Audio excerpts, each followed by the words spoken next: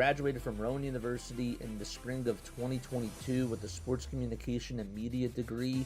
I got to actually call minor league baseball and G League basketball games while I was in school. And then I graduated, and as soon as I graduated, I went to NFL Films in Mount Laurel, New Jersey. And as much as I loved that experience, I miss putting on the headsets. I decided, you know what, talk is cheap.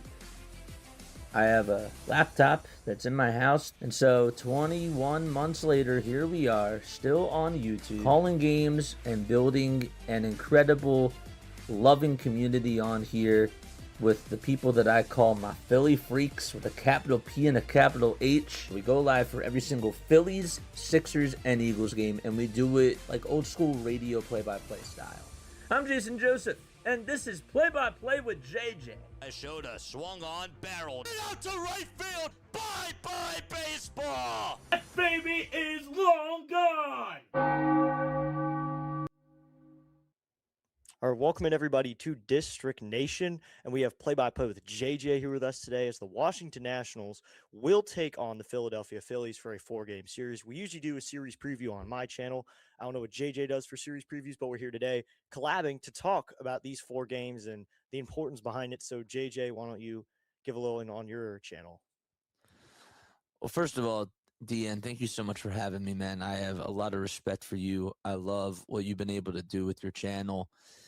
And just to see all your growth that you've been able to provide, man, it's really awesome.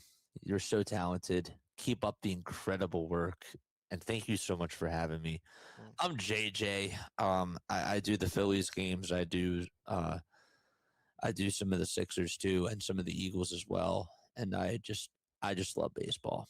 Mm-hmm. And I'm just so excited to just chop it up with you today, man. This is a big series. This is a lot riding on it. Series where, you know, I've realized that obviously in the past that the Philadelphia Phillies have had a lot of success against the Washington Nationals, but this to me is a series that the Philadelphia Phillies just need to take care of business, and they have to try to increase their lead in that wild card standings, and also B, play catch up to the Atlanta Braves. Mm-hmm. And I think that this is a pivotal series, but they can't take this Nationals team for granted. And I don't think it's going to be as easy as some people think it's going to be.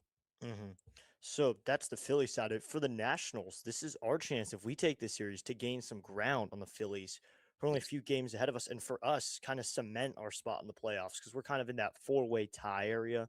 Everyone's right around the 40 win mark right now. We're in June, so now you got to start thinking, instead of bringing in the AAA guy, bring in the MLB guy who's ready to go win a game or two. And I think this week is important because this is the one team that isn't in the NL East that is going to be a wild card spot. It's going to be really hard for 3 teams in the East to get into the playoffs. And I think obviously for the Phillies, they're going to try to catch up to the Braves, but the Nats are trying to play catch up to the Phillies as well. And this is 4 games to do it, because I was telling people today that this is a series where the Nationals or the Phillies, if they win it, the other team loses. Because other times, oh, we've won and you've won. I mean, in the power rankings, we both went up because we both did the same. But this week, these games are against each other, so one team's going to win and another is going to lose this week. But also to me, this sort of, just from the outside looking on in, this looks like a series to you guys that's sort of a measuring stick to see if you guys can legitimately play against like the best teams, especially in the National League. And with the way that the Phillies have been playing and how they destroyed the New York Mets this weekend, they are hot. Kyle Schwarber and Bryce Harper are just literally hitting nukes. I mean, like on Saturday, one of them has a 3-homer game. The other one hits for the cycle. And then yesterday, one of them almost gets the cycle again. And then the other one just hits another home run. Yeah. Just unbelievable. And with the way that they are clicking right now, they are coming in red hot. And they just destroyed the Mets. They really did. So that was a destruction. There's no other word to say. Like, that was absolute destruction. Yeah.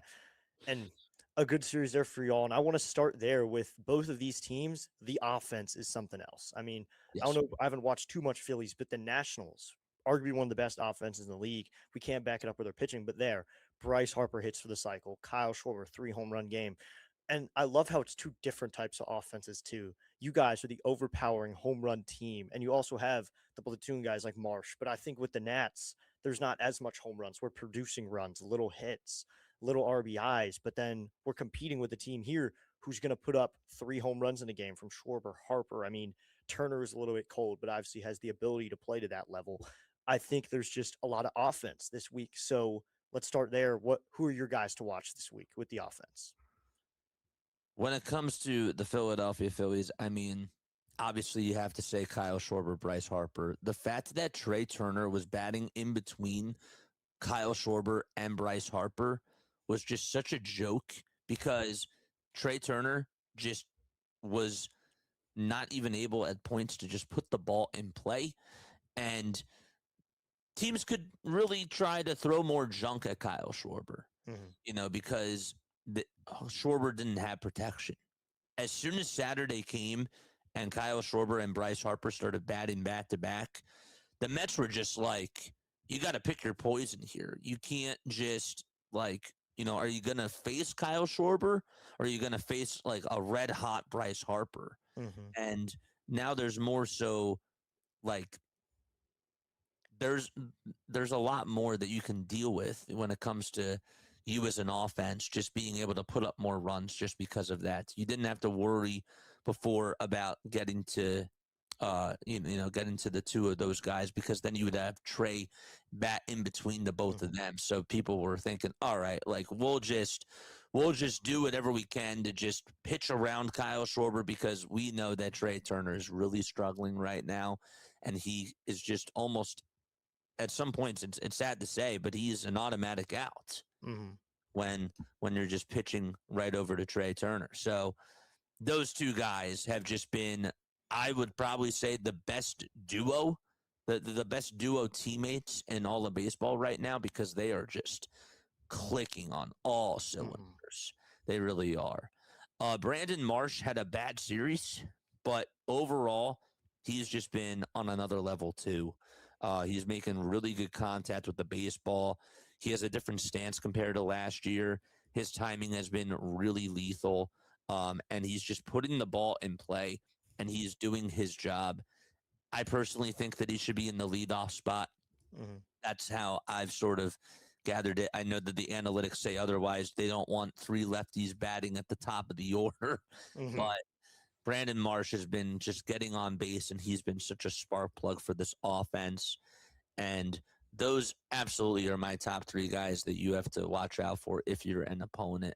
And also the other guy, too, that I would also sort of have to throw on in there is Edmundo Sosa. I don't know if he's going to start tonight or not, but that guy at the plate, he just hustles. He's sort of like, he's like a Kike Hernandez type of a player where when he comes on up to the plate, he can hit a home run and have this underrated power, or he just hustles and he just fights through at bats and just makes pitchers work, makes them sweat. So that's another guy that I would also keep my eyes on as well in this series. And then we'll see what JT Realmuto can give us. I know that JT had a couple of good games in a row before the Mets series. I wouldn't be surprised if he starts to get hot again. He did have two RBI doubles in Saturday's win. So those are pretty much the 5 guys that I would look out for as far as the offense goes. I wish I could say the same thing about Trey Turner. I really do. But it's just been such a nightmare of a situation with Trey Turner. And it has not panned out well. So, but as far as you guys go, I mean, I know that James Wood's having a really good year, and I know CJ Abrams has just been so good at the plate. But what are you looking forward to offensively during this series from just a Nationals perspective? Yeah, I think first off, your guys are really good, red hot guys. And I agree with Sosa, home run, Oregon hustled out. You're right about James Wood and CJ Abrams. There's no doubt. I think even you as a Phillies fan thinks that Abrams should be starting at short in July. Yes. Abrams, I know Absolutely. Phillies fans, they really want to see a hometown guy at short, but Abrams has been producing on another level. So I think Abrams should be there. That's one guy you always got to be on the watch for Abrams if a lefty or a righty's pitching. And of course, James Wood, who's just been really, really good. I mean, First half last year, it was similar. I think he had 22 home runs first half last year. He has 20 this year, and he's just hitting the cover off the ball. He's tearing it up. He's driving in runs. He's an RBI machine right now. I think he's good to watch. The thing is, Thursday, we are facing Christopher Sanchez, and this is a lefty-heavy lineup. So I want to talk about some righties here that people maybe aren't expecting, and that's one, maybe you've heard him. It's Curtis Mead. He's a third baseman here. He's That's our playing guy. yeah. That's who we traded for Christopher Sanchez. You traded him for Christopher Sanchez? We traded him for Christopher Sanchez, Wow. and that has to go down as like the best trade that the Phillies have made in like the last 15 years. Yeah. Well, I like that he comes to a city like DC because we were in need of a third baseman. Brady House is sent down to AAA. Jordan Vivas and Jose Tender not playing, but Curtis Mead, 228 average, but he's got 11 home runs. He's adding power to this offense, and we're facing a good lefty on Thursday. So we're going to need some production from the righties, and I think Curtis Mead's one guy to watch. And he's just been good from the right side because the Nationals like to order their lineup, or they order it off the starter. If there's a righty starter on the mound, you can expect 7 lefties in the order. You will see maybe 2 righties, and they're maybe Jacob Young and Curtis Mead. So, and another guy to watch, I think, another guy from the right side, Dylan Cruz. His offense just isn't there, but he's on a tear right now. I mean, he's hitting 200. He's getting it up compared to 180 just a week ago, so it's rising. He's hitting home runs. Did well in our series in Tampa.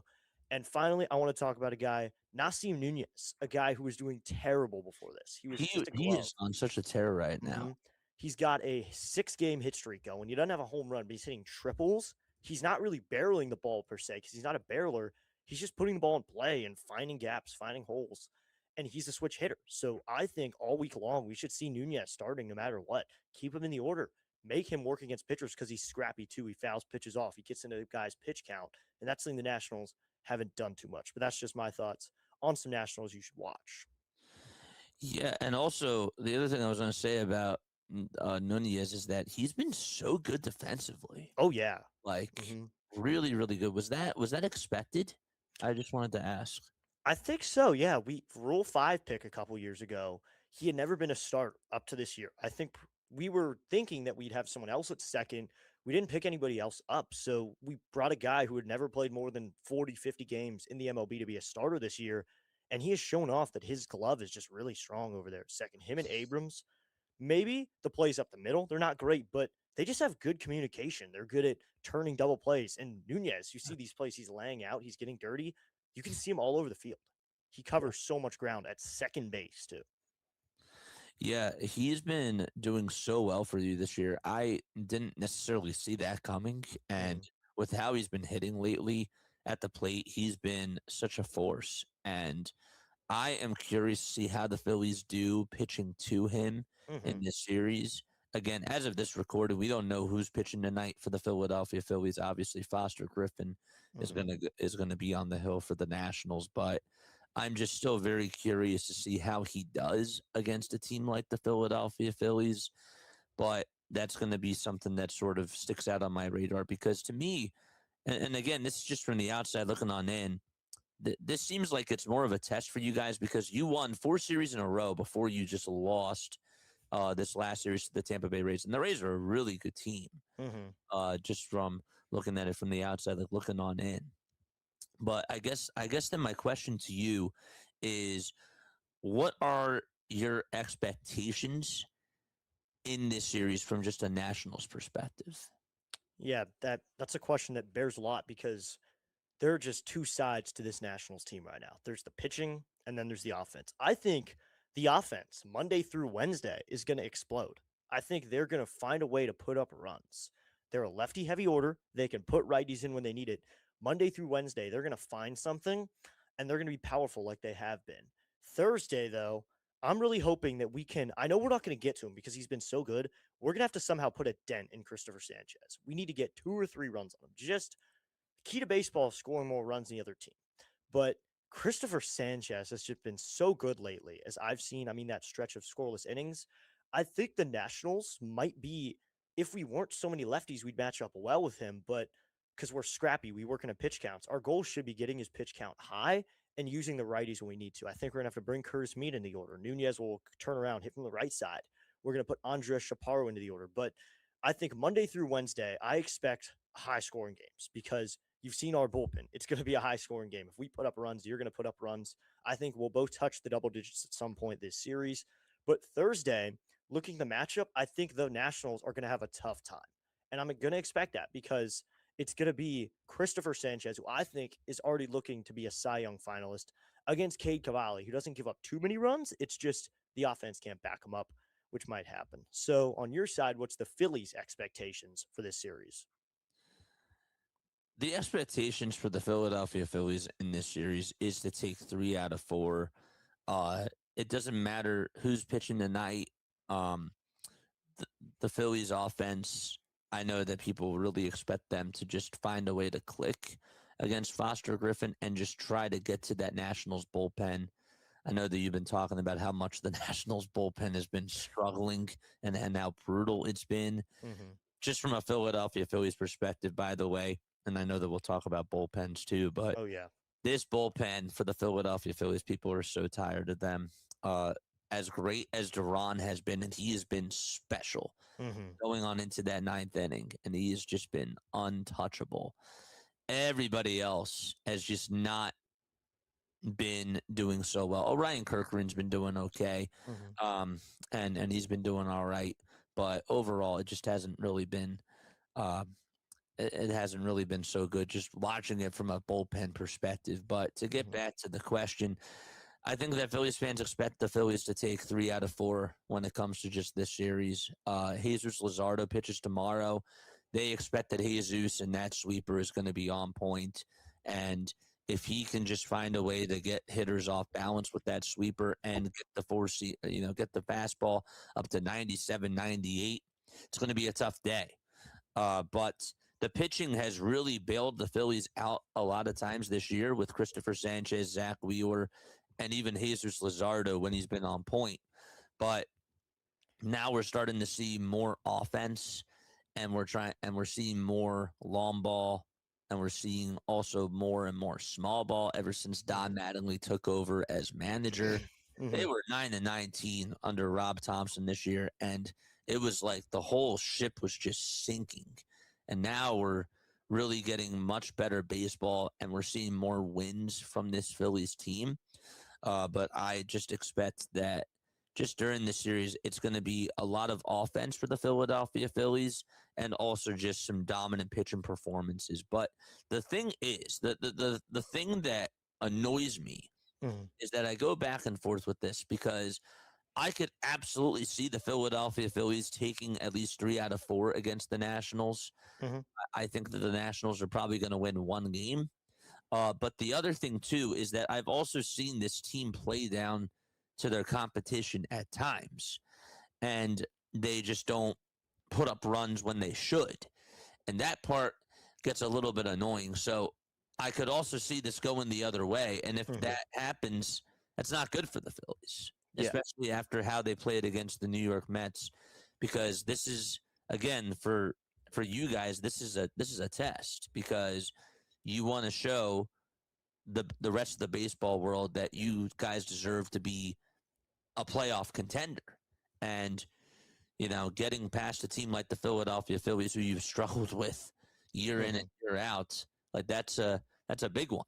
That's a really big one. So. Yeah. So something I wanted to do here before we start talking about each individual game and break those down, I looked at your guys' records. Something before I do each game, I look at records specifically against divisions. And I just wanted to comment on this real quickly because I had the Phillies ones up. You guys are 6-10 in NL Central play. And I was really confused about that because you guys have been so good. Is there something about playing the NL Central teams? I mean, I know they've been pretty good, but one team that has been struggling against them is the Philadelphia Phillies. So is there anything there that you've seen? Part of the problem was when they were playing at the beginning of the season, they lost all their games to the Chicago Cubs. They played a series against the Cubs, then they played the Braves, then they played another series against the Cubs, then they played another series against the Atlanta Braves, and that was like the worst stretch that they had of the season, and that was all under Rob Thompson. But yeah, the Cubs were really the kryptonite for the Philadelphia Phillies this year, and so have been the Braves. But as far as the NL Central goes, that's really why they have not had a lot of success because they lost like the regular season series to the Chicago Cubs. And plus the Milwaukee Brewers. I Mhm. mean, we were going up against Kyle Harrison and also Jacob Miz, who was having the game Ooh. of his life. Oh. Jacob Ooh. Mizorowski was throwing 105, 104, and made the Phillies look like that they were little league hitters. So Yeah. I that do was, remember that game now. Yeah. yeah. I feel like So it's justified now with that record. yeah, no, and Kyle Harrison, people have been sleeping on him this year. I said going on into that series, I'd be really happy if they took 2 out of 3 because Kyle Harrison has just been so good for them this year. He's sort of like rejuvenized his career just because that fastball has really been the way that he locates it, it's just been so good. It's had a lot of oomph to it, and it's not just a flat pitch anymore. There's a lot of vertical and horizontal movement to it, and he's just been so good. So the Phillies had a hard time against him, but yeah, no, the NL Central, we've really been struggling against them because of the bad 2 series that we played against the Cubs, and then just the Milwaukee Brewers. Just Yeah. yeah. They're a different team. I think Sanchez's one problem with winning Cy Young is that Jacob Mizorowski, he shares a league with him. So It's been a yeah. crazy year because Otani has been ridiculous, and I don't know if he's going to get it just because he's pitching every 6 starts. But with the way that he's been pitching and the way that Miz has been pitching, it's been unbelievable. Like 50 and 2/3 of an inning, though, with not allowing a run, that's not something to sneeze at. It's just been such a historical season when it comes to pitching in the National League. Like it's just such a competitive time. Yeah. It really So is. feeding off of that, we are Yes. coming up on the end of the first half. We're about to hit 81 games. I think Nats are playing 78, Phillies playing game 79. So if you had to give, so I know they do 3 finals for each one. If you had to give a Cy Young award right now for the first half, who do you think you're handing it to then? In the National League or just the Philadelphia Phillies? I think National League. Yeah, National League. Of those 3 guys, probably. I would probably have to give it. I would probably have to give it to Jacob Mizorowski. And the only reason why I would do it, and this might, I know I can already see people in my chat being angry about this, and I understand. I get it. Yeah. But Jacob Mizorowski, when you watch him pitch, it's like every single time that he pitches, he adds another element to his game. It's not just the speed of throwing 103 in the 9th inning against the Philadelphia Phillies. It's the fact that these pitches just have so much movement to them. And when you're a hitter and you're stepping on into that box, you're essentially guessing. Now, with Christopher Sanchez, with what we're seeing from that changeup of his, that's also been super ridiculous as well. And when he's on point with that, it's great. But Miz is just, it's like so hard to explain. It's like watching Joel Embiid when he's healthy and just dominating the league when it comes to basketball, but we're sort of seeing that with baseball. This guy is just so untouchable. He's like a Rubik's Cube, and you just can't seem to figure him out. And you just step on into that box, and sometimes you're just left staring at a pitch that's like right down the middle, that's at 101 miles per hour that you just don't anticipate to be down the middle because he just leaves you guessing so many times. So I would probably, unbiased opinion, I would have to go with Miz, but I'm not taking anything away with how phenomenal Christopher Sanchez has been because he has been terrific. He's been fantastic. And when we're talking about the elite amongst the elite, I'm not even saying that Christopher Sanchez is that far behind him because I think he's sort of neck and neck, but I would probably just give the slighter edge to Miz right now. Yeah, so one more to be thrown in there. Is Mason Miller even in that conversation then? Would you keep him with those guys? Is he up there right now? I wouldn't give him the Cy Young just because, A, with how with how long Jacob Mizorowski goes a start and to see him throw closer-like stuff throughout every single inning, it's just ridiculous.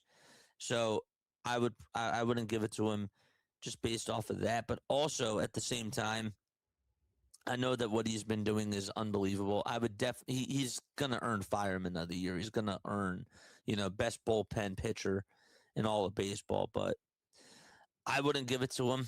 I wouldn't give him the Cy Young. I don't even know. Has that ever happened? Like where a reliever has actually won the Cy It Young? has happened before. If you remember Eric Gagne, he won one. Oh, I do remember Eric. Yeah, Gagne won a Cy Young in 2001, I believe. Yes, That's just the one I can recall. that's interesting. Yeah.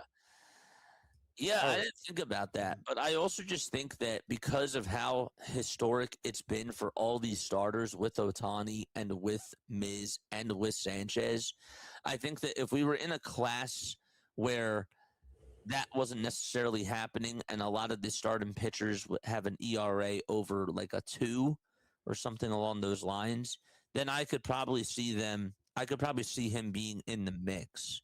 But that's not even to just discredit what Mason Miller has done because it has been phenomenal. That guy is lights out. But yeah, I would just give it to Miz.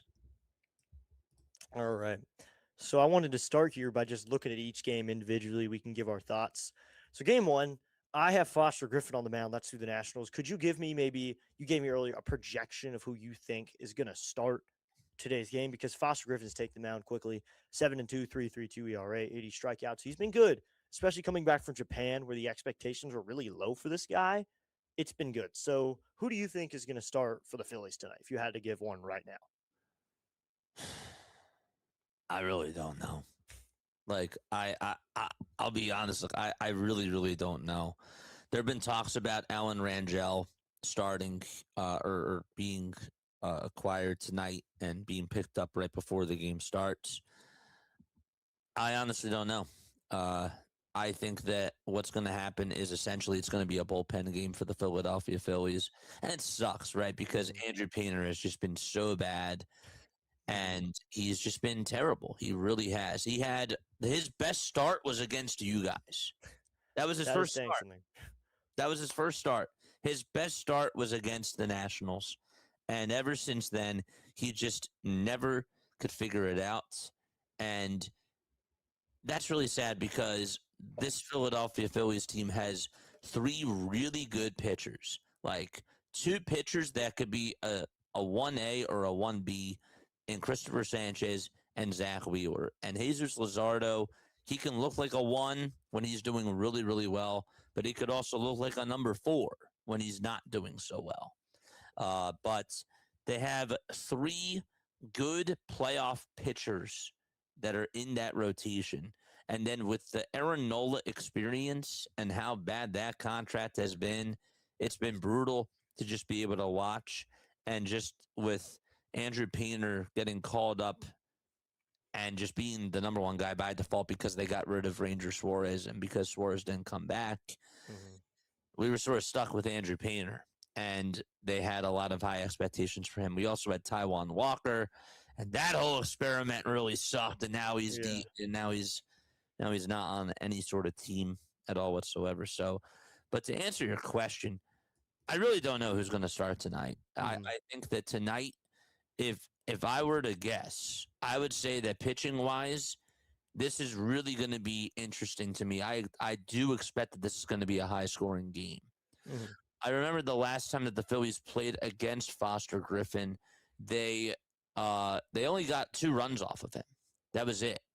And that was I believe that maybe that was the day that he faced Andrew Painter. I could be wrong about that, but he only check here 5 innings or so, and the Phillies were off balance against him, and they just couldn't seem to figure him out. I could see the Phillies sort of starting off a little bit asleep at the wheel when it comes to just chasing after pitches and Foster Griffin just throwing junk and just making them feel very off balanced. But I also, with how they've been playing lately, I feel like that I could also see them putting up like 5 or 6 runs against him and just put pressure on him on the bases. you know, with how they've been doing. If Trey Turner gets on Mm-hmm. and leads off the game with a walk, which is essentially like what happened yesterday with how Kyle Schwarber and Bryce Harper have been hitting, that first inning is going to really be tough, So Mm-hmm.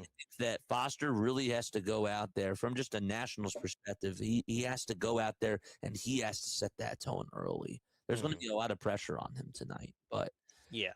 I still have confidence in the Phillies, but I could also see if there was any game that I feel like that the Nationals could have a chance to outduel the Phillies, this one right here is most certainly one of them. And they have a chance to set the tone, but the Phillies can't let their guard down, and they have to be ready for the moment, and they can't miss out on opportunities. Yeah, so to back that up here, I'd like to give the Nats perspective here. On the other hand, Nationals in their game when they played the Phillies game one last time in Philadelphia, they took the win 13-2. Foster Griffin did end up going 5 innings, 3 hits, 2 runs. One of them was a home run. If I can get that up, his name was Rafael Marcan, I think, if I'm pronouncing that correctly. Was the only guy who was able to barrel up a pitch off of Foster Griffin. Yeah, So Rafael Griffin did keep them off balance. Marchand. Yep, Marchand. Marchand. Marchand was the only one who could really get to Griffin. But here, Griffin lately, in his last couple starts, I'm seeing a little bit of a drop to the point where sometimes second or third time through the order, they're starting to figure him out. It's second and third time through. First time's a gem. Second time, even most of the times through a gem. But the third time, usually, they start to figure him out. Griffin, at the beginning of the season, was using 7 pitches consistently that he was keeping guys off balance. I think he might be nervous now because he's only throwing 5 or 6, and he's reusing a lot of pitches. He's overusing the fastball a little bit. First pitch of an AB usually could be the fastball. You can expect that. Before then, it wasn't like that. So tonight, I would love Griffin to just use all the pitches and know that the first pitch doesn't necessarily need to be in the zone, especially to Kyle Schwarber and Bryce Harper, who I've seen swing at the first pitch and belt Yes. the first pitch. So I think that Griffin's going to need to keep the lefties off balance as well because he's a good lefty arm. But the best hitters in this Phillies order, I think, are lefties. So these guys, it is good that we have Griffin matching up with them. But here we are. We're going to watch him go out and try to play to his strengths instead of playing to their strengths. He should use his pitches and pitch as a lefty in the way he is. So that's just my opinion on Foster Griffin and what he's going to do tonight. Yeah, that's an interesting perspective. I just I also feel like that the other thing about this matchup tonight that we haven't really talked about too is I don't know if JT is going to play tonight. I have seen Mattingly give him nights off, and I feel like whoever's out there catching, like they just don't call as good of a game as JT does. Mm-hmm. So I don't necessarily know with how many pitchers are going to be used in tonight's game. I would expect JT to start, but also part of me is also like, I don't really know if he is. And then the weather for tonight's game is also going to factor into everything as well. Oh, yeah. Because this game might not even start on time. Yeah.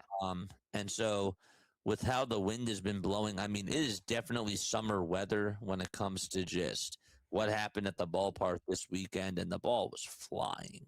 The ball was absolutely flying, and that's why you saw Bryce Harper and Kyle Schwarber just tee off. But I am sort of intrigued with this whole catcher situation tonight because if JT doesn't catch, I don't really trust Rafael Marchand or Garrett Stubbs calling the game as well because JT is really good at figuring out his pitcher's strengths and weaknesses. And if it's a bullpen game tonight, they're all going to have to get on the same page. Also, another guy that tends to hurt us for whatever reason, he's just like, if he ever plays against the Phillies, he's just a Hall of Famer. If he plays against them all the time, that's Kyber Ruiz. For some reason, he just loves to hit against the Phillies, and we can't stand it. Oh, my gosh. He'll just get on with doubles, and he'll just hit home runs. I am really hoping that we can keep him off the bases in this series because he does so much damage to us. Yeah. Ruiz has been good, but at the beginning of the season, Blake Butera, our manager, did say Ruiz, our backup Millis as well, he's not going to be a backup. As you've seen, they're evenly splitting time here because Butera wants to give Millis a chance. And Ruiz also is a little inconsistent. I mean, he's come along recently. He has a significantly better batting average here. But now, like you said, Ruiz is good. How many times will you see Ruiz is my question. Because we're seeing these series, at least 3 games, we're seeing Ruiz 2, and then Millis takes the finale. 4 gamers, it is very possible that you only see Ruiz twice this week. It is extremely possible that he plays Monday and Wednesday, and that's all you see of him. And then you see Tuesday and Thursday, Drew Millis takes the start.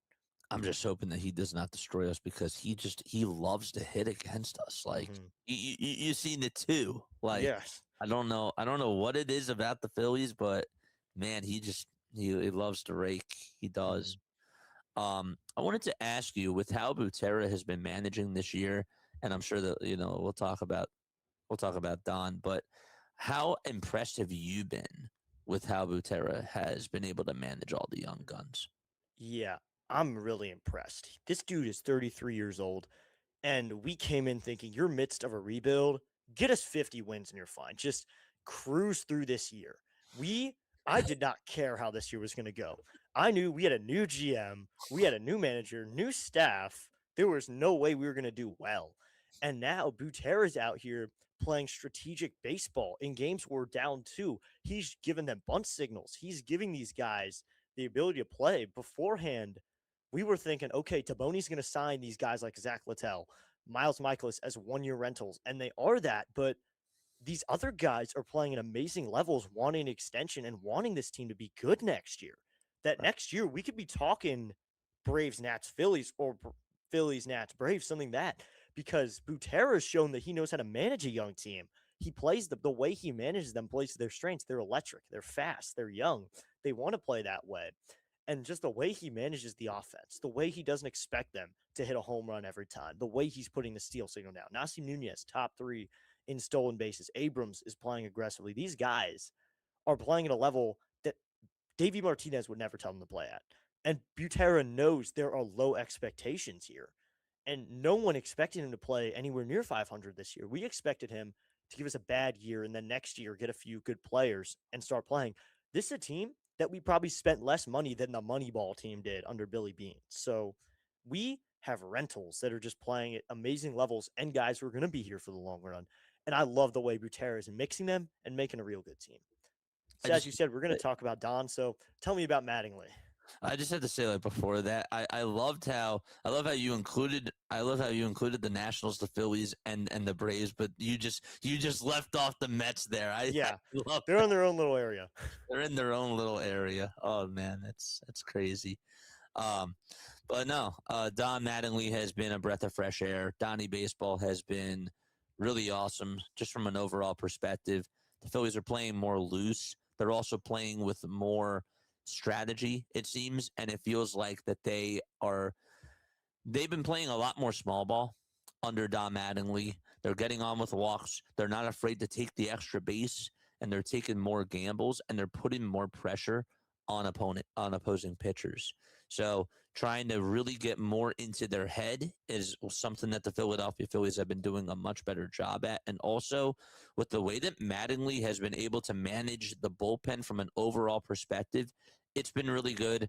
I've been wanting Tim Mayza and I've been wanting Chase Shugar to be more of a higher leverage guy, or higher leverage guys out of the bullpen. But from just an overall perspective, like if Andrew Painter, who is pitching really bad, if he gave you after 2 bad performances, like 5 innings and 2 earned runs, you don't have him go out there for the 6th inning. You just say, good job. Thank you for getting us through 5 innings.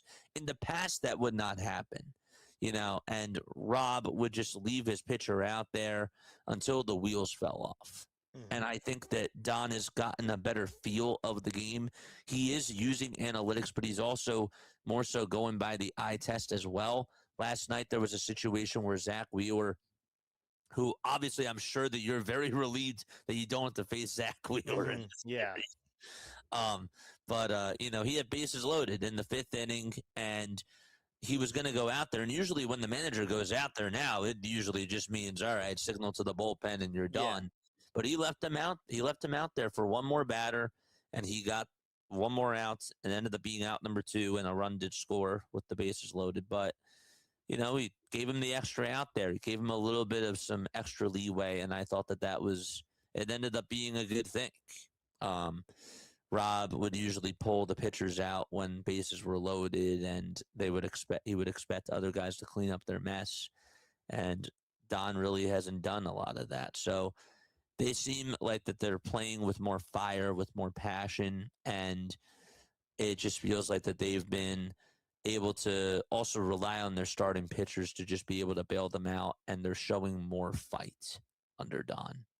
So Yeah. that's how I feel like things have been going. It's been a breath of fresh air, but also, of course, at the same time, the fan base is annoyed because they want this team to win a World Series championship, and they obviously have roster construction issues, which is a whole nother thing. But they just want to see them parade down Broad Street. Yeah. I think that your window's open for a few more years. Honestly, your stars, I remember when I first saw this roster, 2021. This roster looked amazing to me. And I thought, yeah, they're going to be the dynasty. They're going to be the team to beat. And you guys are making the playoffs consistently every year. You're making noise in the playoffs. You just can't seem to get over that one little hill that brings you to the World Series and brings you to Game 7 or Game 6, whatever game it may be.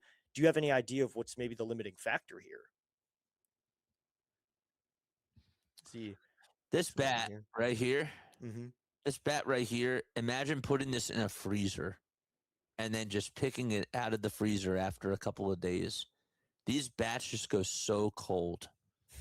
That's what happens. They just go so cold. They go ice cold.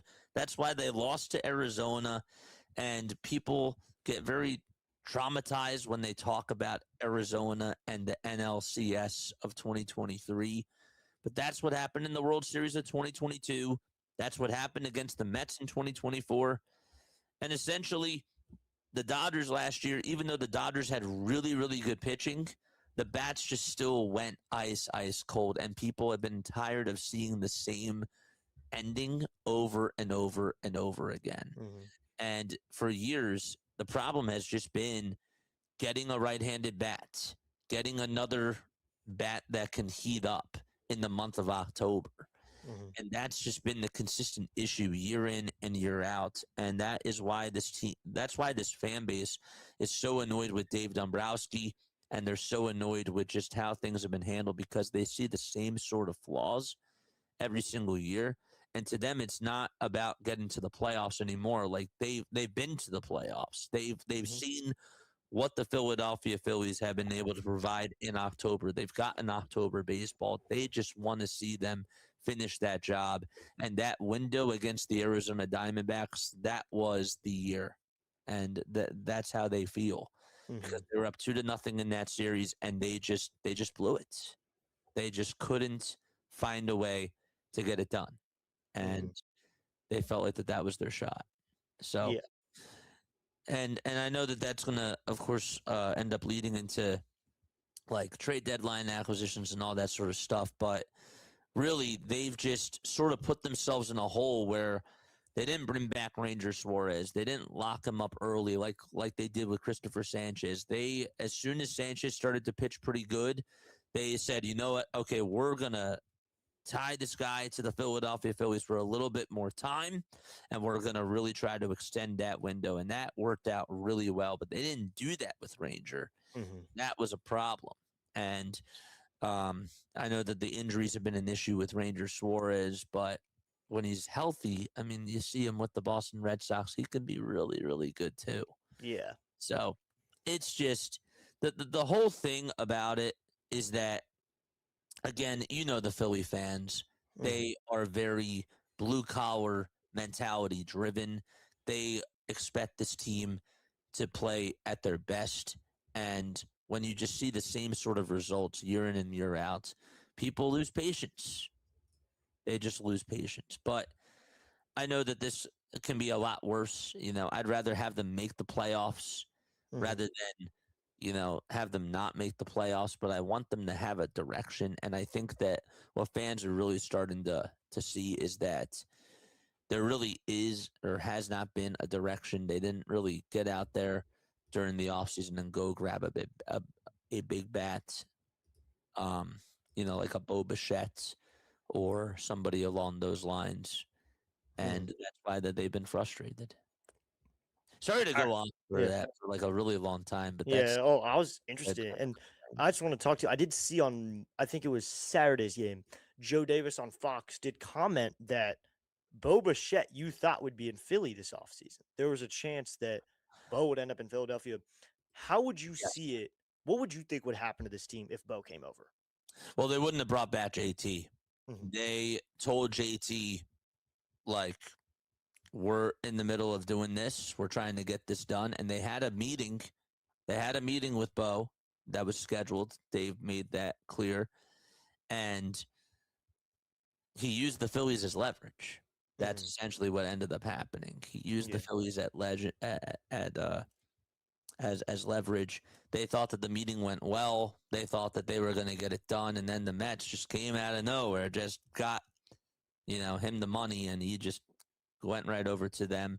But if Bo would have came, the Phillies would have never brought back JT. And I will be completely honest with you, I would have been fine if they moved on from JT and brought back Ranger Suarez, but I have understood that I have been so happy that they brought back JT just because he calls such a great game.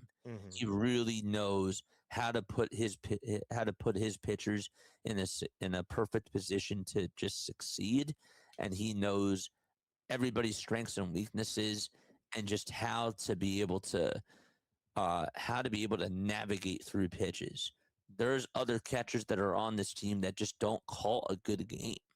So when you see him like framing over towards the outside corner, the pitchers don't shake him off. They know exactly what to do. You'll see them shake off guys like Rafael Marchand or even Garrett Stubbs. They don't do that with JT because they have that trust with him. And that's been the thing. So honestly, hindsight is 2020, and I am really happy that they brought back JT. I just wish that his bat would be more consistent, and that he'd be doing a better job when he's up at the plate overall this year.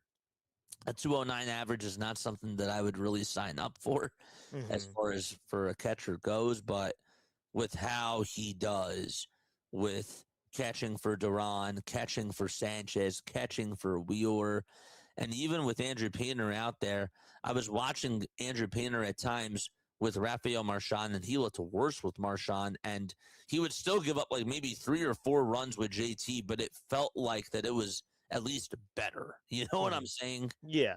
No, people really undervalue how much value a catcher really does bring, and JT, he can also still gun out runners too. That's the other thing. He can still gun out runners, and he's good at managing the field when he has to play defense, when he has to take off the mask and navigate where the ball's going to land, all that sort of stuff. He's really good at that. And he knows the zone very well for ABS too. Yes, he has been good at that. He has been really good at that. So now his IQ has been great. But no, just to get back to the Bo Bichette thing, yeah, I wanted Bo. I was very upset that the Phillies didn't find a way to get it done. And at the same time, though, great that they brought back JT. Such a blessing. He has been good defensively. So, yeah, Bo Bichette would have been interesting on different teams, but he does end up in New York with Juan Soto. And I think we both agree that it's really interesting. We could both agree here that it's really interesting that they're spending so much money to get this result they have right now. That they are currently now very in last because the Marlins just had another hot streak. The Marlins are now tied with the Nationals, which I think is really surprising. I was surprised when I opened up the standings this morning and saw that. But so what do you think about this Mets team? Do you think they should rebuild, or do you think they should just try to build with what they have? I thought that they won free agency.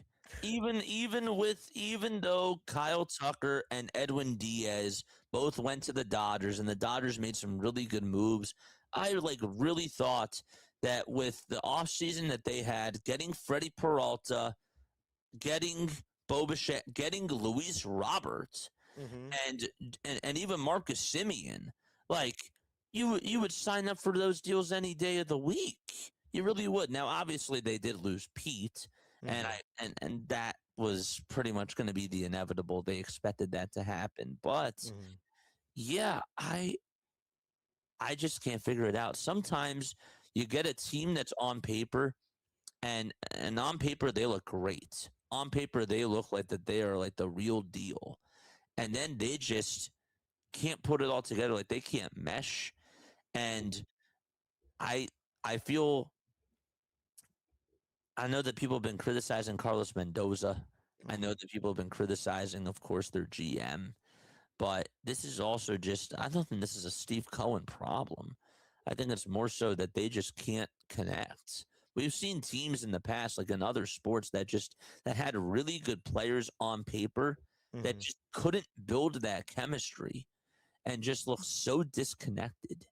Like there's plenty of teams, there's plenty of franchises that are out there that are like, those like what if teams. And the Mets, they just have not been able to figure it out. I don't know where they go from here. I really don't. But Freddie Peralta has been such a bad. He gave up 10 runs against them. He had a triple-double, too. A triple-double out of nowhere. But, as a Phillies fan, I was so happy that we beat the Mets. That was really good. Good series for y'all. Yeah. Yeah. Yep. So I wanted to. Sorry. Nah, I was just waiting for you. So. No, I was just going to say the other thing that I've been that we really haven't been talking about is the bullpens for the both of these teams. I think that whoever, when it comes to tonight's game, if the Phillies get to Foster Griffin early, I think that's how they win, because your bullpen has just been, for some reason, it just has not been able to hold on to leads. And they've really been struggling. And you just take a look at like everybody that's a part of the bullpen. Like Brad Lord has really been the only guy that you've really been able to trust. Gus Varland has not been good. He's been terrible. And just other guys out of the bullpen as well have just not been good. Beater hasn't really been as he hasn't really been as strong, and Lovelady has not been so good. He started off the season really strong, and he had like really, really good outings where I thought, man, he could actually, maybe possibly be an all-star, but he's just fallen off the map. Like what's been going on with the Nationals bullpen? Yeah. I mean, first off, there was not high expectations with this team. Now, I still don't have very high expectations with this bullpen, because if you look at our roster and look at the free agency at the beginning of the season, all the guys in our bullpen, besides maybe Lord and a couple others, were brought to this team on minor league contracts, picked up from DFAs or trades that just were terrible. Lovelady was DFA'd by the Mets, so we picked him up beginning of the season. PJ Pullen, no one wanted him, so we had him. Gus Varland is the brother of Lewis Varland. That is a classic, I want this guy's brother situation. So we got Gus Varland. You got the bad end of the stick there. We got the second half of the brother combo. Yeah. So this bullpen just was not tailored to be good. This is not tailored to be a playoff bullpen. If we somehow sneak into the playoffs, it means we did do something in the trade deadline, because I saw a stat, we have 19 blown saves this season. And that is with games where we had more than one blown save because we're in extra innings. Mitchell Parker might be legitimately one of the worst bullpen arms I have ever seen. He was decent as a starter. He was decent, I'll give him that. But him holding a 2-run lead is a movie in 4K in a movie theater, because get your popcorn. The experience for the other team is going to be fun. They're going to destroy him. He has not been good. I liked Cole Henry at the major league level. He gets sent down for, you guessed it, Mitchell Parker, which was not the decision. Mitchell Parker was brought up from AAA because he was doing well as a starter. So they said, hey, this guy was doing well as a starter in AAA. Let's have him try to hold leads in the ninth. So not good there, in my opinion. And PJ Pullen has been decent. I mean, he's been doing more work as an opener for Miles Michaelis, though. And then just this bullpen was not tailored to be good. We have been rebuilding the offense for the last few years, you have not seen transactions on Twitter, Instagram, or anything that said Nationals get prospect right-handed pitcher or bullpen arm. It's been hitters. So that's the thing. We no expectations here with the pen, but they've been blowing out the low expectations we have. They're even worse than we expected. It's a whole new group from the opening day, too. I mean, back then we had Andre Granillo in there. We had other guys. Now we have just guys we've brought up from AAA, like Riley Cornelio throwing out a wild card, just trying to find anyone who is able to pitch at a major league level and try to hold these leads that our Nationals offense is giving us too, which is really good. We're giving them good leads to work with. Yeah, it's just crazy to me because I think back to the Kyle Finnegan days. I think back to like all those like solid relievers Mm-hmm.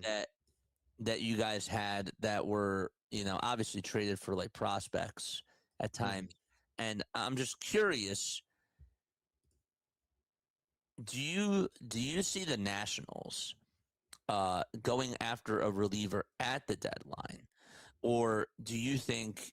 I know that this is like a what if thing, and this is they can go into so many different directions here. I guess that the best way to frame the question is which direction do you see them going into? Are they gonna? I don't see them really selling, but like I guess if they could get a good package, like would you do it? Or like does it all depend? Like do you see them buying? Do you see them selling? Do you see them Yeah. staying put? Like where are they? It seems like that they're in a very confusing spot. Yes. And honestly, it's perfect that you asked me this week because this week's series could really dictate what we do at the deadline. That's what I'm saying. If we prove that we can win 3 or 4 from the Phillies, That's huge for you not? guys. That's Yeah, huge. why not look at an arm? Why not look at a bullpen arm? If we can win 3 or 4 with the bullpen that we just talked about, with the starters we picked up from Japan, free agents that no one wanted, why not look at a guy, let's say, I can't even think of an arm off the top of my head. Maybe he was with the Nats earlier. A guy like Hunter Harvey, a guy who 2 ERA, who comes in the 8th inning, surefire arm.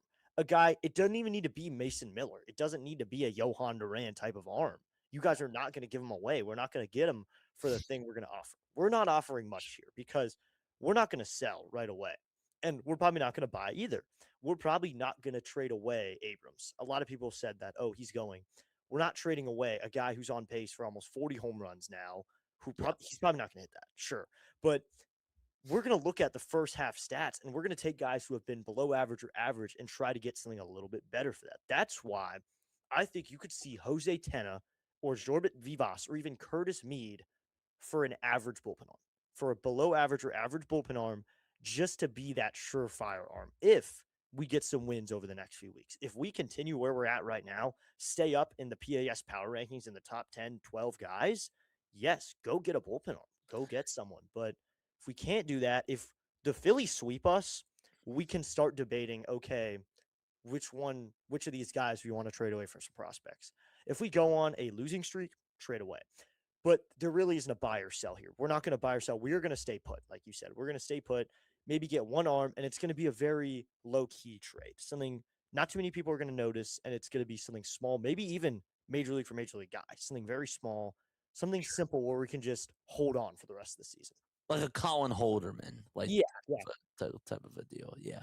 That makes just something under the table, not really under the table, but something where everyone's not saying, oh my gosh, James Wood just got traded for 3 prospects and 2 major league guys. More like Jose Tena for a couple prospects and a bullpen arm. That would be the perfect trade, in my opinion. Jose Tena, some cash considerations for a bullpen arm. I'd love that. That would be the perfect trade.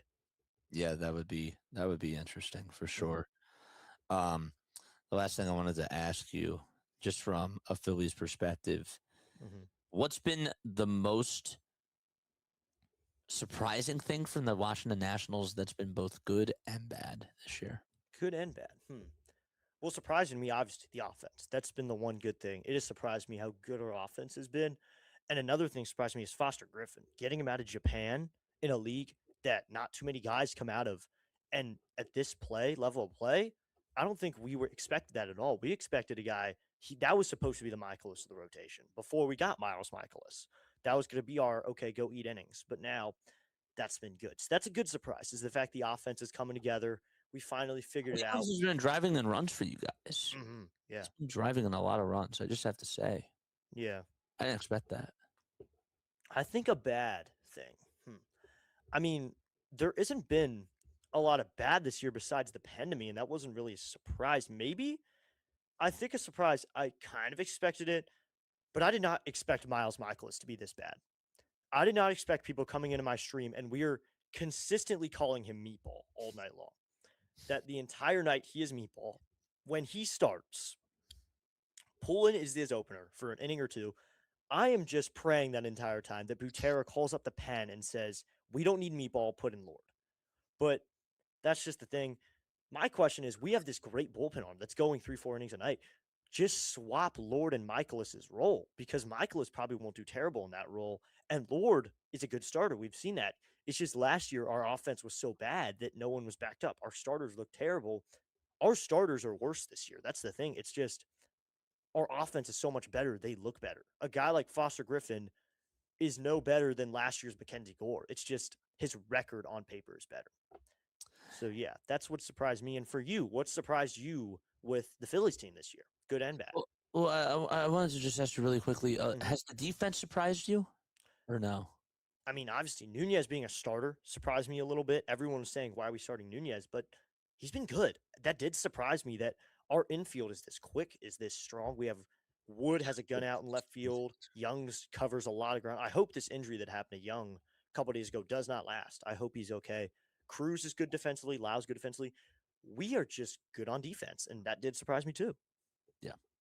I wanted to ask about that because I'm looking at them like through like all these defensive categories, and I'm like, they've had, and even just watching them on defense when I've gotten a chance to be able to do so, they just seem like that at times, like when they have bullpen pitchers out there, sometimes the bullpen pitchers get saved by their defense just because of how good that they've been.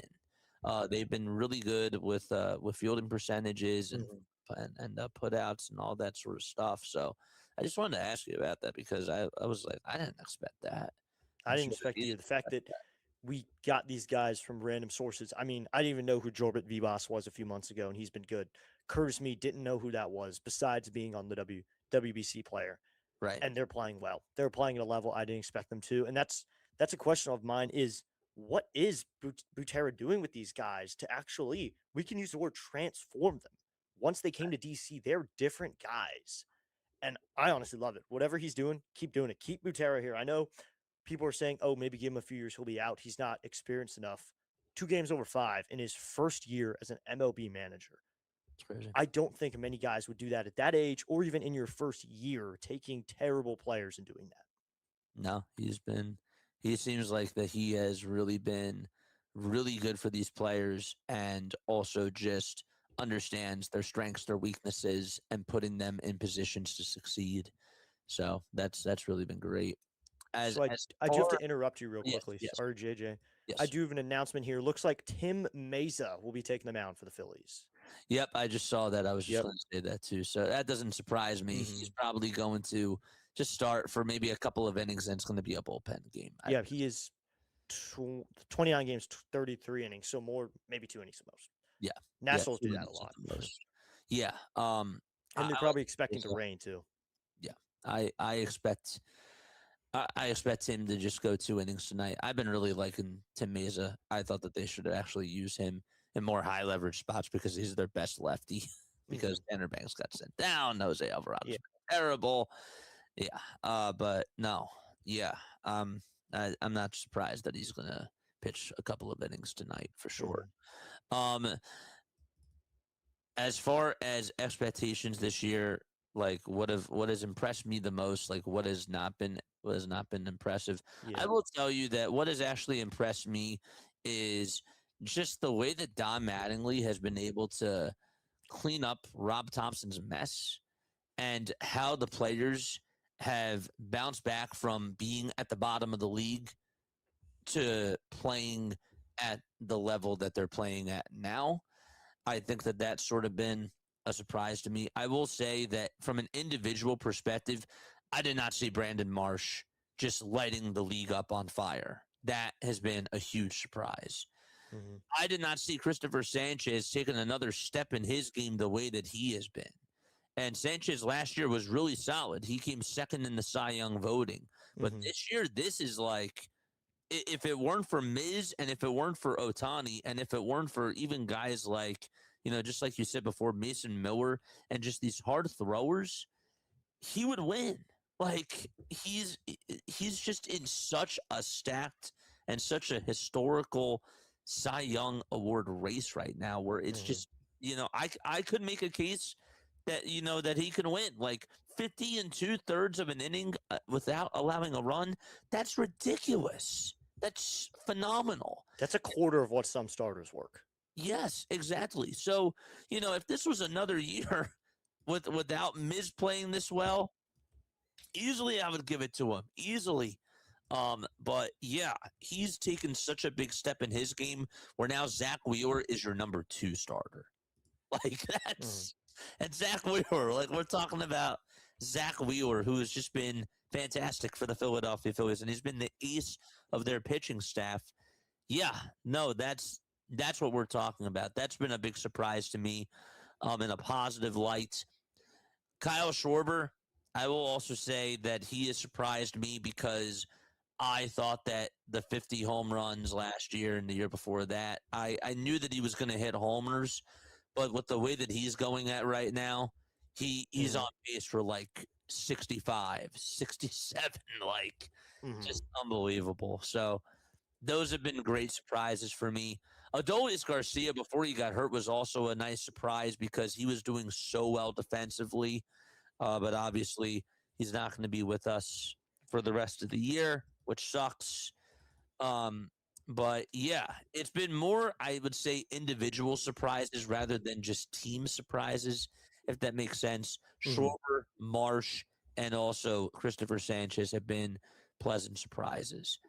The bad surprise this year has been Aaron Nola. The bad surprise has been Trey Turner. That's been terrible.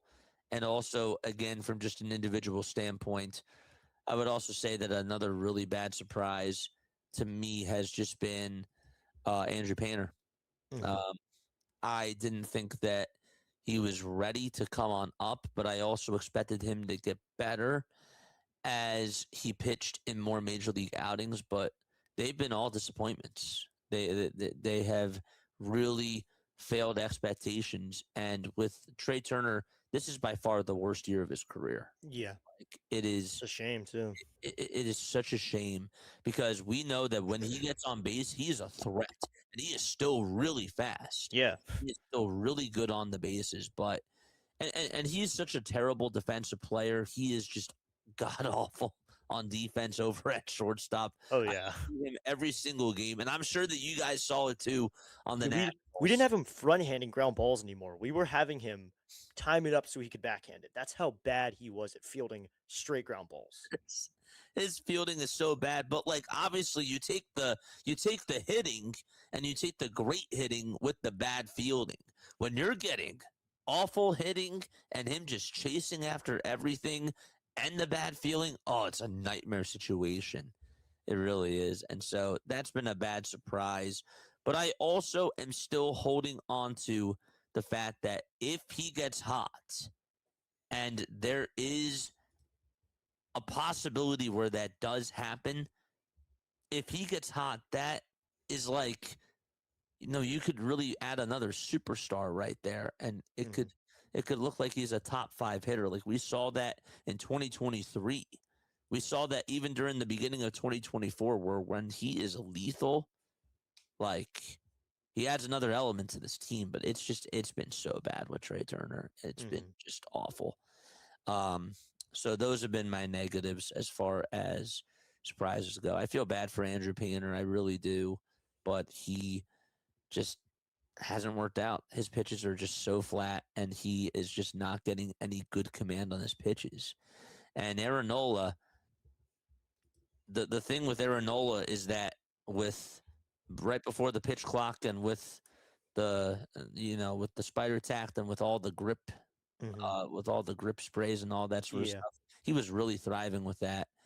And somebody brought up to me about like a couple of months ago, I think that that really helped him, and the fact that he's not able to use that anymore. Plus, he's older. It's just been bad. It has not been good, and you're paying him all that money, and right now he's at best a fifth starter. Yeah. So that's brutal. So yeah, those have been what I would say my surprises, both good and bad. Yep. All right. So I think that gives us a good episode there. So thank you so much, JJ, for coming on the channel today. Good luck to your Phillies this week, even though they are playing the Nationals this week. But good luck to you. Hope you have a good 4 streams all week this week. I'll be sure to stop in at some point and say hi. So we'll be sure to stop in and say hi to you too, man. For sure. Like I said before, you've been doing awesome work. Like, please keep up like the great content.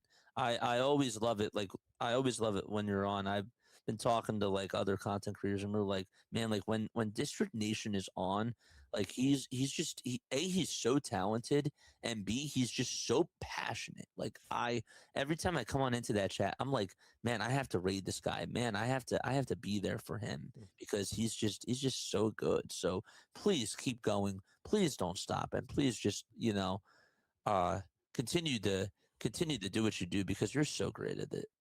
Thank you. And you too. You're same thing. I love being able, when I'm live, to be able to redirect to you and to be able to raid you because you know Phillies better than anyone on this platform, probably. The way you can talk, the way you can give trivia, it's all, your streams are really fun. The horns, the sound effects. You've influenced my channel to add some sound effects as well for different things. But yeah, so yeah, I have the ones there. And that background there was inspired me to make this one back here, which was really cool. So thanks for coming on today. Thanks for coming on to the show. The series preview today. Thank you so much for having me. And yeah, man, would love to collab with you again. All right, yeah, we do play each other again. And I think it's August at some point. But thank you so much to everyone who tuned in as well to today's series preview. You can tune into either of our channels for Monday and Tuesday. Wednesday and Thursday, I'm going to tell all the Nats fans, go to him, this guy right here, Wednesday and Thursday, because I'm going to be calling some local games for my channel, but they're later in the night. And I think Thursday's an afternoon one. But go to him. He's got you with the Nationals play-by-play. He may give a little favoring to the Phillies, but just know if you want to say it in his chat, you can say watch it fly. So if you must. All right. So thank you so much to everyone who tuned in. We will both see you soon. And thank you so much for tuning in to District Nation for today's series preview.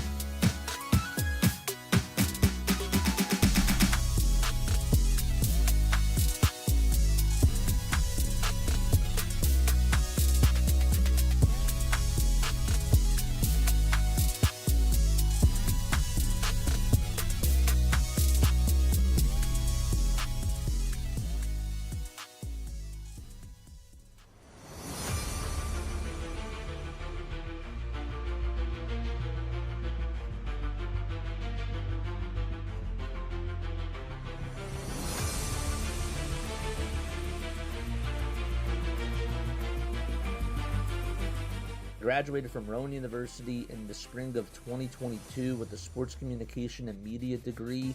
I got to actually call minor league baseball and G League basketball games while I was in school. And then I graduated, and as soon as I graduated, I went to NFL Films in Mount Laurel, New Jersey. And as much as I loved that experience, I miss putting on the headsets. I decided, you know what, talk is cheap.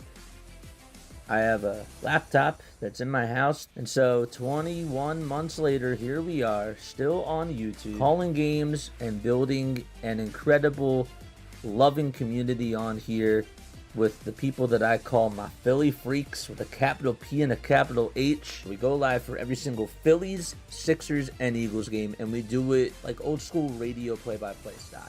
I'm Jason Joseph, and this is Play-by-Play with JJ. Shota swung on, barreled out to right field. Bye-bye baseball. That baby is long gone.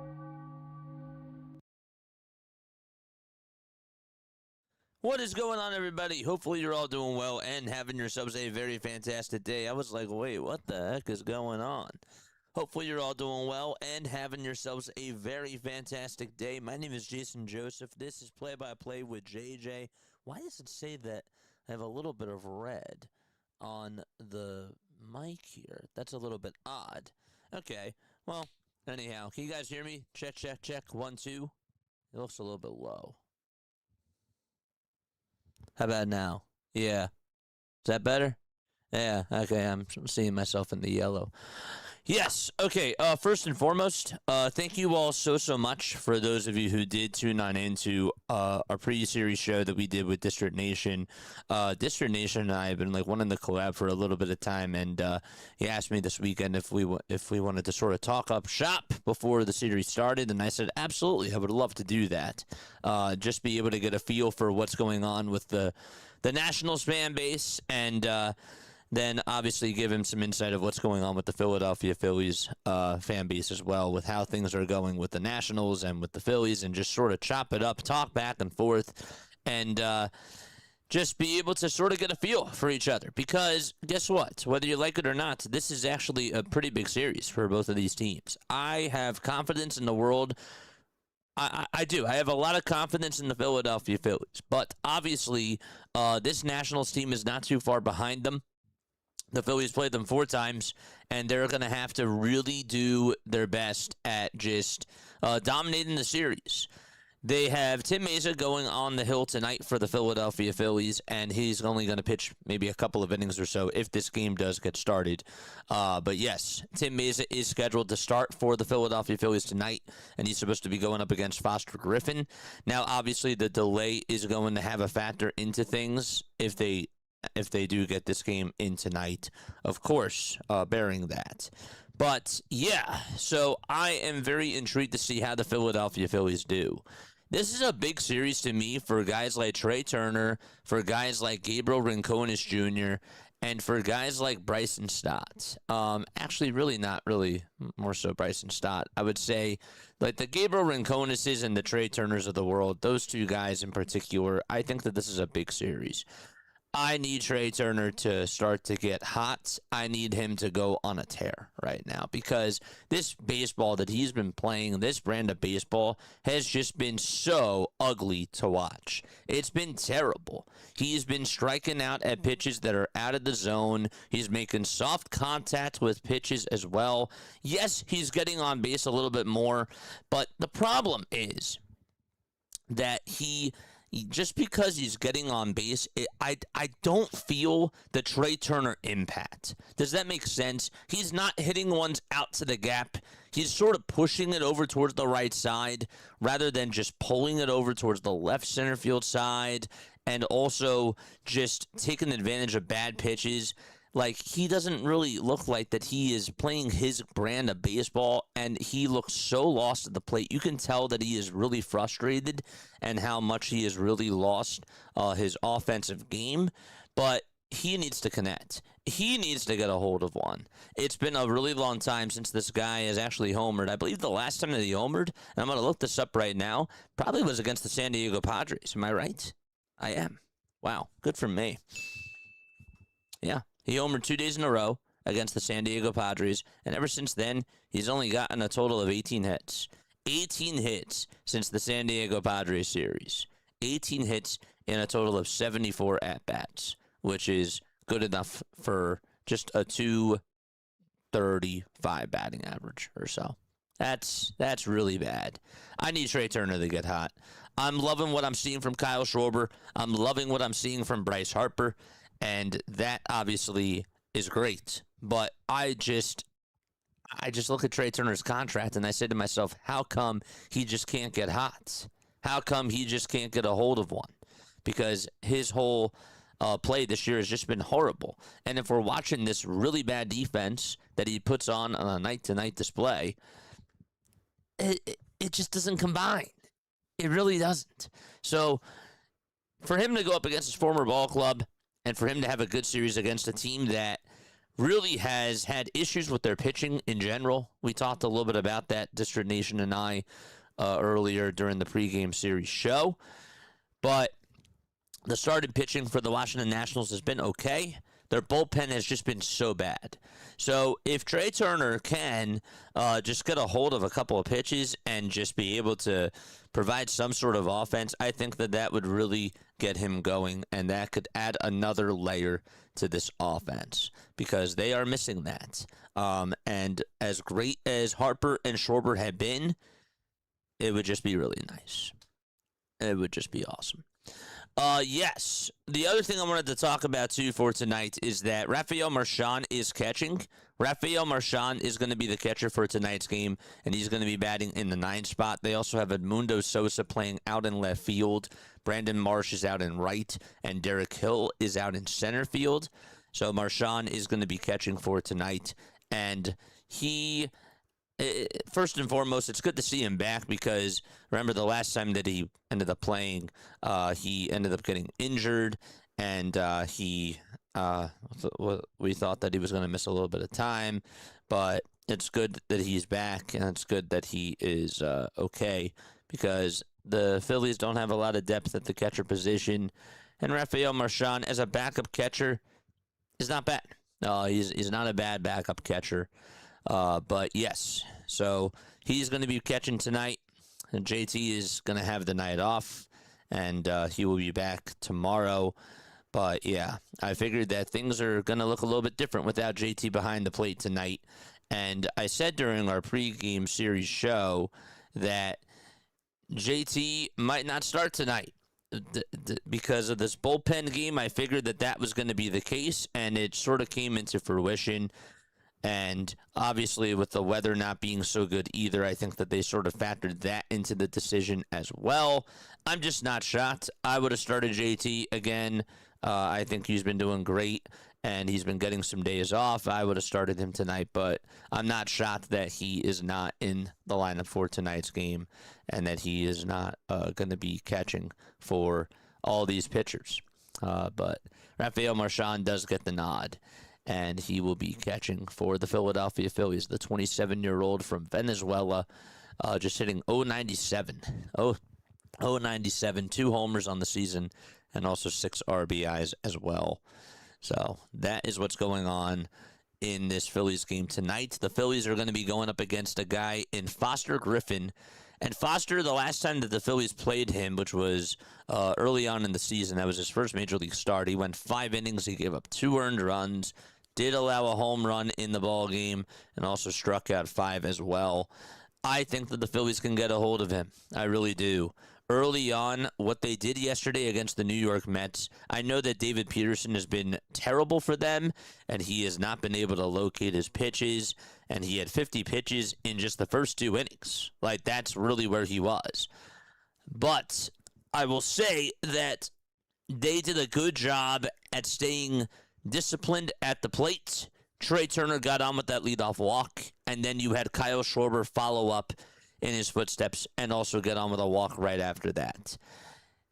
This team, if Trey Turner can find a way to get things going, this is why this is so important. If he can get on base with how Bryce Harper and Kyle Schwarber have been right now, you can't intentionally walk Kyle Schwarber, and you obviously have to face Bryce Harper, right? So my point is that adds another layer to this team. If Trey Turner can get on base, we all know how fast he is on the bases. We know that he's really good at getting into the pitcher's head when he is on base. So that element really does matter because I just don't see Trey Turner being moved out of the leadoff spot.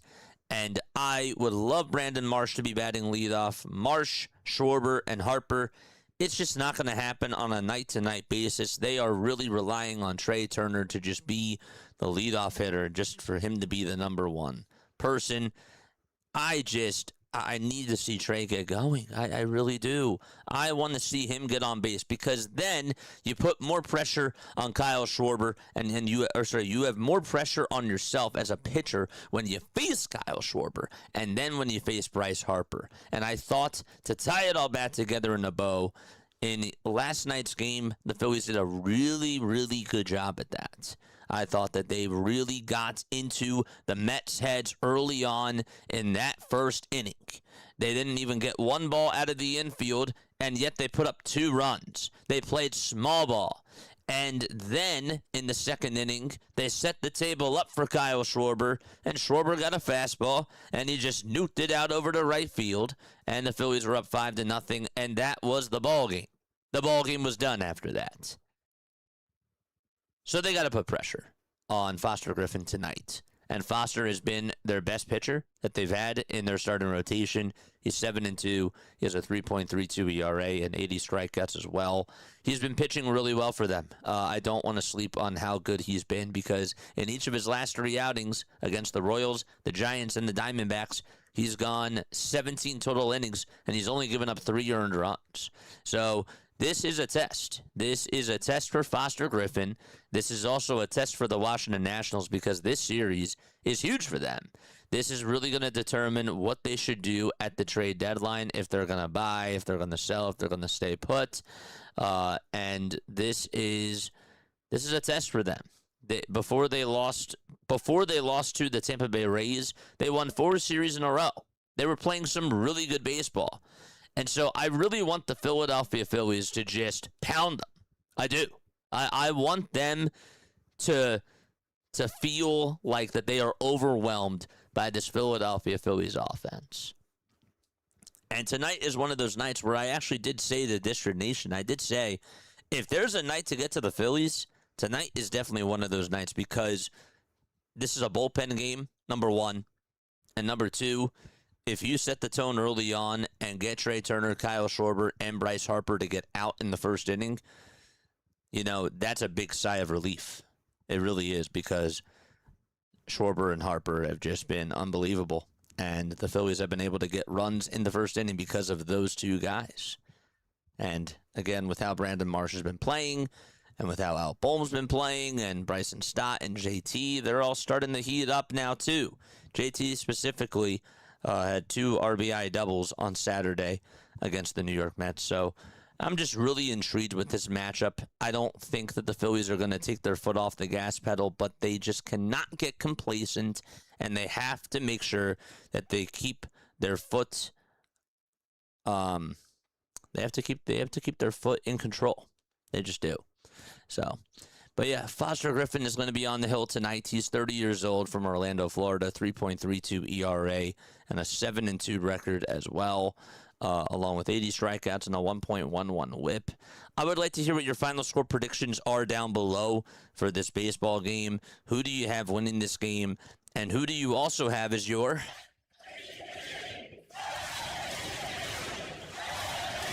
Who's your MVP?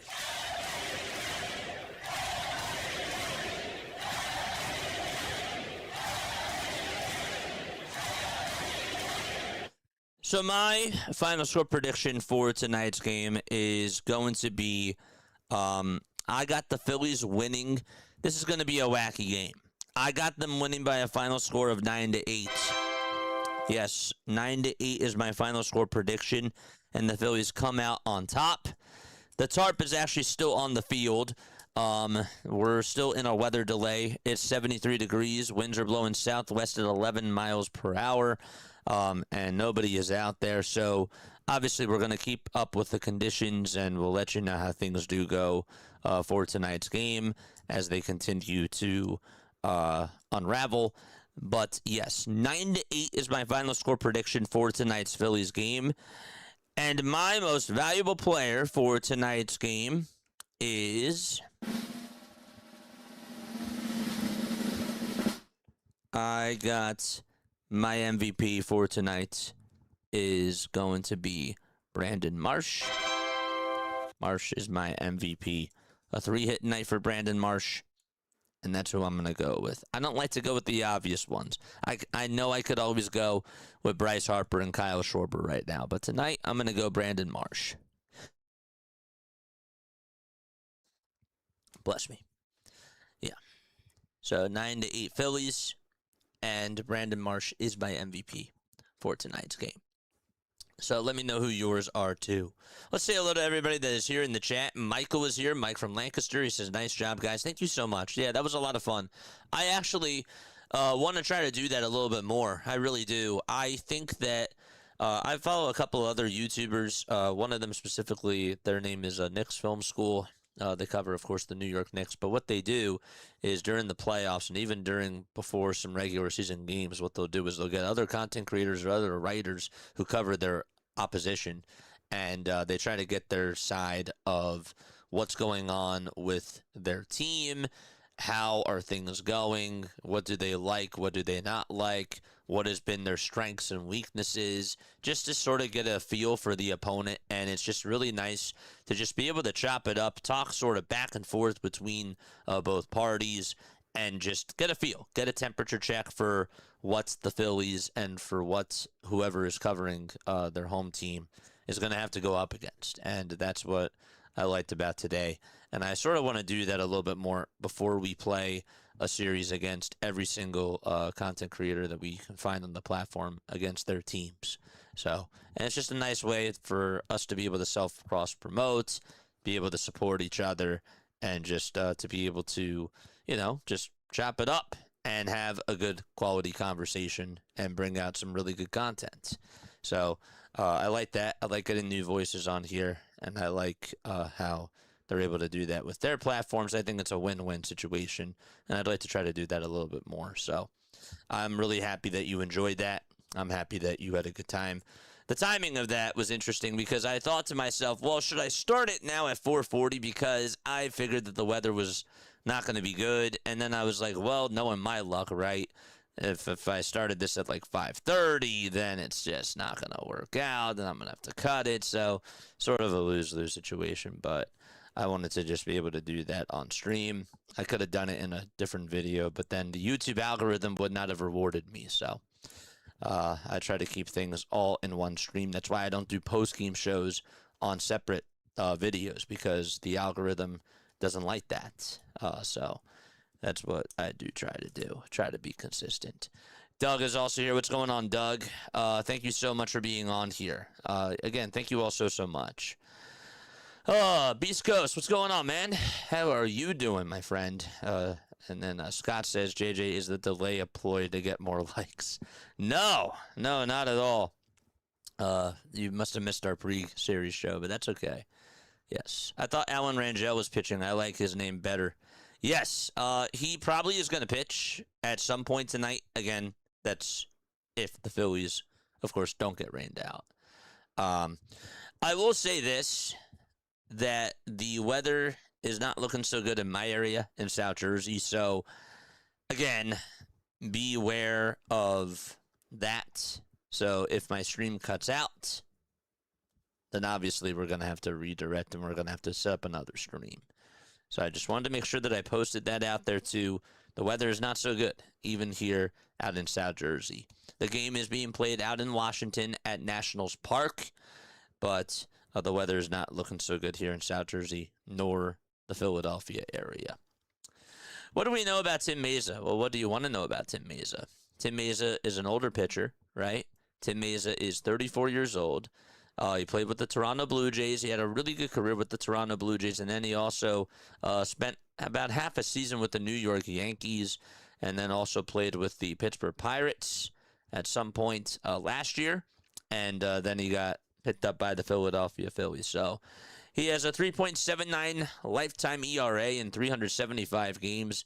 This will actually be technically his second start of his career. And again, only expect him to go 2 innings. That's it. But he has an overall record of 22-10. He has struck out 352 batters in 351 innings.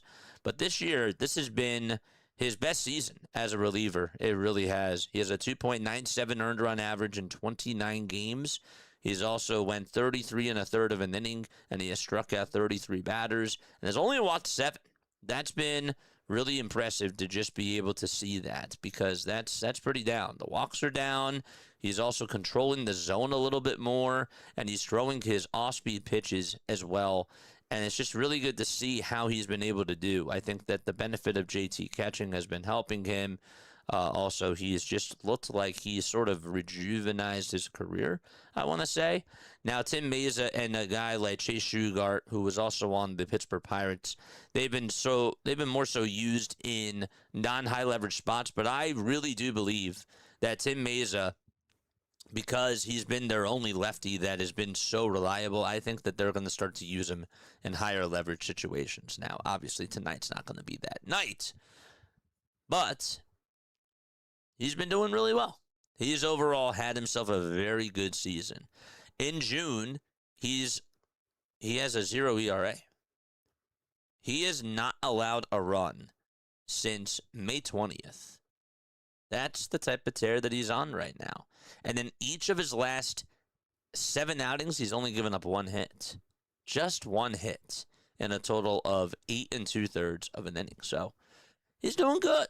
He's doing really, really good. And I want to see him in more high leverage spots, because the Phillies don't really have a good lefty. They sent Tanner Banks down, Jose Alvarado.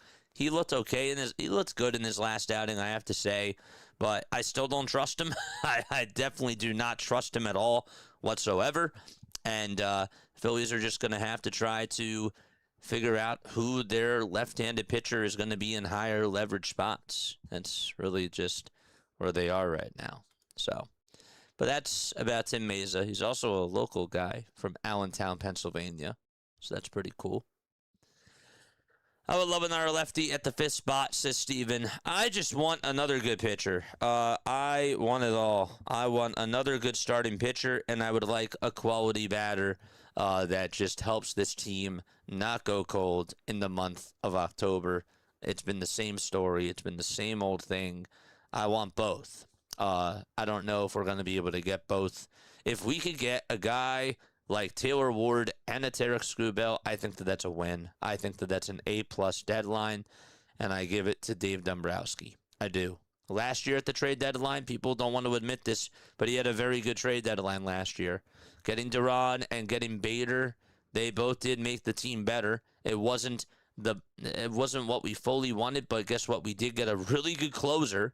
I mean, I would say he's by far a top 3 pitcher in the National League out of the bullpen. He is.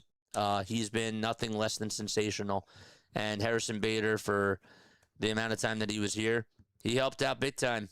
He really did. And Phillies are certainly missing a right-handed bat in Harrison Bader, because he was doing really good. So I'd like to see them get both. Is the delay due to the Nats pitcher's fear of the Phillies bat, says Susan. Oh, I see what we're doing. We're trying to start some smoke. Is that what we're doing? What's up, Susan? What's up? How you doing? Leonard is also here. Leonard says go Phillies. All right. Yes. What's up, Dallas? How you doing? JJ, hello. I'll get you some Dairy Queen. Thank you so much. I appreciate that. I'll get you some Dairy Queen. Trying to be better, but that's really sweet. Thank you so much. So is 6:45 still happening, or is it further delayed? Yeah, it's delayed. It says on the screen up here, it says DLY. So it is delayed for sure. Absolutely. If I had bet someone that Schwarber would be 30 points up on average over Turner at this point of the season, I'd be swimming in the money, says Master Chief. Versus Master Chief, not Master Chef. Yeah, he's been doing really well. Kyle Schwarber has been fantastic. Got off to a very, very cold start, along with every single other Phillies player, except for Justin Crawford. Crawford started off the season on a tear. But now at this point of the season, Kyle Schwarber has been lighting it up and has been just destroying baseballs, and that's why the Phillies paid him all that money just for him to be able to hit home runs. So, but that's what's going on. That is how we are doing for tonight. Again, more final score predictions. Beast Coast says I got 6-4 Phillies. Okay, 6-4 Phillies. Then we got 4-3 Phils. Stott is the MVP, says the hot corner. Nice. I got 7-4 Phillies, and Schwarber is the MVP, says Lou. D says I got 5-3 Phillies.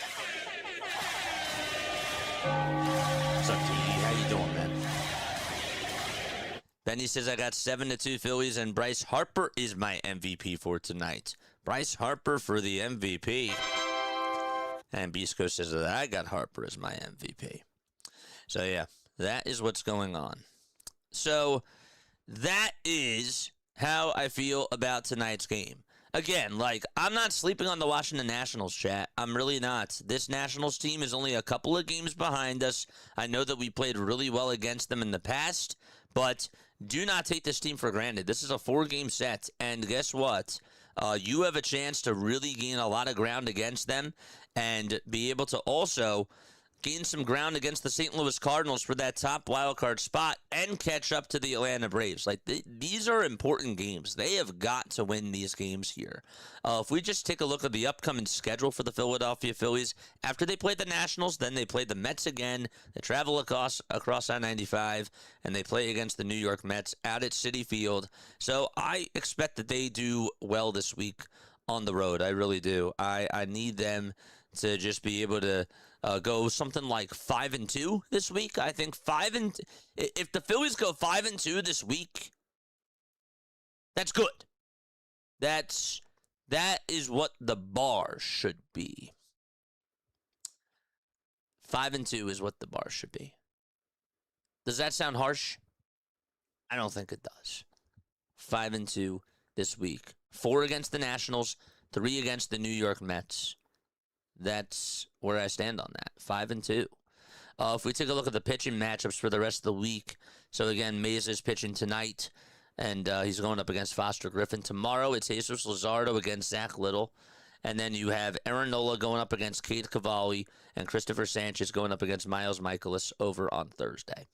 So, yeah, I think that they can easily I think that they should feel like that they should take 3 out of 4 in this series. I do.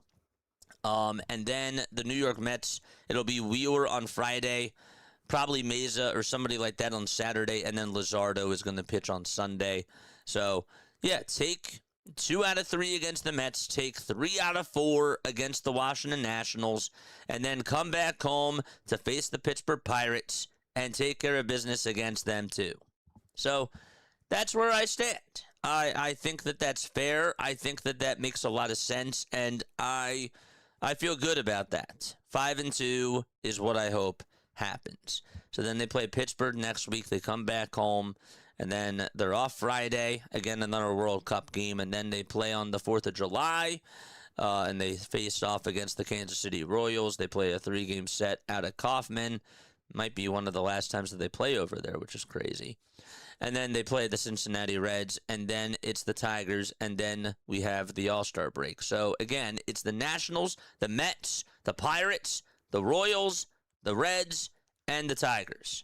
I think that they can do well, and by the All-Star break, to be completely honest with you, that division race could be tight. It definitely could. It could be tighter, and I wouldn't be shocked if the Phillies are within, 1 or 2 games by that time, especially because the Braves have some injuries that they're dealing with.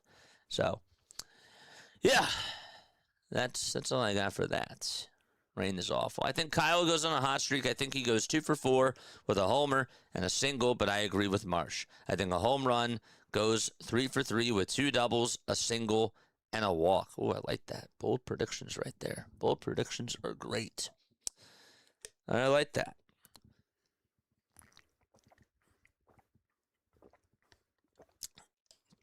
So, chat, here's what I was thinking. So, we're in a rain delay right now, obviously, and the game was supposed to start at 6:45. It's not starting for at least a little bit of time. So, here's what I was thinking, okay?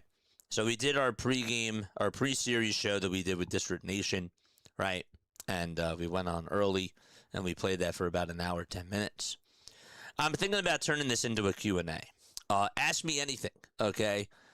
If you have any questions about, like, the Phillies, if you want to talk about the Birds, if you want to talk about whatever it is that's on your mind, even if it's just about the podcasting game or if it's about, like, the future of this channel, what got me into this, please feel free to fire away down below, because I think that I've been actually wanting to do some more Q&As and those types of streams, but just haven't really found the time to do it. And I figured tonight would actually be a really, really good night to be able to try to do that. But yeah, the specifics are great. And I'm still catching up on chat. I'm a little bit behind because I want to make sure that we provide some content, you know? That's really my job. So if you're like, well, why are you so behind on chat? It's because I'm talking. And it's because I want to be able to fill in the time correctly. That's why.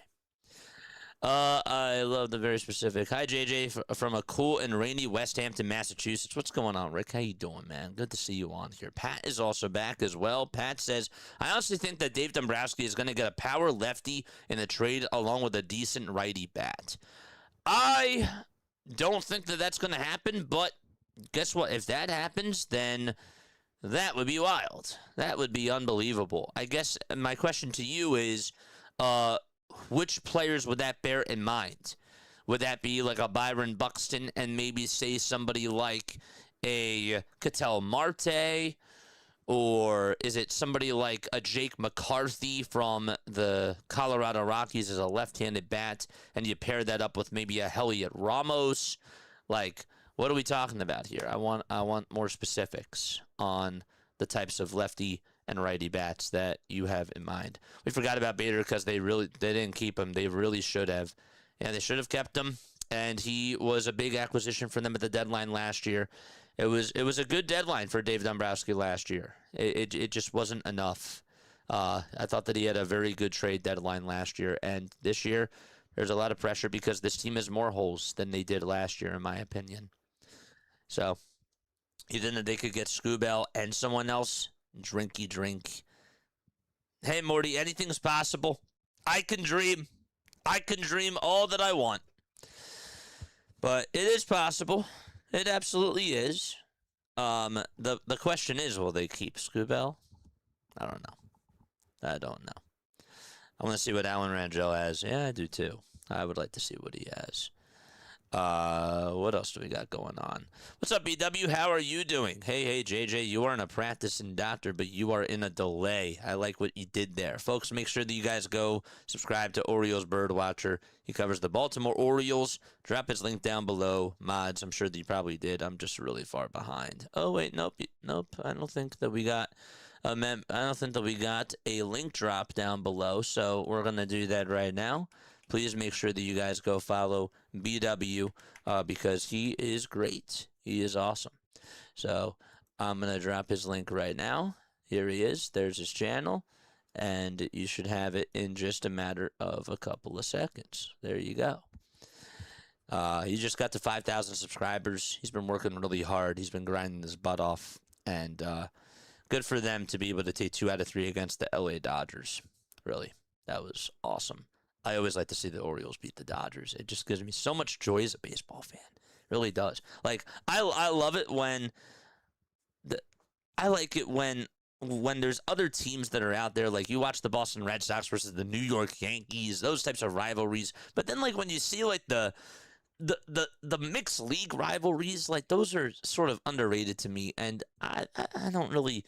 People might not look at the Dodgers versus the Orioles as a rivalry, but you know what? I kind of do. And the reason why is because when Yamamoto was facing them last year and then the broken up no-hitter and the walk-off win, Yamamoto faced them again and he lost to them again. So I feel like that the Orioles just own the Dodgers and they just have their number, and it just makes me so happy to see that. It really does. I I get so much entertainment out of that. I like it when you have those types of situations. I think it's really good for the sport, and I think that it's really fun to watch. It really is. So we want the smoke. I agree with Scott about the bullpen game. Scott, what did you say on the bullpen game? You book a master chef for a private dinner date, but a master chief shows up and orders you to start doing push-ups. That's true. That's absolutely true. Scott, what did you say about the bullpen? I missed it. I think I lost it in the sauce. Yeah, that might just be a lost cause. JJ, we want Bo. Go get Bo back. Go bring him back. I don't want to see him in a Mets uniform anymore. Personally, I just don't like looking at him in a Mets uniform. I think that he looks really good in the light blue and in the light white and in the grays. That's just how I feel. I do. That's how I feel. David says I'm going to go 5-2 or 4-3 as the final score prediction for tonight's game. So you think it's going to be more of a low-scoring game? Okay. I'd love to know the record for teams who employ the bullpen game method, says SPT Scott. Yeah, unfortunately, I don't have those advanced stats. I don't have those advanced stats at all. If I did, that would be awesome, but just don't. I just do not have that. Bo and Kyle Tucker are definitely not living up to their gigantic contracts. Yeah, this offseason from free agency, right, it has not been, like, the big fish have just not been producing. Actually, that's a lie. Our big fish has been producing. That's Kyle Schwarber. And Cody Bellinger, too, has been doing pretty good overall for the New York Yankees. But Tucker and Bichette, not so good. Not so good at all. Nope. That's how baseball goes sometimes. That's just how the cookie crumbles, right? Cool J says, out of all 6 series before the All-Star break, I think the Phillies will be 4-2. I would like them to be 5-1, but we'll see. 5-1 with all the series, I think that is. I think that can happen. I would say 4-2 would be the bar. And again, this is like, we don't know, as we knock on wood, if somebody gets hurt. That could obviously change our expectations. But if the team is playing the way that they are right now and how they are currently constructed, I definitely agree. I could see them going 4-2. Again, the schedule is this. I mean, they play the Nationals, and then they played against the Mets, and then they play the Pirates for 4 games, and then they play against the Royals, the Reds, and the Tigers. Yeah. That Pirates series is also going to be interesting for sure. These aren't tough teams that they are playing. These are teams, though, that are sort of like, besides the Mets, of course, with how they're playing right now, these are teams that are sort of in the middle of the pack. That, like, you can't sleep on these teams. Like, the Pirates are a pesty team. Right? They just fight. They scratch, they claw. They have a very good offense. Their bullpen is terrible, but they have a very good offense that's just not going to go down and flat out die. Do you know what I'm trying to say? So that's what I see. But again, they could also split the series with the Pittsburgh Pirates, and I could see them going 4-1-1. That could absolutely happen. So, how many stadiums have you been to, JJ? How many stadiums has Jason Joseph been to, chat? That's a great question. CBP, Fenway Park, Nationals Park, Wrigley Field, and also Camden Yards. So that is 5. I have not been to Rate Field. No. Nope, that's it. Yep, I've been to 5. Been to 5 ballparks. So I am 1/6 of the way there. Yeah, 1/6 of the way there. So, yeah. Seems like it's rain for the East Coast tonight, says Lou. Yep, but guess what? That means that we get to spend more time together. And that, to me, is always exciting. I love spending time with you guys. I do. I think that more quality time is better. The more that you get to know me, the more that I get to know you. It's cool. It's really cool. I'm a big fan of quality time and having good conversation with people, and just getting to know people. I'm a get to knower type of a guy. That's what I call myself, a get to knower person.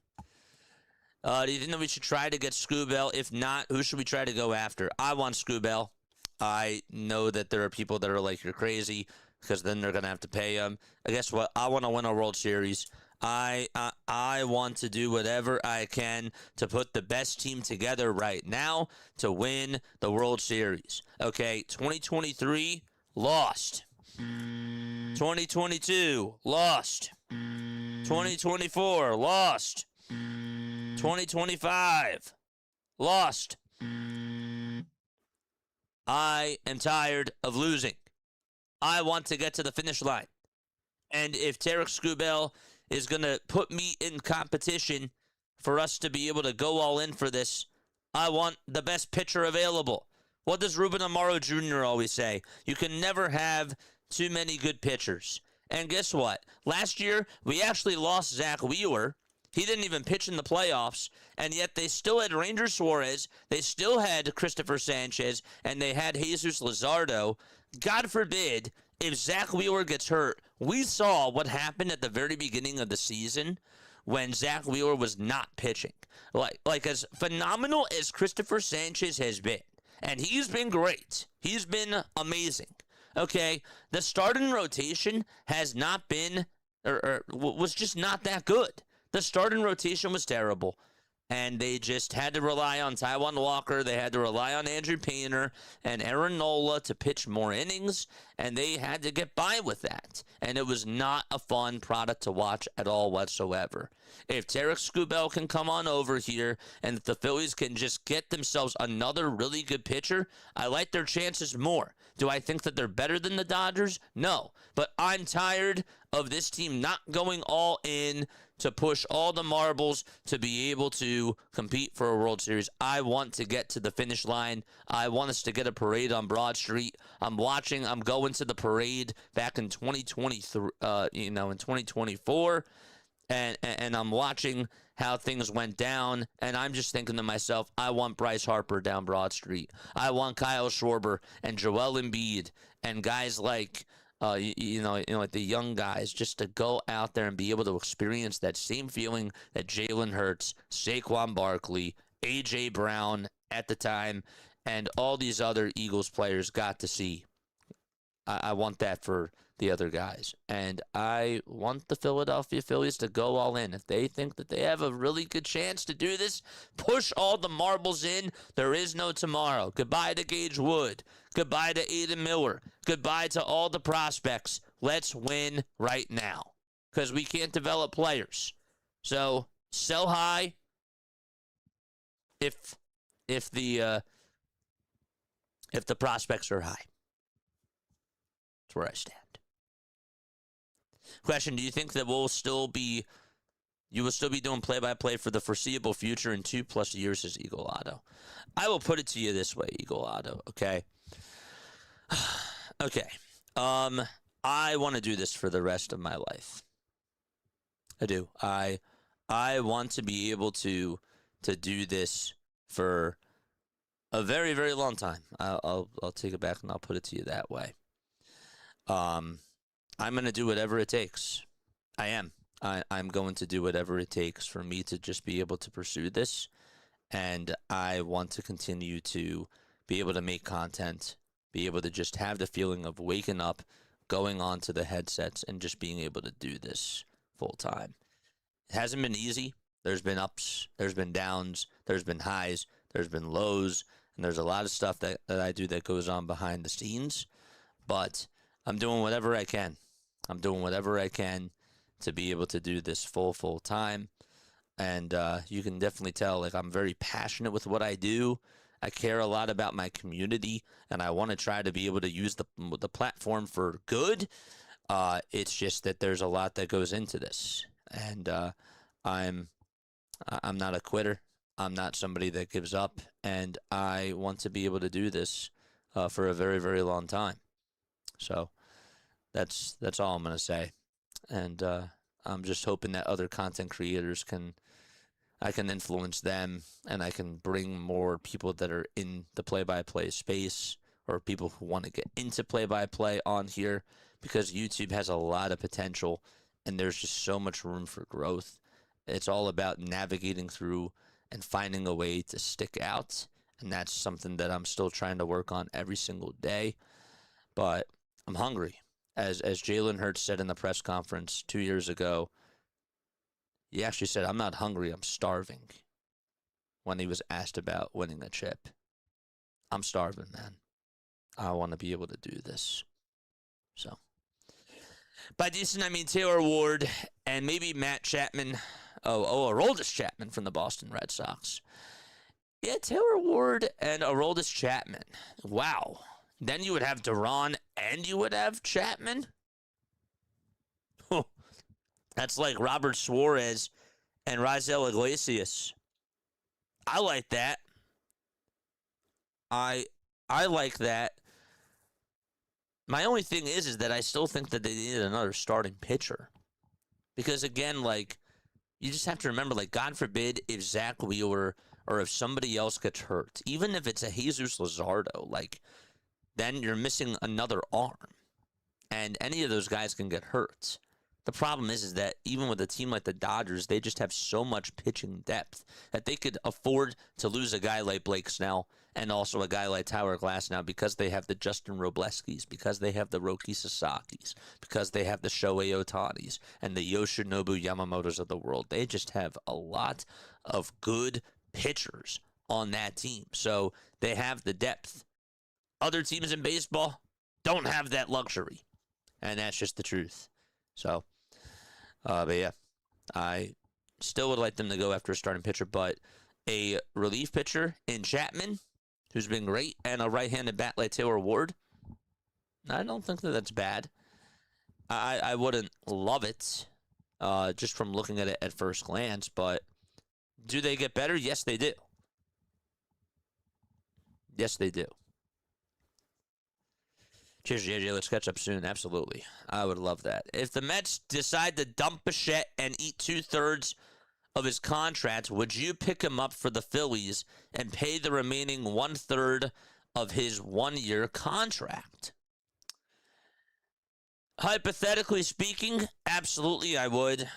I would wonder why the Mets, of course, let him. Well, obviously, they would let him go because he wasn't doing well. But I would be willing to take the chance there. I mean, why not? Maybe because he has Don Mattingly and because he has that connection. And with Bryce Harper being here, maybe he's the missing piece. I don't know. I wouldn't be opposed to it.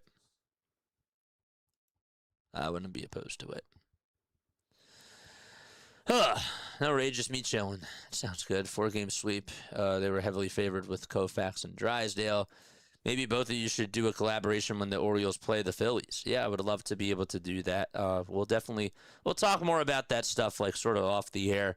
But I would love to. I want to be able to collab with other people too. Like, I think that that's really cool. I think that that's really awesome. And I'd like to do a pre-series show. We did that last year, BW, didn't we? We did it like last year, or maybe it was 2 years ago, before heading on into a series. How do you feel about this game? And also about the series, and that is awesome, obviously, if this game gets started tonight. Yeah, so my thoughts from earlier about the series is that I think that the Phillies can easily take 3 out of 4.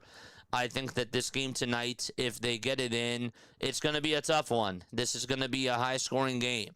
There's going to be a lot of runs scored between the both of these teams, and it's going to come down to which bullpen is better. I don't think that Foster Griffin is going to last long in this game, and that the Philadelphia Phillies are going to get to him early. The question then becomes, can their bullpen hold on to a lead before they go to Duran in the 9th inning? That's the main question that I have for this Philadelphia Phillies team. But I expect my final score prediction for this game is 9-8. That's just where I stand on that. And my MVP, again, is Brandon Marsh.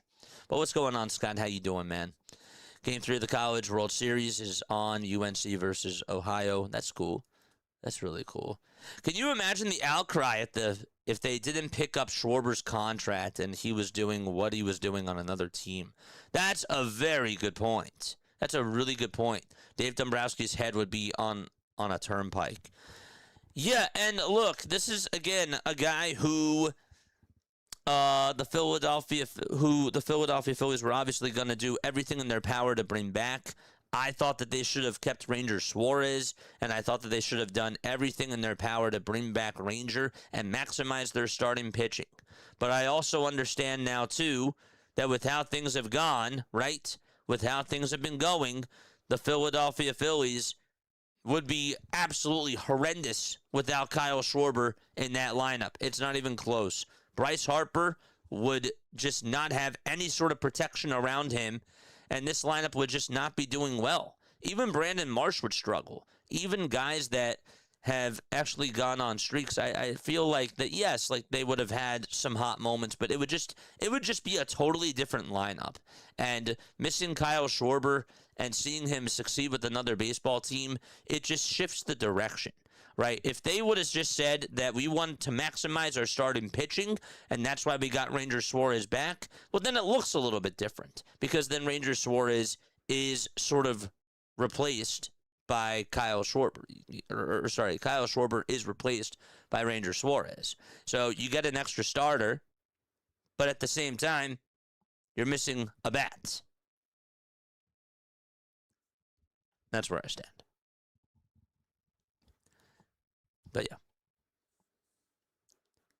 I meant that they will go 4-3 or 5-2 on the road trip. Got you. Okay, no worries, no worries. I'm interested to get a look at C.J. Abrams. He was mentioned as a possible trade target, maybe move trade to center field. The problem is that he's not going to want to do it. The other thing too, like Vote Blue, like with all due respect, like with how bad Trey has been with defending ground balls. Imagine if the balls are hit towards the outfield, he has more pressure on him. I feel like even at the shortstop position, like he has to deal with, he's bad at backhanding ground balls, and he's been struggling defensively. If you expect him to make a ridiculous catch out in center field or just play a one-hopper and just try to throw it back on in towards the infield, do you trust that arm of his? I definitely don't. Do you trust him to make a game-saving catch out in center field? I don't really know. I'm just putting that out there. I'm just putting that out there. I don't necessarily trust him in the outfield. If he has to make a big-time play, or if it's a tie game and there's a ball hit out over towards center field, I watched this guy throw from shortstop over to first base, and yet it just looks like that he has a noodle arm at times, because every single throw that he makes over to first, it's a skip hop. If he's going to be playing out in the outfield, do you really think that he's going to be able to throw a target over to second base or however far he has to throw it? I really don't think so. So I really don't like it. The more I think about it, the more I'm actually like, you know what? I'm much more fine, even though I'm not fine with Trey Turner over at shortstop or second base. I just don't trust him anywhere defensively right now, especially with how he's been playing. So that's where I stand though. Yeah, what time does the game start? It starts when there's not a rain delay. The tarp is not off the field. So the tarp is still on the field. There has been no updates on whether or not there is even going to be a game tonight or when this game is going to be played. Favorite baseball stadium that you've been to, JJ? I liked Wrigley. I liked, besides the bank, my favorite one that I've been to, I liked Camden Yards. Wrigley, though, was really cool. I have to say Wrigley was awesome. And Fenway Park was really awesome. I liked Fenway Park. I would go with Fenway. Yeah. I'd say Fenway Park was probably my favorite. For sure.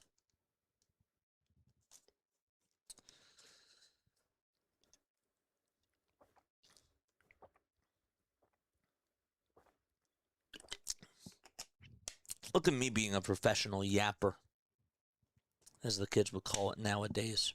Just yapping away, just talking, getting to chop it up. talk ball, talk about other stuff.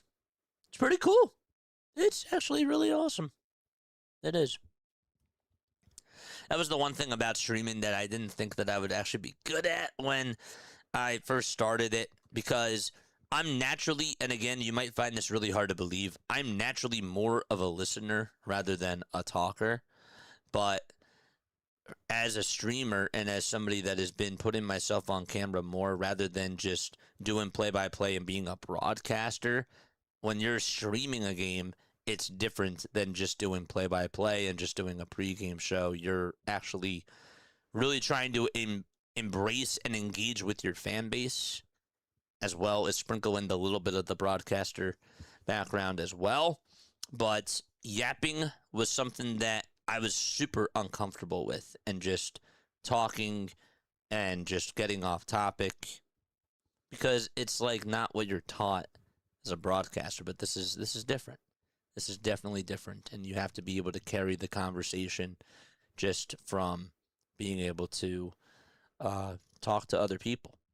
You know, it's pretty cool. JJ, who are your trade deadline candidates? My trade deadline candidates are Byron Buxton. Mine are also Taylor Ward, Lord Gurriel Jr. for the Arizona Diamondbacks. Heliot Ramos. I would also go with Luis Ariz as well as a maybe, even though I know he's another lefty. I think that Luis Ariz would really help this team, and there would definitely be a way that the Phillies would find to implement him into the lineup.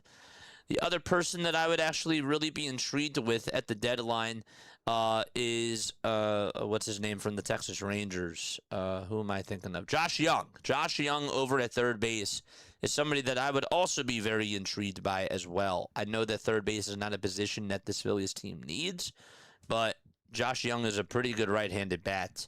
So that's a name that I'm also sort of keeping on my radar as well as we continue to talk about trade deadline. I would also not be opposed to go after a guy like, who is it? I would not be opposed to go after a guy like a Spencer Steer for the Cincinnati Reds or something along those lines either. Yeah, that's what I was thinking of. Spencer Steer. Spencer Steer would be interesting. And Wilson Contreras as a right-handed bat. The problem is that I just don't know where they would put Bryce Harper, because then you would have to put Harper back in the outfield if you get Wilson Contreras. That'd be interesting, though. Wilson Contreras would be a cool name, for sure. Oh, man. Yes. Want to get to the finish line, just become a Dodgers fan. Well, I mean, we absolutely could. I could definitely do that. When I was younger, I'm just kidding. I was just going to say I did contemplate that, but no, I did not. How could I contemplate that? But yeah. We could become Dodgers fans. But see, also knowing my luck, Scott, knowing my luck with things, I would curse the Dodgers. I mean, let's just be honest, right? If I became a Dodgers fan, let's just say that happens. And it's never going to happen. Like, I don't even like the thought of it. Ew. It's disgusting. But if I did become a Dodgers fan, I would curse them, and they would never forgive me. Because JJ would stop the three-peat. But then again, Philly fans would probably hate it at first, but then they would be like, thank you for putting us out of our misery. So maybe it's a win-lose. I don't know. But I would hate it. Ew. Oh, man. It's like smelling a bad... It's like getting a dinner that you didn't expect, and then all of a sudden it's, you smell it and it's bad, and then you taste it and it's even worse. Ew, it's just a bad combo. Terrible. I'm a get to know her type of a guy. In other words, you're curious. I'm curious. I'm also more of just, yeah, I'm curious, but I also just like to be able to listen to other people, because I just also feel like at the same time, and this might sound bad, I just also feel like that it's just the right thing to do. You have other people that just constantly talk, and they just don't listen, or Yeah, and other people just don't listen, and I don't know. I like it when people say to me, I feel like I've been heard from you, or thank you for listening. Thank you for understanding me, or just for being there. Like, whenever my friends are in trouble or they're going through something, I really try not to talk. I like to I like to be able to just be there for somebody to vent, and just be able to have somebody else that's there in the room for them to just be able to talk to, or whatever it is, because sometimes you just need that. You need that person in your life. That's something that AI cannot do. Humans definitely need that. JJ, I'm tuning on in from JFK. Still about to board my flight in Lesotho, Africa. Ooh, Lesotho, Africa is 16 hours. So if I have internet, I will tune in the whole time. Well, I hope that you stay safe. I hope that you have a very good trip, my friend. And I hope that you have a good time spending good quality time with the other people that are around you, and that you get to have a very good experience learning about new things, and just embrace it all. That's all I say.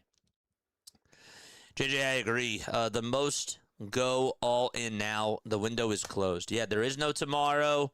There's not even probably going to be, I mean, let's just call it what it is. There's going to be a lockout next year, chat. It's just going to happen. We all know it. We've all seen it from a mile away. Now is the time. I want another ring. 2008, guys. In 2008, I was 10 years old. I am happy that I got to see my team win a ring. But man, 2008, I don't know. It'd just really be nice for us to just be able to see something. Another version of this team get to the finish line. That's what we all strive for. What time does the game start? Again, the game is in a delay. I'm not going to be answering questions on what time the game starts until it's actually out there, and somebody will post it in the chat. So that's that. I'm not trying to be rude or anything. I get it, like, all the time, every time that we're doing this, and you can understand it from my shoes too. Like, as a content creator, you hear it like all the time, and it just gets annoying. So we are in a weather delay right now. We still don't know what time the game is going to start. I just looked at the radar, and it should be clear in about an hour or so, maybe 45 minutes. But then obviously you have to remember too that even if that's the case, then they got to get the tarp off the field. Then the guys got to warm up. So I don't expect this game to get started until at least 9 o'clock. That is being nice. That is just being nice. This might be a West Coast game tonight, chat. It really, really might be. For sure. What do you think about the Phillies getting Sandy? Ooh, Sandy Alcantara. Making the deal if Scubell doesn't work out. I like Sandy. I think that I've actually sort of talked about him coming at the deadline too as sort of like a security blanket type of a thing, because Sandy would be your number 4. Sandy would be your number 4 guy, and I trust Sandy as a number 4 guy compared to Aaron Nola right now. I do. I think that he would be really, really good here. And also, just imagine this. He's playing. He'll have more juice flowing because he's going to be in a city that is going to embrace him, and that also, like, I feel like if the Phillies get a guy like Sandy Alcantara, that could be sort of like when the Phillies got Jesus Luzardo. When he comes over and the brights are lighter, I think he would shine. I really do. Now, he has struggled against the Philadelphia Phillies, but that would also sort of just be refreshing to see him come on into a pinstripes uniform, and for him to just be able to just see a sea of red just out in front of him, just there for him when he is pitching the lights out. Yeah, I would like that. I think that that's a low-risk, high-reward type of a move there for the Washington Nationals, and I would not be opposed to that. I think that would also make them better, too. So, I want JJ to be a professional broadcaster. I want to, man, like, at the end of the day, I want to be able to do this. I don't care where I land up. I want to be able to do this. Like, I want to be able to be on here for the rest of my life. That's really the dream. That's where I am right now. You know, that's how it goes. I love being on here. I love talking to you guys. I like how I like how I get my own freedom doing this. I really do. It's so cool. I'd love to do broadcasting, of course, too, as like a thing on the side. But this, nah, man, this is so cool. This is what dreams are made of, in my opinion. I think I found my calling by being here. Definitely need a fifth starter for the rest of the season, but it's also always good to see you on here, Mark. I love you so much, buddy. They're still in the delay, says Rebecca. What's up, Rebecca? Sorry that I hunched on over you. I didn't see your comment before. But yes, what's going on, Rebecca? Alcantara would be a great addition. Just skeptical of the Marlins wanting to trade him here. Well, the reason why that they would do it is because they wouldn't pay him because he's on an expiring contract. So that would be the only reason, and they just would be ready to move on from him because that would be an end of an era for them. You know, that's them closing the book and starting a brand new chapter. So I actually could see them doing that because they would get him off the books.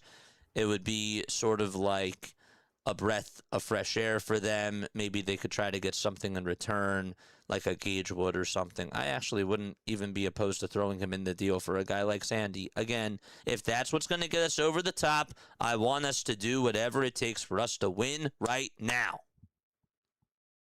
I sound like a baby. I want to win now. I'm like Veruca Salt from Willy Wonka. What's your take on our offense so far? Says the preacher's wife. The take on our offense so far. Yeah, the offense has been very streaky, but right now they've been in a groove. Larry said yesterday that with how they've been playing this weekend, it sort of has brought back 2025 vibes, and I actually do agree with that. I think that when their offense gets clicking, they can be a very, very tough out. Just need to see them hit in October. Just need them to hit the ball in October. Please. Oh, man. I think the Rangers are going to dump Jacob deGrom if they keep flailing. The whole team is basically hurt. Seager's batting below 200. Yikes, deGrom has only 1 year left on his deal. Yeah, Jacob deGrom, I think, yeah, I'd be okay with deGrom. I wouldn't be in love with it. It's a gamble. How often is he gonna stay healthy? Yeah, I don't know. That might be interesting. JJ, I know that this will be a lot, but it would be so cool to do 30 ballparks in 30 days, similar to Grassi, dude. That would definitely put me in debt. But that would be really cool. Like one day to be able to do something like that. I think that would be really awesome. But right now, I definitely do not have the funds to do that. But one day that'd be really cool. And we'd have to build a bigger channel too. I love my community, don't get me wrong, but got to start off small first and then work our way up and up and up and up. But we got a long ways to go. We got a lot to do, and I'm just embracing every single step along the way, even the days that aren't so good. You know? That's where I stand. I love Ranger too, but he's expensive. Well, yeah. That's how it goes.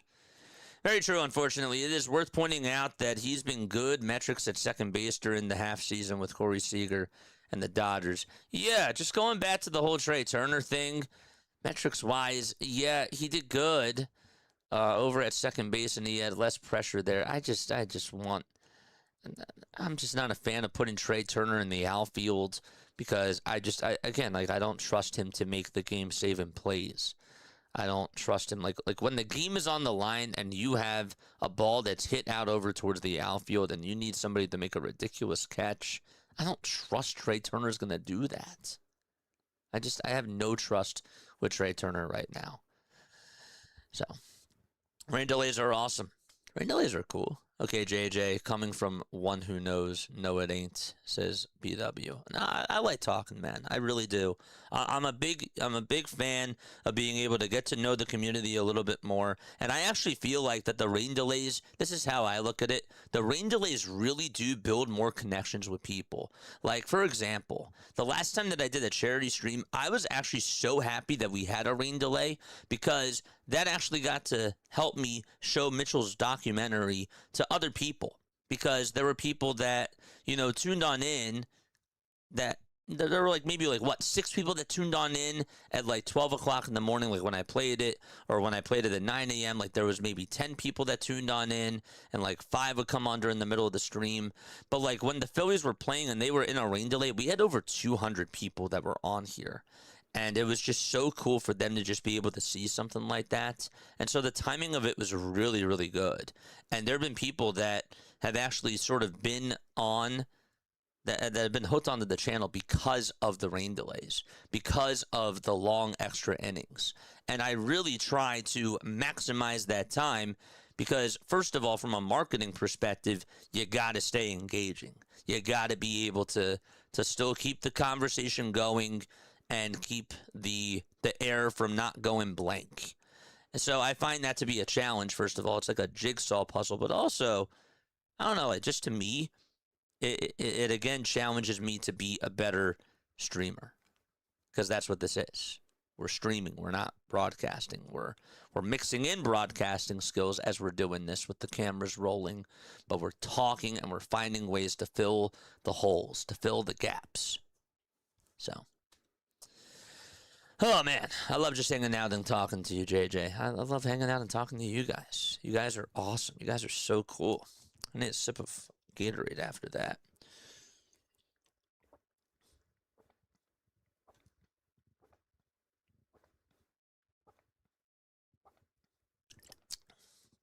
Bring home Christian Walker.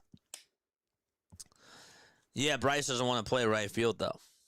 So that's why we're thinking about an outfielder, possibly even a third baseman, maybe a second baseman. Again, I would do, if the Diamondbacks were okay, we are going to get rid of Ketel Marte, or even if they just said, Geraldo Perdomo, come on over to the Philadelphia Phillies, I would actually do that. I would slide Trey Turner over to second base, and I would trade for Geraldo Perdomo and I would trade Stott for him.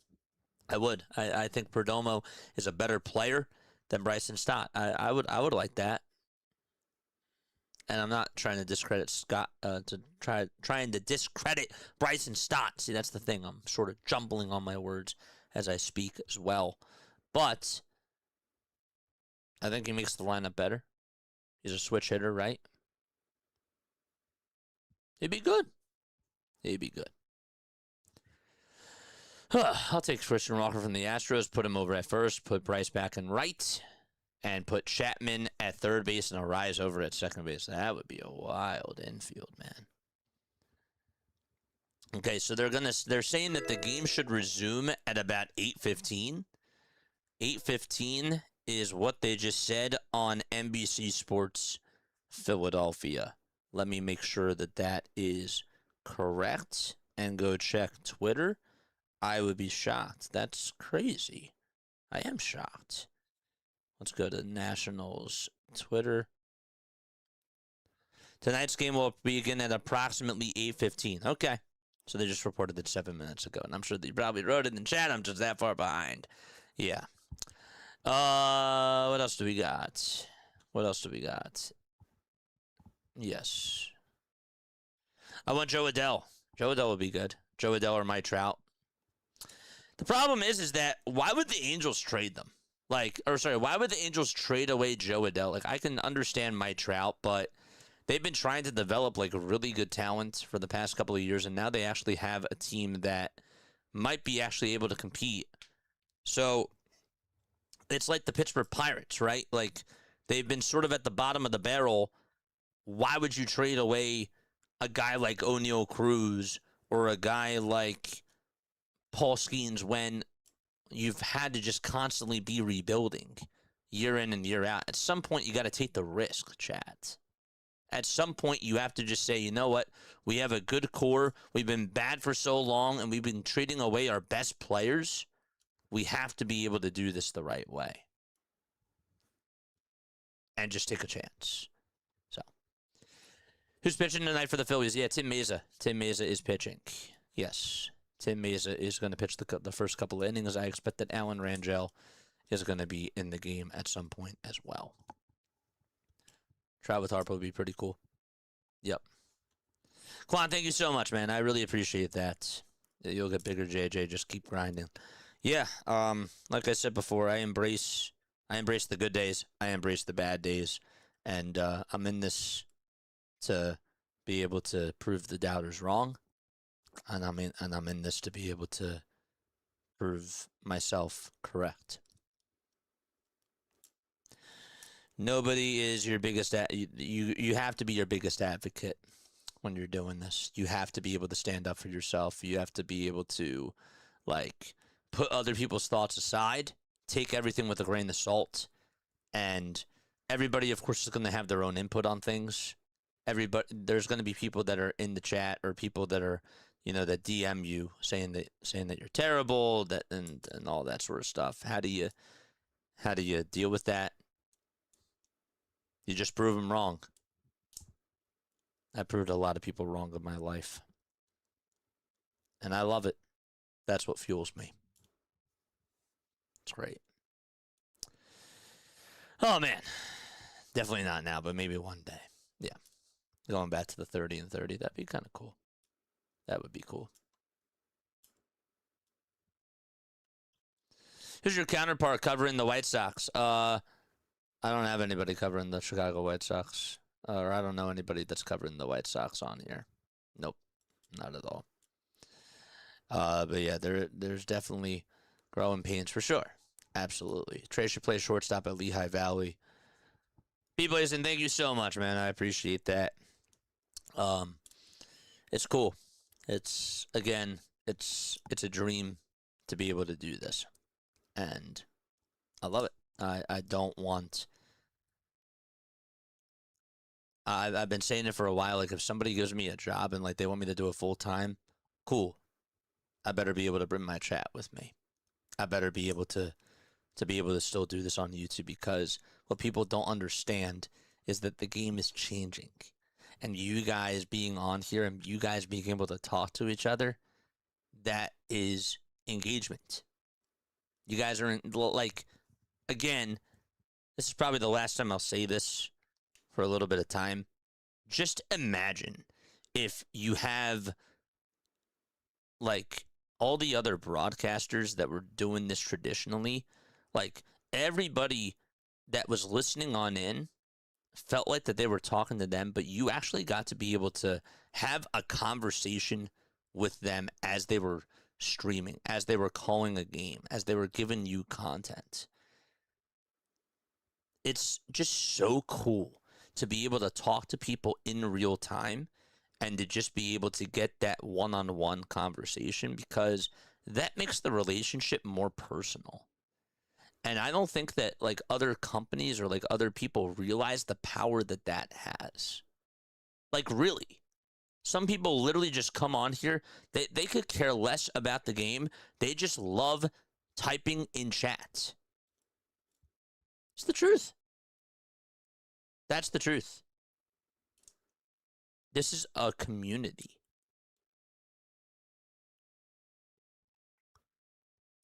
It's a balance, though. It's a balance. Like, you know, I want to obviously call the game, but I like to talk to chat, too. And with baseball, it's such a great fit. With basketball, it's tougher. It's a lot tougher with basketball, and it's a lot tougher with the other sports, because baseball, you have that downtime. And baseball, just because of the nature of the sport, it really is more so about building a community. That's what I think baseball is so good at. I just think that that's what makes the game so cool. I actually sometimes, like when I watch the game, I'm like, man, this game sucks. But just the community around it, looking at the Twitter space and looking at like who posts what, and then coming on to here and just seeing you guys, that's content for me right there. It's cool. Your authenticity is what matters is gone. Yeah, it's awesome. All right, so again, this game is going to get started at 8:15. The pitching matchups once again for tonight. You got Tim Mayza on the hill for the Philadelphia Phillies, and then Foster Griffin is going to be on the hill for the Washington Nationals. It's going to get started at 8:15 p.m. Eastern time. That is when the expected start time of this game is going to be. So we heard the announcement on TV, and that is what is going to go down. Read a couple more comments. Again, please let me know what your final score predictions are down below. And also, if you're just tuning on into the channel for the very first time, please make sure that you guys hit the thumbs up button and hit the subscribe button as well. And also, don't forget to turn on the notification bell icons too, and that way you will know when we do go live. Memberships. Okay, memberships are $2.99 a month. We're going to drop the membership link down below right now. Please, if you have not, or if you are interested in becoming a member, again, you get access to all of the really, really cool emojis. We have Durantula emojis. We have Bryce Harper, Kyle Schwarber, so many Phillies emojis. And obviously during the Eagles season and during the Sixers season, we change up the emojis as well. It's just a really cool thing. And you guys should definitely, it's just a good way to support the channel. Also, if you want to email me, if you want to get in touch with me off the air, I've been a little bit behind on emails, and I apologize just because I have a lot of stuff going on. But please make sure that you guys email me. I would really appreciate that. Feedback on the channel, sponsorships, business inquiries, all that types of stuff. I love looking at emails. Jason Joseph on there at gmail.com is my email. You can also follow me on my social media platforms as well. I have my link tree posted right down below, and you can click on that. That'll give you a link to Instagram, Discord, TikTok, and all the other social media platforms that are on there. And last but not least, the P.O. Box. Every Wednesday we do P.O. Box openings, and we love it when you guys send on in mail. It's really cool. We do it during the 5th inning of every Phillies game on Wednesdays. So if you guys want to send stuff on in to the Play-by-Play with JJ P.O. Box, there is the P.O. Box address down below.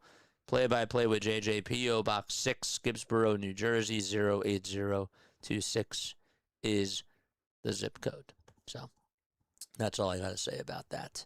What's up, Scott? How you doing, man? Good to see you on here. Dan Cilio does it all the time. He compliments you and criticizes you, too, depending on what you say, says Steven. Yeah, well, Sills is different, okay? Sills, and you know, I want to make sure that I say this correctly, okay? Sills doesn't call the games. Like, that's the difference, right? Is that he has an audience, and, like, he's good at figuring out how to put content together, but he does it in a different realm. He has a little bit of a different niche with it. Like, it's more of a show. It's more of just, like talking to chat, but there's structure to it. When you stream, like, you have structure, but it's a little bit different. I don't know. I can't really put my word on it. And I think Sills does a good job. I do. Say what you want about whether or not you agree with his points. I think that Sills, when I look at the people that are in sports talk, and when I look at the people that are even just in the streaming space, there's just, like, I'm more so focused now, rather than just the points that people make and the takes that they make, I look at how are they going to attack this? How are they going to look at a specific angle, right? And which angle do they take? So there's other streamers or other people that I know that are out there that'll take one angle on the Philadelphia Phillies. I try, and I'm not always perfect with this, but I try to make sure that I take another angle on certain things. Sometimes it's really tough because you have, like, the main storylines, but you want to make sure that you want to try to find a way to stand yourself out from the rest of the pile, from the rest of the pack. And that's what I tried to do. And I think that Sills does a good job at figuring out ways to stand out.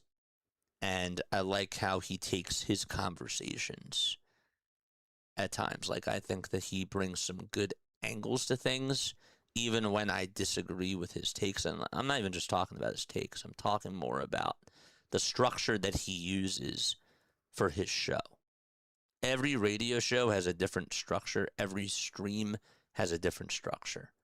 And I look at the host or whoever is in charge, and I say to myself, how are they conducting this? This is the mind of a content creator. This is the mind of a broadcaster. This is like what goes on. It's less about the point itself, whether or not you agree or disagree. It's more so about what's their style like, or where are they going to go, or how's this going to mesh. Yeah, it's speaking in generalities, but that's the best way that I can explain it. So, yeah. Nationals are going to score runs tonight, says Steven. I'm sure that they are. I'm sure that they definitely are. So, Tug McGraw or Brad Lidge? Tug McGraw or Brad Lidge, who would you take? If it's the ninth inning, are we taking 2008 Brad Lidge? I'm sorry, I got to be specific. If we're just talking about Brad Lidge as a whole, now we're taking Tug. If we're taking 2008 Brad Lidge, or if we're talking about 2008 Brad Lidge, I'm taking 2008 Brad Lidge over anybody. Even Duran. Like, yeah. I'm taking Brad Lidge from 2008 over anybody.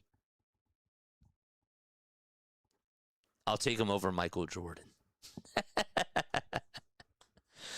Just kidding. Just kidding.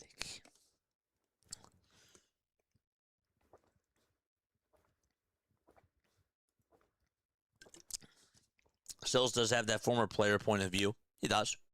But he can also be a little more brash than necessary sometimes. Nothing against him. No, and look, I think that, like, when it comes to, again, just like doing this for a living, or being able to figure out like what your audience wants and like what your audience needs are, like, everybody has a different style. Everybody has their own strengths and weaknesses about them.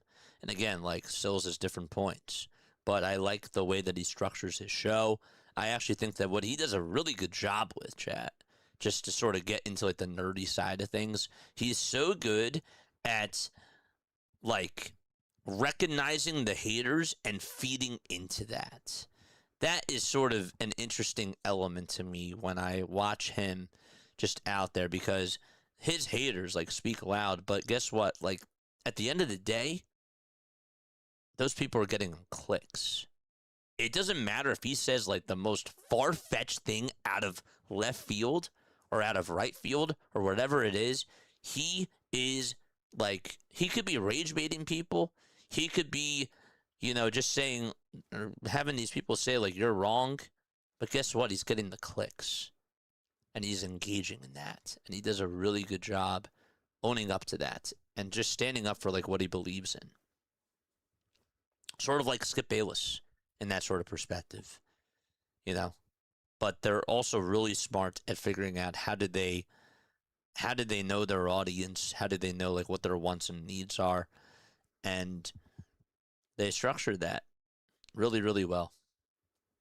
Me, I like to think that I'm more of like in the mix of, you know, a streamer. Like, I watch other streamers that are out there like Cinna, like Bonnie Rabbit, or like Kai Cenat, and I Show Speed.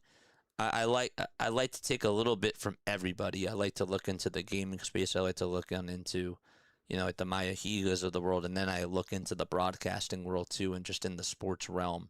And I kid you not, like, I have a notebook. I'll have to show it to you one day, but I take notes on everybody. I do. Like, I have a book that has everybody's strengths and weaknesses, and I will literally just sometimes just like be like on the internet or whatever, and I'm watching like a new streamer or whatever, and I just take notes. I really do. I try to take as much info down as I possibly can just to learn from everybody that's out there. It doesn't even matter if they're in sports talk radio or not. You know? This is me yapping. The yap session's been going pretty good. It's been going pretty good. We've been going, like over an hour strong? It's pretty great. France versus Iraq across the street from CBP is getting underway. Should start on time at 8:15. Yeah, you're saying that France versus Iraq is going to be underway at 8:15. Yeah, this game is out in D.C. So, this is at Nationals Park. Yeah. Oh, man. Yeah, Brad Lidge 2008 was perfect. You can't beat that. Can't be perfect. Yeah, but even... Yeah. He was. He was perfect. And I actually think that, it's funny. I don't really think I got to really understand that when I was young. I really don't. And part of me is like, that's cool. But part of me is also like, as I've gotten older, I took that for granted. You know? Like, imagine if I was watching the Philadelphia Phillies from like the 80s and the 90s and just being able to see all the guys before Brad. Like, I watched baseball at a time where I was like, I thought that this was expected. No.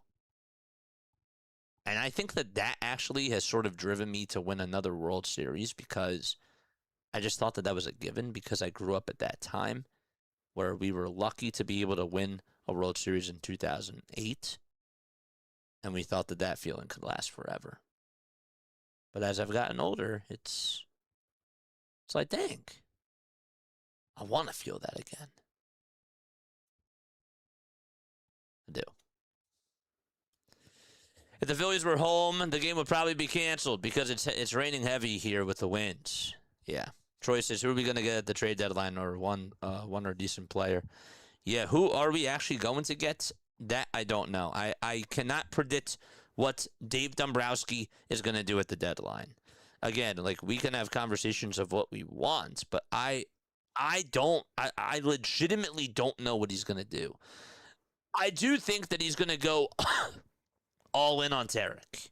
I do. I think that he thinks to himself that he needs another good starting pitcher, especially with how bad Panner has been. I think that that's going to be more of what he addresses. But then there's going to be people that are from we need a right-handed bat club, and we've been needing one for 4 years, that are going to be really disappointed with that.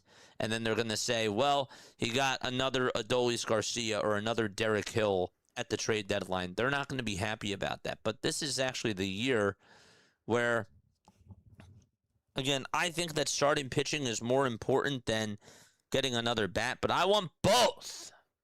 I want both. But I just think that he's going to go after a starting pitcher like Tarek. For sure. For sure. Oh, man. Hey, man, don't try to be somebody that you're not. Just be you. Yep. That's right. There's only one JJ. Just one JJ on the platform. That's it. Only one play-by-play with JJ. Still got another 12 minutes. So Snap completely forgot we were away. My bad. Been a long day. I'm sure it has been a long day. It's been a long day for me too, man. So let's take a sip of Gatorade, because why not? Ole Miss Live News. Thank you so much for the sub over on YouTube. I appreciate it. MVP's in the chat.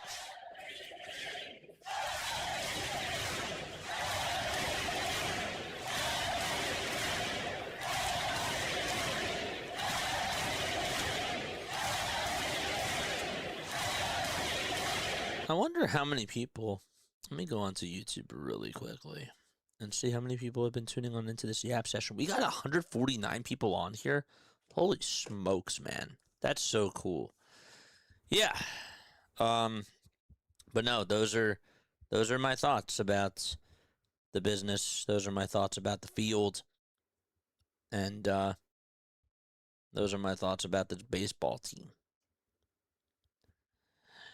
You know, today is probably the first day that I said to myself that I'm actually ready for football season to start.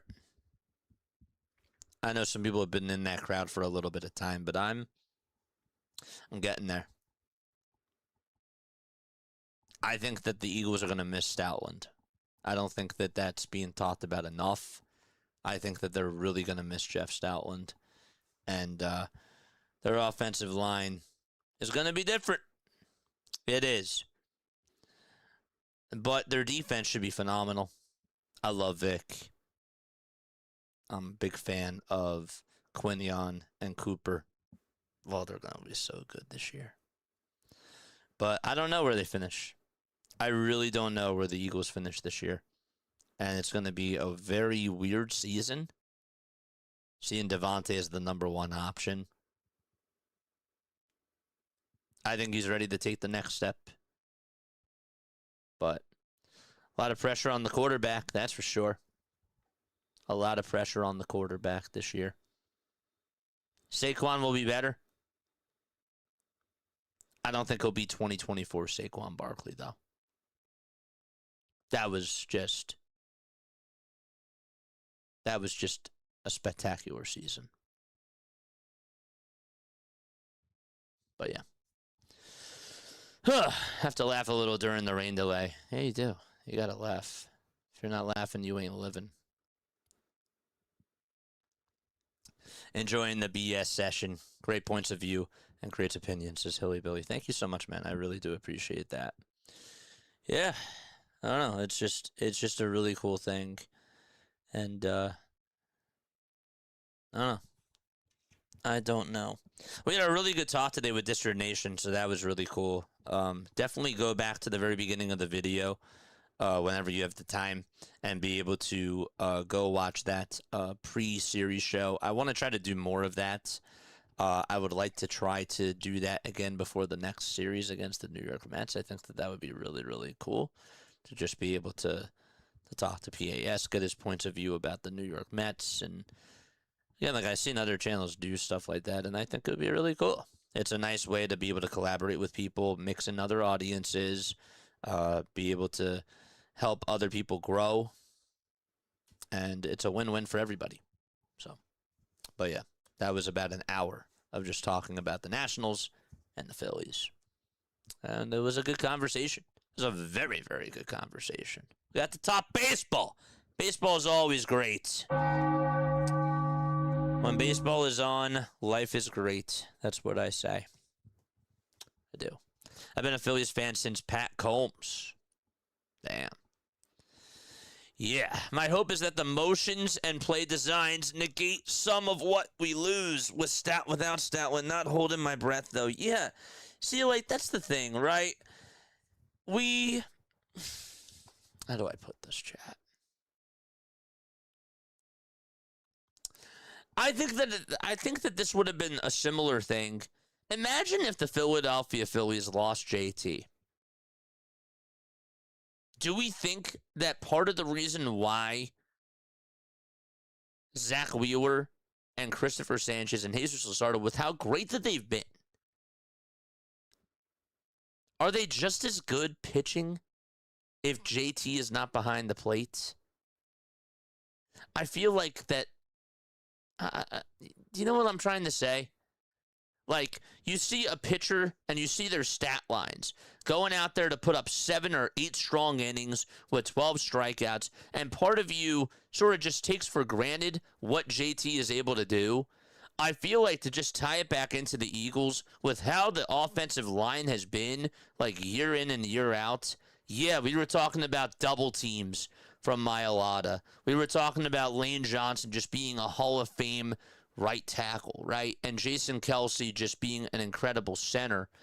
But I really do wonder, because they have talked so highly about Jeff Stoutland, I wonder how different that looks if Jeff is not there. Is the offensive line as good? I'd say no. I would say absolutely not. But then you can also say to yourself, well, who are you bringing on in? And I think that to the point of the whole offensive line conversation is, I don't think that anybody can replicate or replace that, you know? So, I don't know if any of that made sense. Maybe it didn't. Maybe it did. But, yeah. Yeah. All right, it's 8:09 p.m. Eastern Time. Let's go. All right, so let's get on into the starting lineups for tonight's game, shall we? All right, let's go. Okay, here is what the starting lineup looks like for the Philadelphia Phillies. The Phillies will have Trey Turner batting leadoff, playing over at shortstop. Kyle Schwarber is going to be batting second. He will be DHing tonight. Then you got Bryce Harper batting third, playing over at first base. Batting cleanup tonight is Alec Boehm. He's playing at third. And then you got Edmundo Sosa out in left field. He'll be batting fifth. Brandon Marsh is playing out in right field. He'll be batting sixth. Seventh is going to be Derek Hill. He's out in center field. And then you got Bryson Stott playing over at second base. He'll be batting eighth. And last but not least, Rafael Marchand is going to be the catcher for tonight's game, and he is the caboose. So again, it's Trey Turner, Kyle Schwarber, Bryce Harper, Alec Boehm, Edmundo Sosa, Brandon Marsh, Derek Hill, Bryson Stott, and Rafael Marchand, all in the starting lineup for the Philadelphia Phillies. Let's go! Nice. And for the Washington Nationals, their starting lineup will be this. It'll be James Wood batting leadoff, playing out in right field. Curtis Mead playing over at third base. He'll be batting second. Then you got Dylan Cruz playing out in left field. He'll be batting third. Fourth is C.J. Abrams, and he will be the shortstop for tonight's game. Then you got Jacob Young playing out in center field. He'll be batting fifth. Sixth is Dalen Lyle. He is the DH, and he'll be batting sixth. Keibert Ruiz is going to be batting seventh, and he is the catcher for tonight's game for the Washington Nationals. Eighth is going to be Luis Garcia Jr. playing out over at first base. And last but not least, over at third, it's Nasim Nunez, who has been red hot for the Washington Nationals and has been their best hitter over the last week or so. So again, it's James Wood, Curtis Mead, Dylan Cruz, and then you got C.J. Abrams, Jacob Young, Dalen Lyle, Keibert Ruiz, Luis Garcia Jr., and Nasim Nunez, all in the lineup tonight for the Washington Nationals. Once again, final score predictions, drop them down below. And if you have not told me who your MVPs are for tonight, drop them down below as well.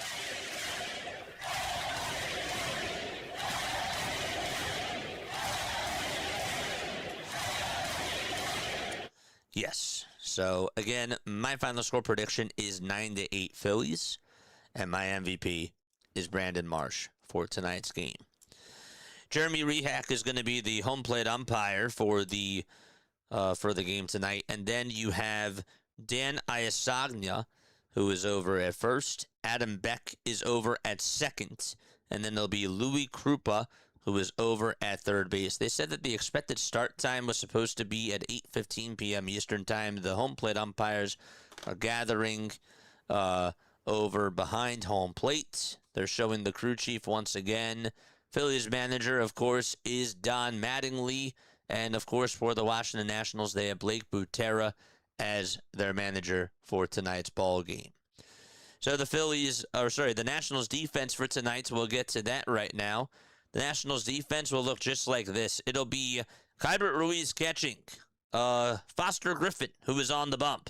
Over at first base, it'll be Luis Garcia Jr. At second, it'll be Nasim Nunez, he's playing over at second. And then you got over at third base, Curtis Mead. And then at shortstop, it's C.J. Abrams. So once again, it's Nasim Nunez playing over at second base, and Curtis Mead is over at third. My apologies about that. In the outfield for the Washington Nationals, it'll be James Wood out in right. In center, it's Jacob Young. And then out in left field, it is Dylan Cruz.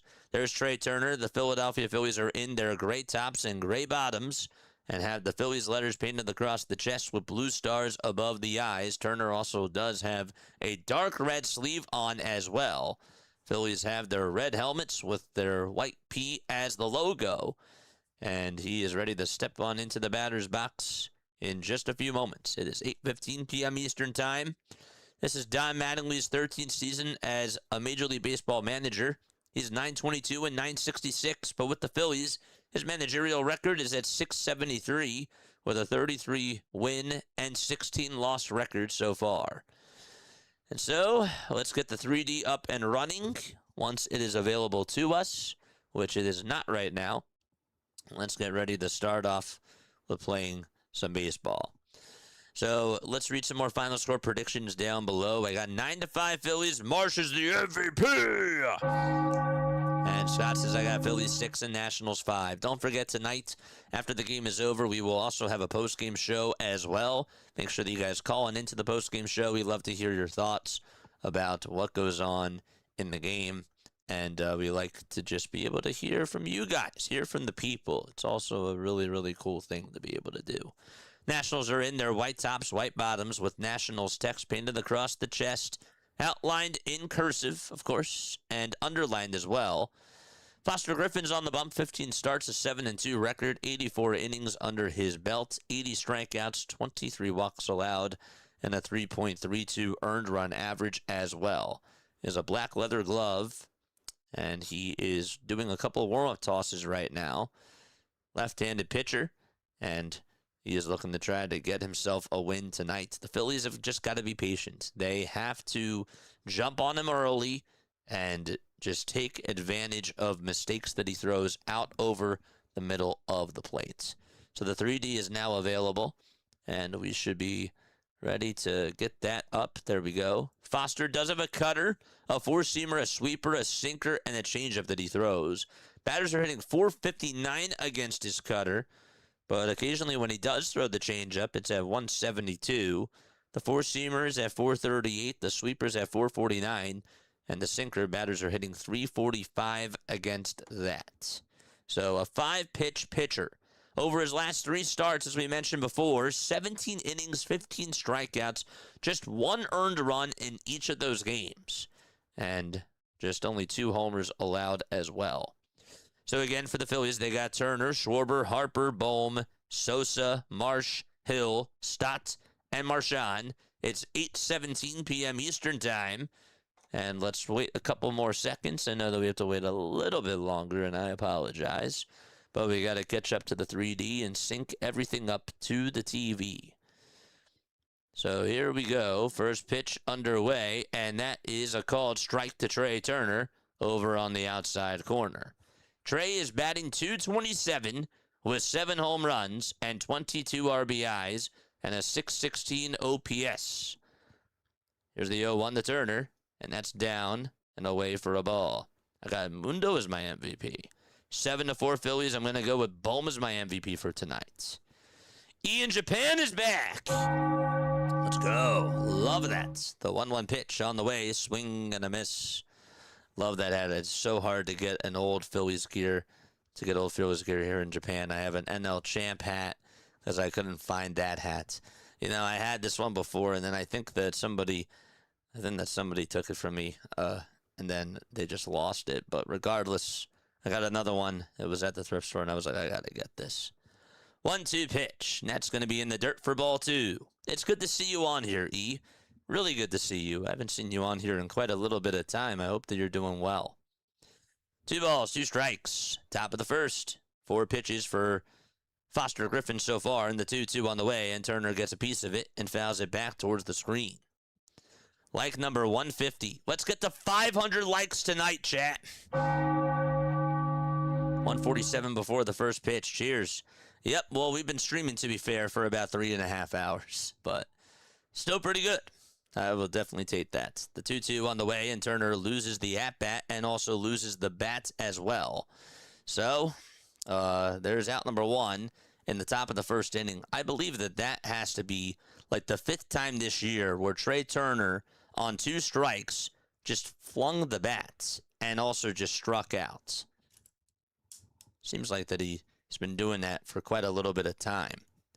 Remember how he was using, a couple of days ago, he was using that spray, that little grip spray to be able to control the bat. Well, I guess he needed that there and just wasn't able to control the bat. First pitch, that'll be in there for a called strike. And so the count is 0-1 to the Schwarberian. Drop the crowns in the chat for the king. No balls, 1 strike, and here's the 0-1. That's going to be called strike 2. Looked a little bit low. Schwarber's not going to tap the helmet, though. And it's no balls and 2 strikes. Dude, where's that grip for him now for Trey Turner? The 0-2 pitch, and that is down for a ball. He had that spray that he used the other day to just try to be able to get a better grip on the bat. I guess he could have used that there. Where's that spray at? 1 ball, 2 strikes to Kyle Schwarber.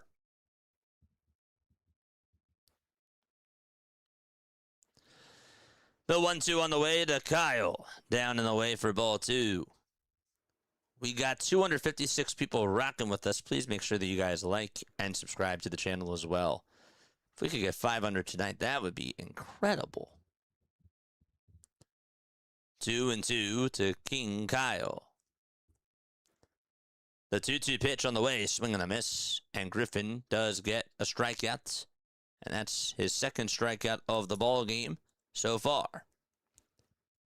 After the inning is over, I do actually have to take a very quick step off.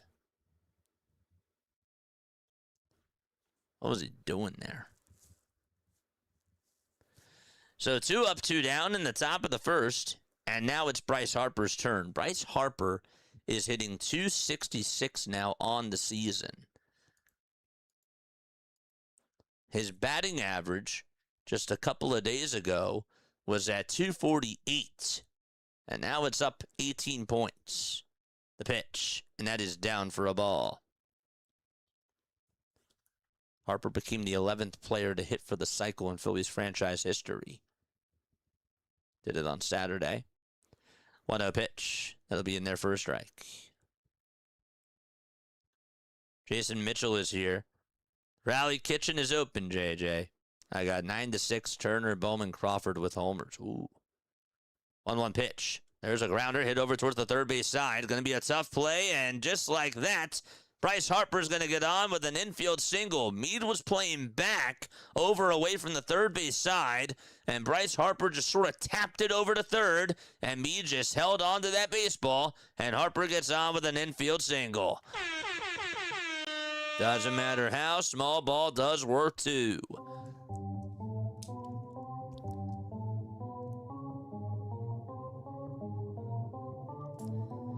Here is Bone. Charge!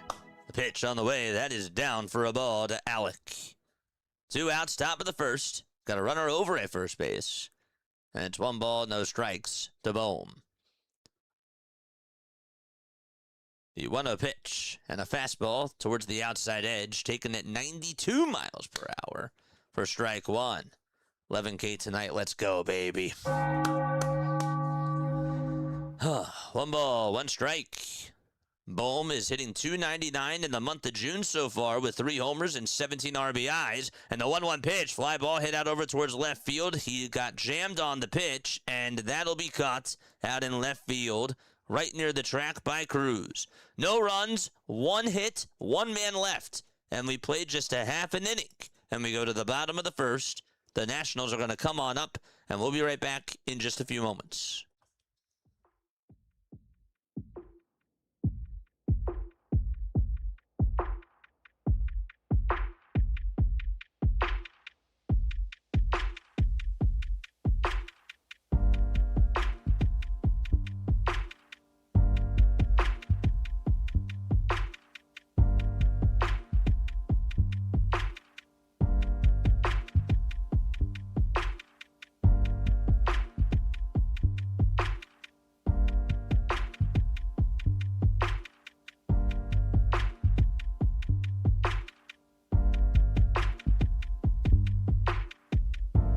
All right, chat, we are back. And by the way, By the way, we forgot to do something.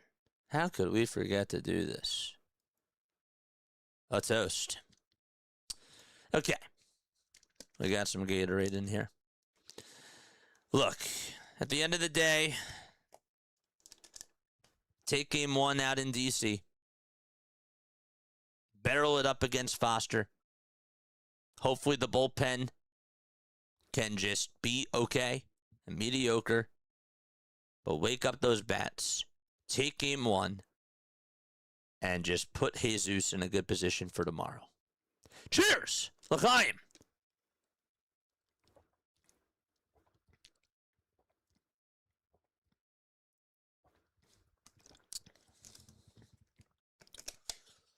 That was good. All right, time to go to the bottom of the first. Wanted to say something really quickly.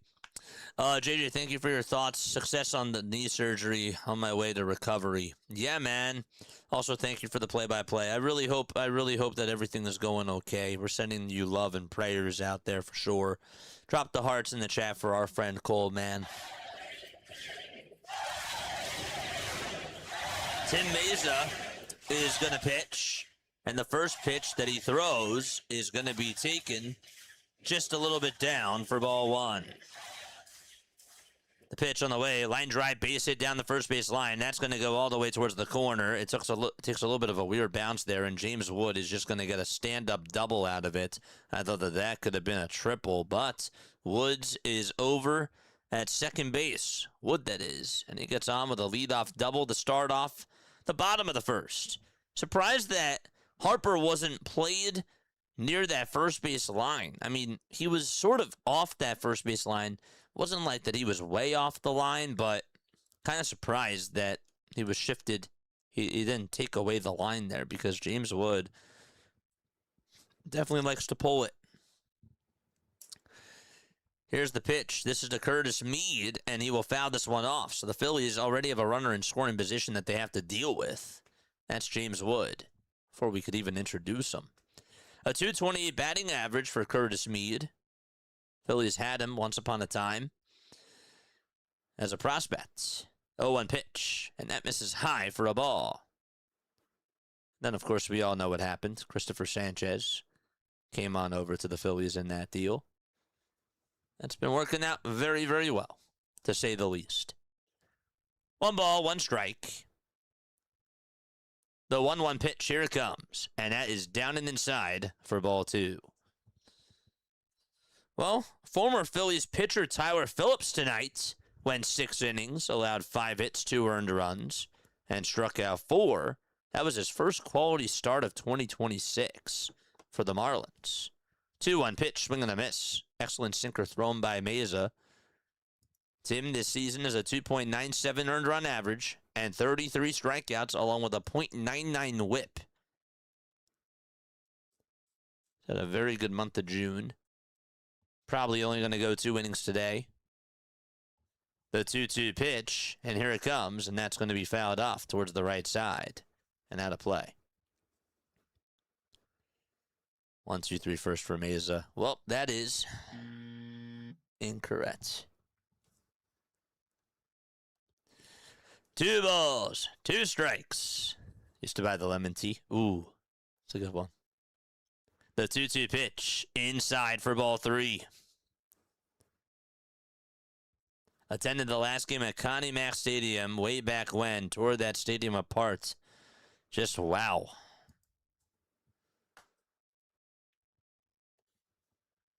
Three balls, 2 strikes. And a huge payoff pitch for Mayza. Here it comes. And this ball is flied out over towards center field. That's going to go back towards the track. But Hill has plenty of room. And he will make the catch in front of the Lado sign. And Wood tags up from second. The throw is drawn on over towards short. And Wood gets over to third base safely with 1 out. It was a productive out there for Curtis Mead.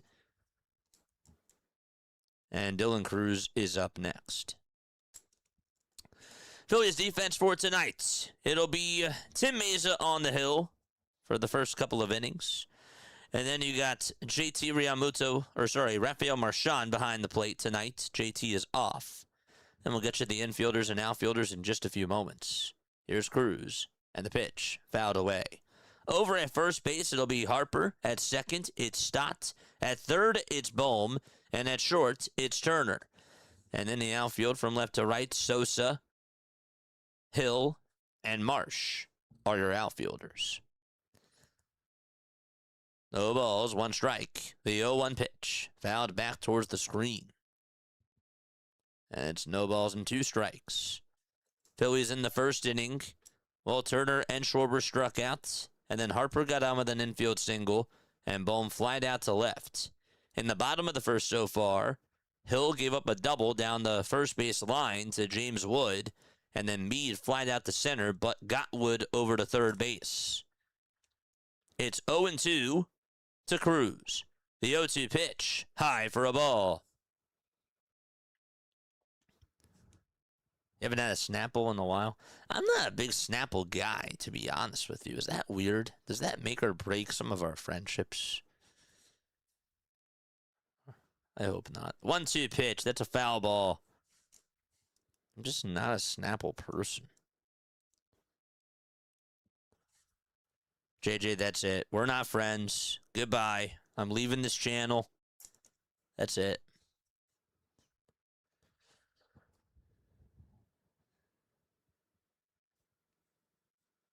The 1-2 pitch, and that misses down for ball 2. Yeah. I haven't been in the States for 17 years. They don't sell most American drinks here, says E in Japan.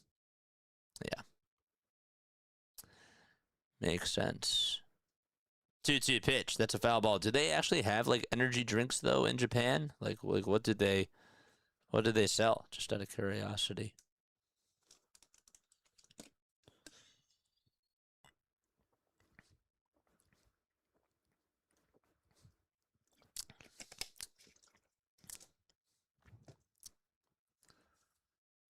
Two balls, 2 strikes. The 2-2 pitch on the way. Swinging a line drive hit out to left field. That's going to get down for a base hit. And Wood is going to jog on home. Here's the throw over to second. That is way off the line.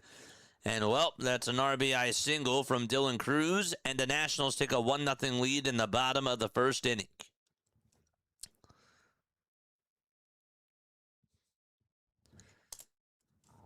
Sort of surprised that Cruz didn't go on over to second base there. I mean, Sosa did a nice job cutting that thing off, but thought maybe he was going to test his arm. And he decided not to.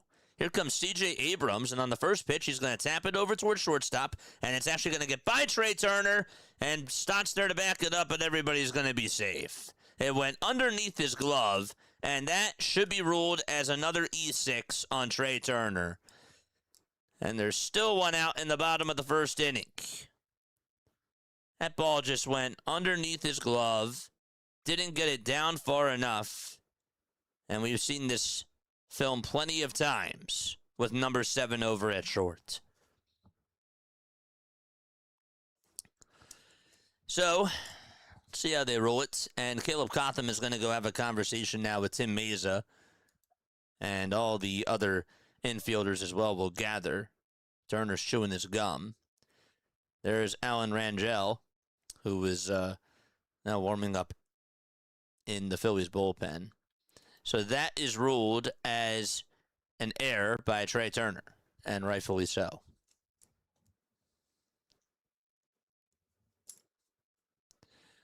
James is here. What's up, James? How you doing? I don't think anyone is a Snapple person anymore. Used to be so popular, faded into obscurity.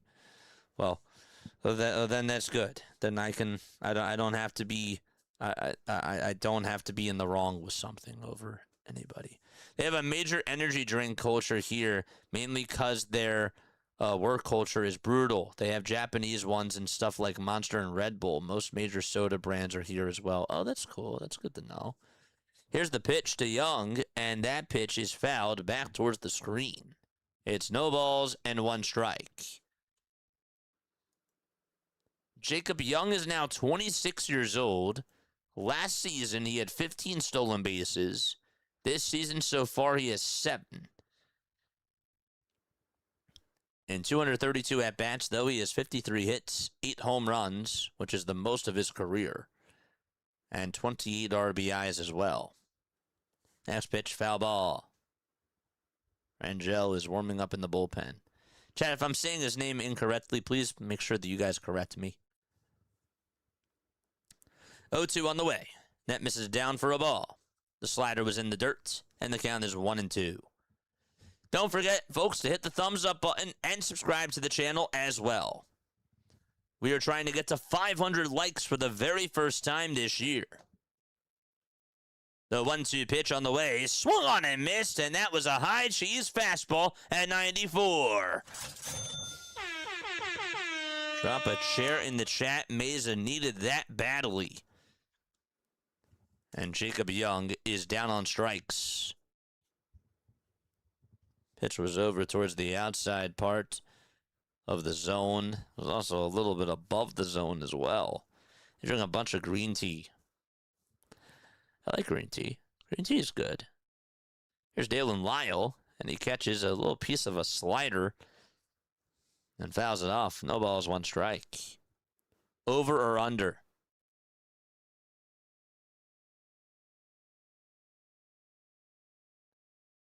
I don't know. No balls, 1 strike.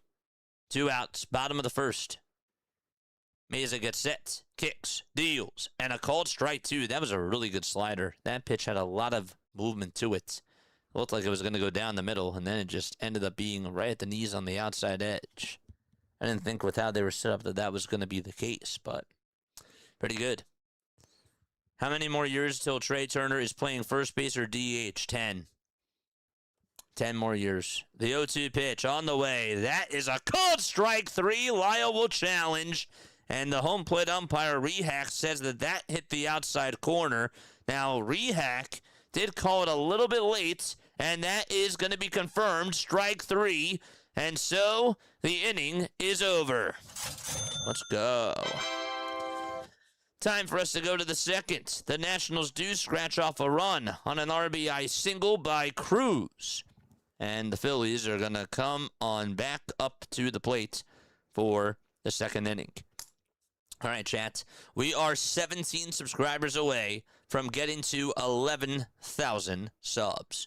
All right, you guys know what time it is. Y'all know exactly what time it is. Let us know where you guys are tapping on in from tonight down below. Let's go. Yes, sir. Where are we tapping on in from? Where are we? Who do I see in the chat? I see Florida in the chat. I see Thailand in the chat as well. Rangel with the Rangel. Okay, gotcha. Thank you. Thank you. Appreciate you.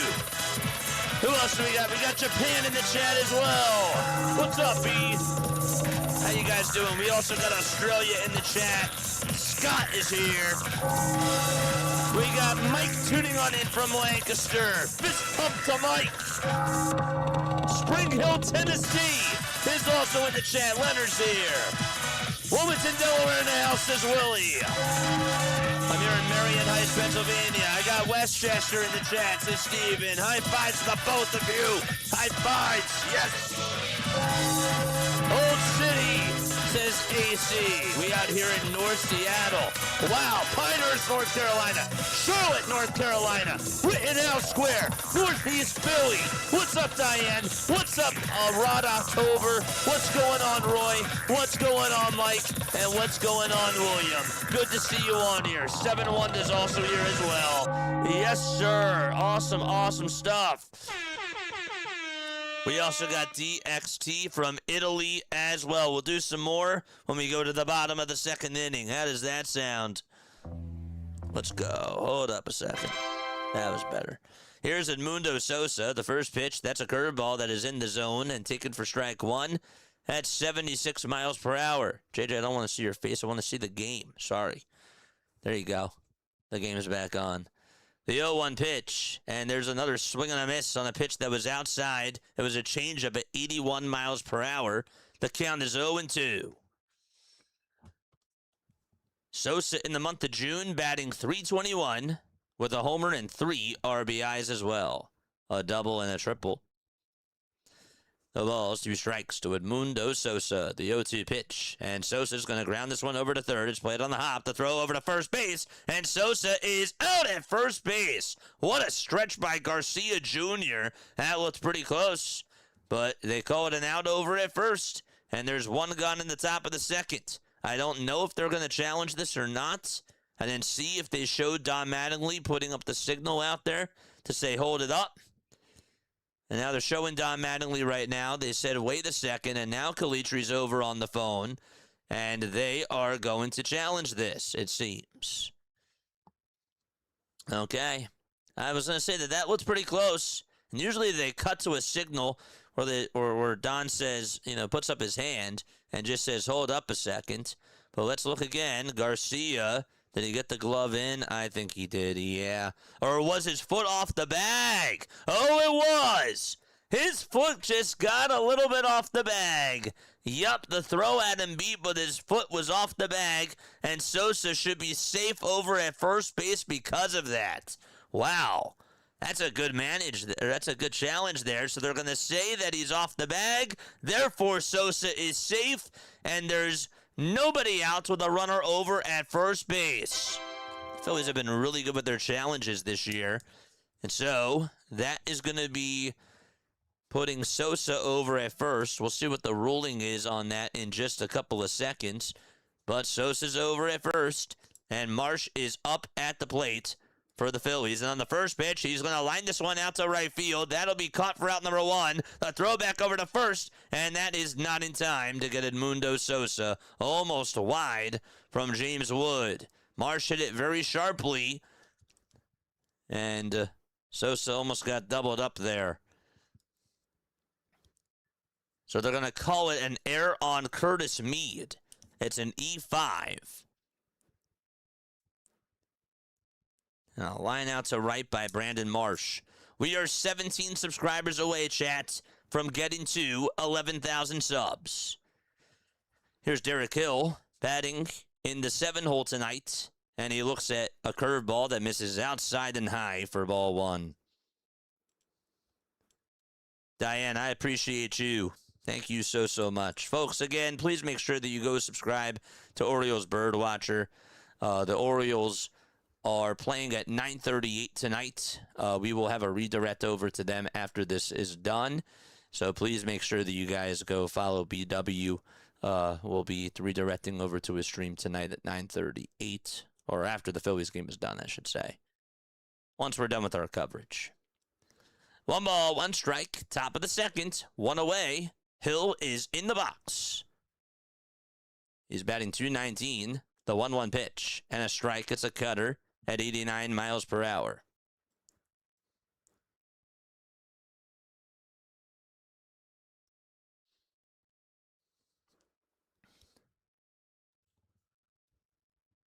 One ball, 2 strikes to Derek Hill.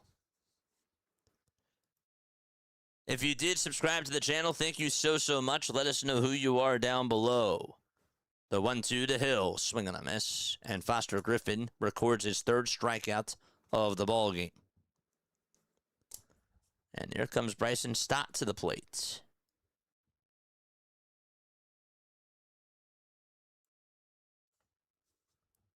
One thing about Foster is that when he faces, DN was telling us this, that he usually does a good job the first time he faces the batting order. Here's Bryson Stott, and he will take a sweeper that misses low for ball 1.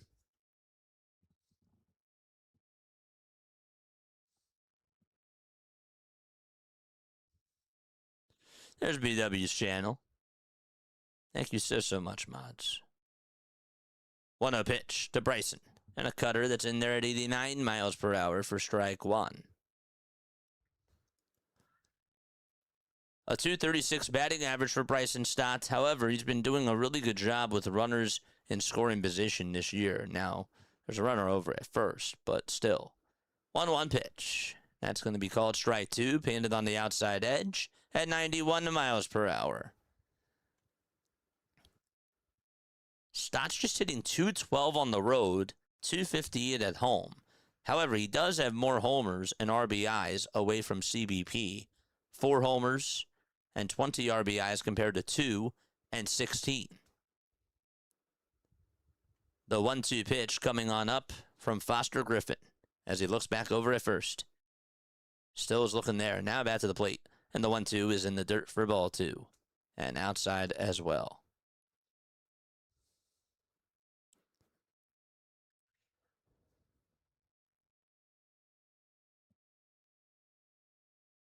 I get no feeling from Hill or Mayza. What, Tim Hill or Tim Mayza? Yeah. The 2-2 pitch, and Stott will slice that one foul. Now to play. Just work up that pitch count. He's at 30 pitches. Not bad. Stott has his red and white batting gloves on. White sort of at the edge of the hand, and red more so towards the fingertips.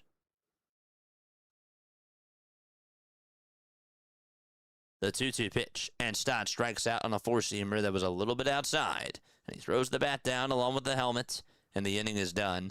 We're going to go to the bottom of the second inning. It's still a 1-0 ball game. Washington has the lead. All right, more shout-outs. Let's go. Who else is tuning on in tonight? Let's go. What else we got? We got New Orleans in the chat. Carol's here. What's up, Carol? Jordan from Jamestown, New York. Love it. Kingston, new baby. Let's go. Mr. Kidd is here. Kingston is here. We got Springhill in the chat. Leonard is here. What's up, Leonard? How you doing? I said hi to you before, but hi again.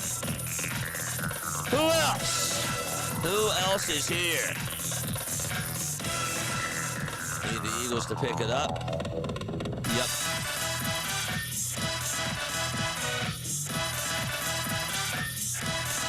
Andrew is here. Richard from the Philippines. What's up, Richard? Good to see you on your mic, guy. Really good to see you.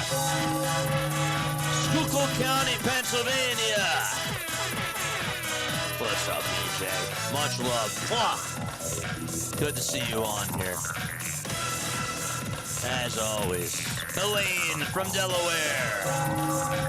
Did I get that correct, Elaine? I should know by now, right? I should know by now. Absolutely. All right, back to our 3D setup right now. We are now 15 subscribers away from getting to 11,000. Alan Rangel is going to pitch. 14 games out in Lehigh Valley, a 3-4 record, a 3.99 earned run average, 70 innings, 73 strikeouts as well. Last time that he made an appearance out in the majors, he went 3 innings, allowed 1 earned run, and struck out 5 against the Chicago Cubs. Yes, sir. Okay. No walks allowed in that game as well. That was the last time that he pitched. Okay, so we are ready to start off the bottom of the second. Up next is Kyber Ruiz, who has had a lot of success against the Philadelphia Phillies, and the first pitch that he takes is up high for a ball.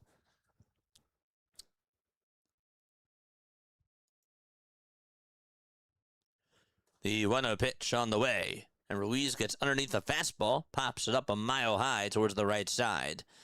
Harper is called off by Stott. From one Las Vegas native to another, Stott makes the catch, and there's 1 away.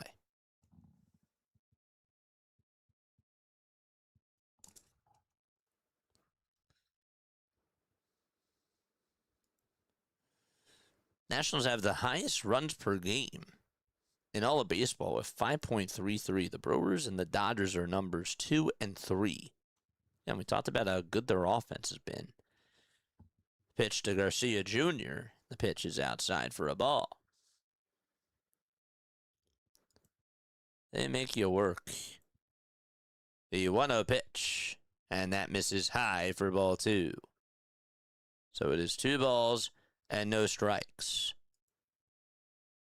The Nationals are also tied for 6th in all the baseball in homers with the Atlanta Braves at 101. The pitch, and that is popped foul and out of play. What's remarkable to me is that Kyle Schwarber has 29 homers, and the rest of the Phillies have 70. It's just insane how he pretty much has a third of their home runs, and yet they're 8th in all of baseball. Just think about that. 2-1 pitch. This is a grounder. That's fouled towards the first base side. And so it's 2 balls and 2 strikes.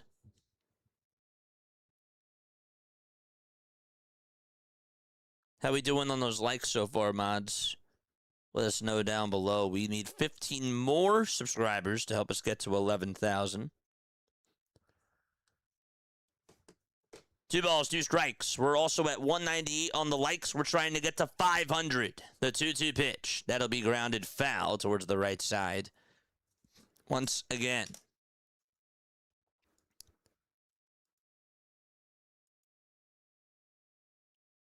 Really trying to get to 400 first. 2-2 is the count. Bottom of the second. 1 away. We did get to 400 last night, which was awesome. 2-2 pitch. Fly ball hit out over towards deep right field. That's going to go back towards the track, and that is gone. Garcia Jr. takes a pitch that was right out over the middle of the plate and sends it 427 feet into the night to make it a 2-0 lead for Washington. And Nunez is going to come on up next for the Nats.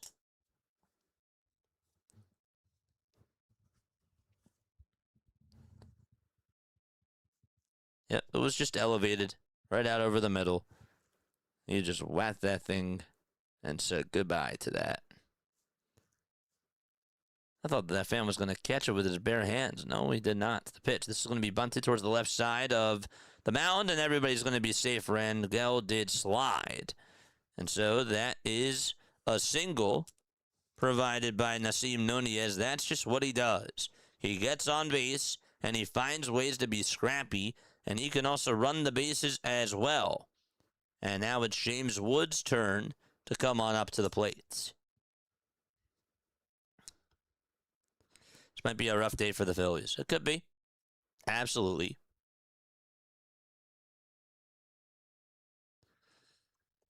One out, bottom of the second. Wood in the box. He'll throw it back over to first base, Rangel. And the throw is not in time.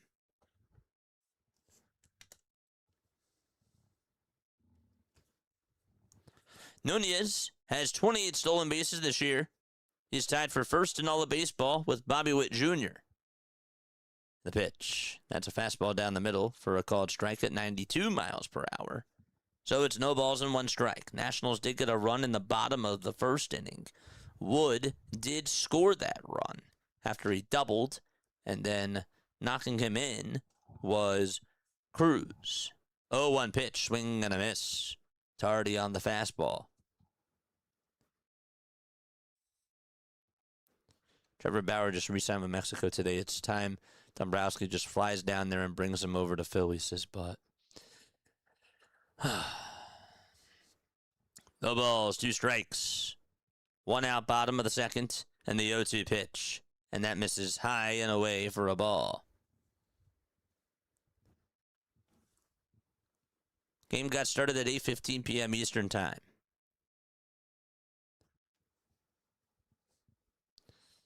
Make sure you guys continue to tell your friends about this channel. 1-2 pitch, swing and a miss. Excellent changeup that Rangel did throw there. And there's out number 2. Drop 1 share in the chat for Alan Rangel.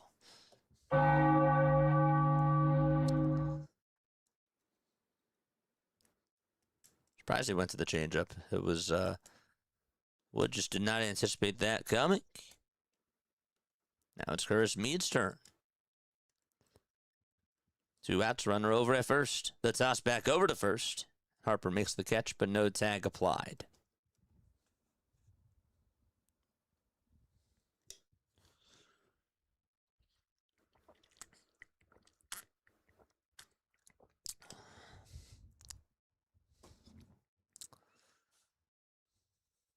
pitch. Flied over towards the first base side, and Harper has plenty of room and makes the basket catch as well for out number 3. Good play by Bryce Harper. That ball was not really popped up high, and he had to go over towards his left and was away from home plate and made it over the shoulder catch. That was a good catch there. And we will go to the 3rd inning. So 1 run on a solo blast by Garcia. And we play 2. And we'll go to the 3rd. 2-0 Washington. Foul out to first base. All right, 15 more subs to go, baby. Subbing to the channel is free. Make sure you guys hit the thumbs up button and hit the subscribe button as well. My name is Jason Joseph. This is Play by Play with JJ. We go on for Phillies baseball, Sixers basketball, Eagles football. We also do a lot of other Major League Baseball coverage as well. If you're interested in fantasy baseball and props and all those types of things, make sure that you guys go check out Diamond Zone. That's where we call 6 or 7 different games at once. And we do a lot of baseball content for that, and it's so cool. Make sure that you guys go check that out. If you're really into, like, Red Zone for baseball, if you're like, well, how come I can't find anything like that over on YouTube? It's literally right here. It's just in your own backyard. That's it. All you just got to do is come on during the week when we do our next episode of Diamond Zone. It's not going to be this week, Chad. Unfortunately, the slate is not friendly enough for that with the Phillies schedule and with how things have been navigated, but we'll make sure that we do one next week, just not this week, so I do apologize about that. But yes, anyhow, back to our program. The Philadelphia Phillies are going to come on up to the plate. 9-1-2 are due up in the batting order. We are 15 subs away from our next milestone of 11,000 subscribers. If you have not subscribed to the channel, what are you waiting for? I give you this content for free. I do. Here's the pitch to Marchand, and he looks at the fastball right down Broad Street and stares at it for strike 1. 0.97 average, 2 homers, and 6 RBIs as well. 0-1 to Rafael Marchand, the 0-1 pitch, and Marchand slices it foul back towards the screen.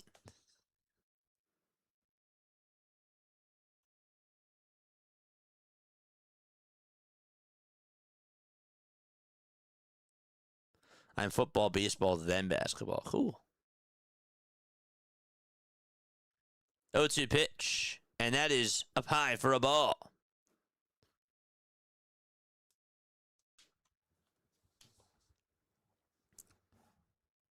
One ball, 2 strikes. Griffin gets set and fires, and Marchand's going to ground this one back up the middle for a base hit, and Marchand's going to get on with a single to start off the top of the 3rd inning. That boy, Raffy. Had a good pitch, too, to be able to just knock it up the middle. And that could be the spark plug that the Philadelphia Phillies need. Charge! See those charges in the chat. Let's go. We got to get fired up here.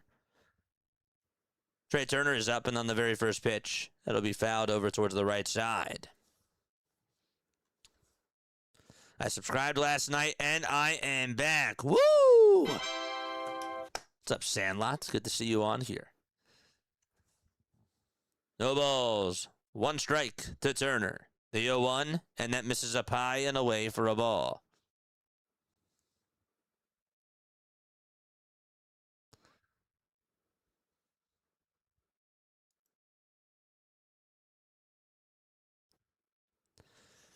One ball, 1 strike. The 1-1 pitch. Grounder over towards third base. The throw over the second, there's 1. The throw back over to first, and Turner hustles and beats it out. So that is just a 5-4 fielder's choice. It's a good thing that he does have speed.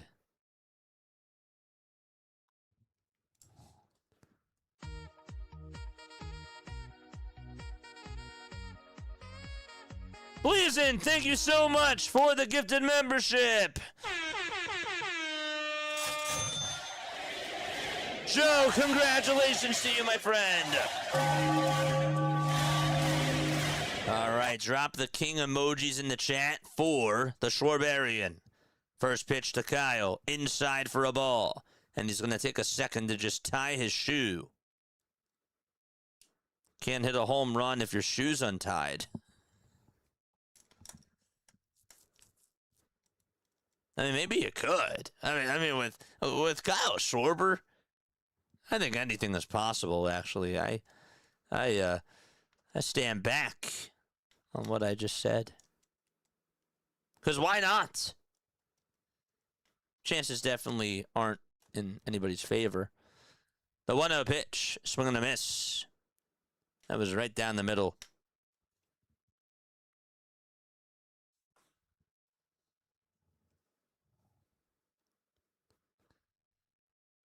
Let's go. The 1-1 to Kyle Schwarber, swing and a miss. The king is up at the plate.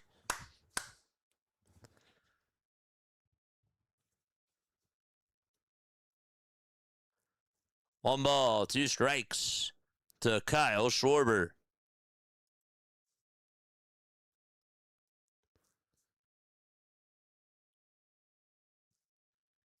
Ten seconds left on the pitch clock. The 1-2 pitch on the way, and Schwarber's going to fly one out over towards straightaway center, but this will be caught in front of the track by Young, and there's 2 away.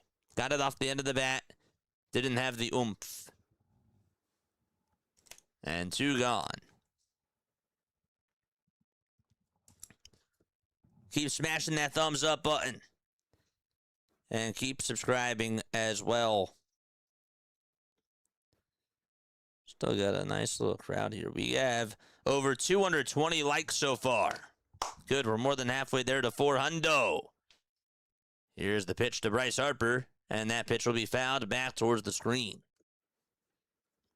9:02 p.m. Eastern Time. 3rd inning. It's like, how am I going to finish that sentence?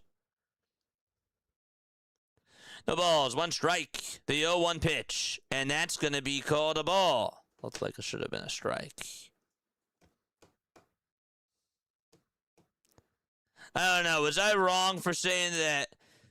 For saying that Kyle Schwarber couldn't hit a home run with a untied shoe because he had to tie his shoe. Was I wrong about that? 1-1 pitch, grounded over towards first, played on a hop, and taking it over to the bag is Garcia Jr. for out number 3.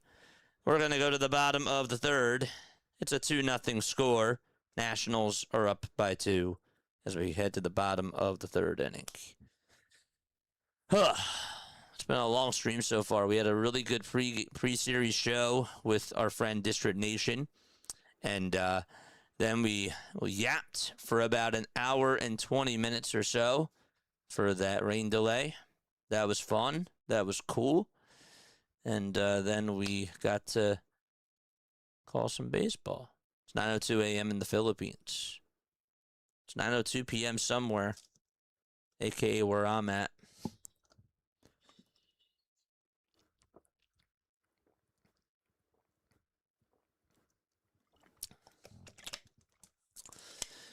You know, here's the one thing about the 3D chat. I got a little bit scared. So you see that like little shadow right there? Like, what is that? You probably missed it. I can't go back. But there's like a little shadow, like a little circle. And that part really annoys me because I'm like, who is that? Is that the catcher? Is that the pitcher? Is that the people from the underground looking upwards? Like, I don't know. Crazy.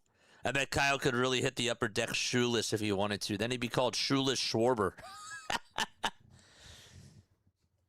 Shoeless Schwarber.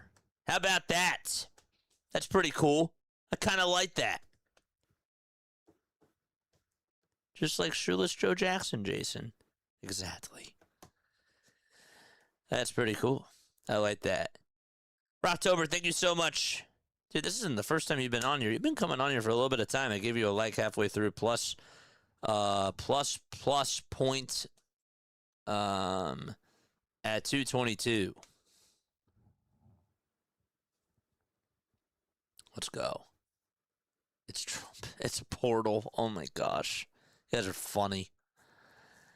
Bottom of the third, the pitch, and that's going to be in there for a called strike. Oh my gosh, chat. You guys are wild.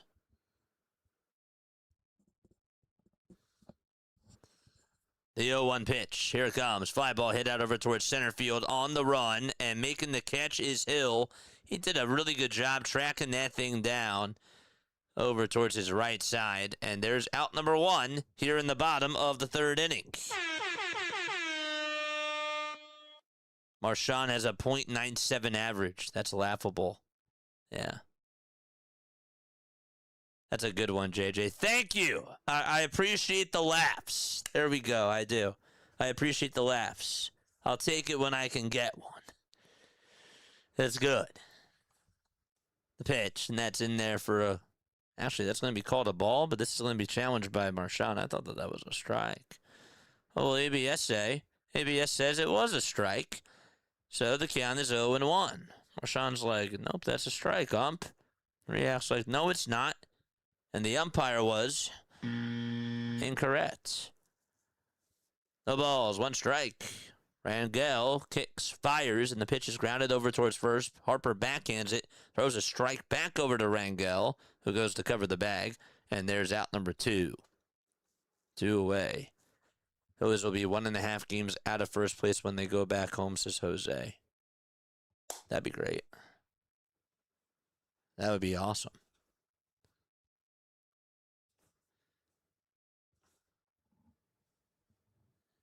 So 2 up and 2 down in the bottom of the third inning. And Jacob Young is up next. Here's the pitch. And there's another fastball down the middle for a called strike.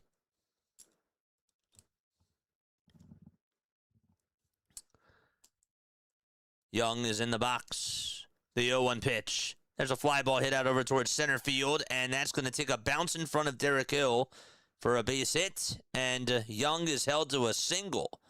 That was a high pitch. Stayed with it, though. Leveled out the swing. Gets on with a 2-out single in the bottom of the third.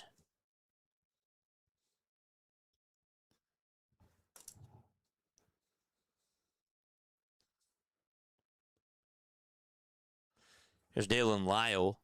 8 homers and 37 RBIs. Left-handed hitter.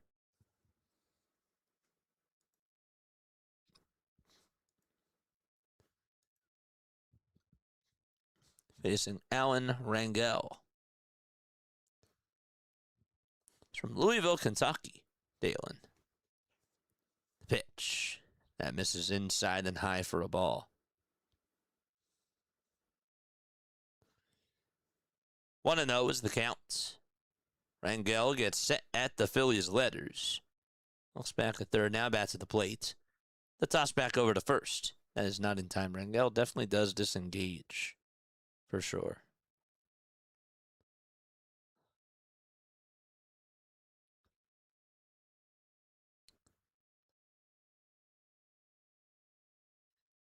What a pitch. That's outside for ball 2.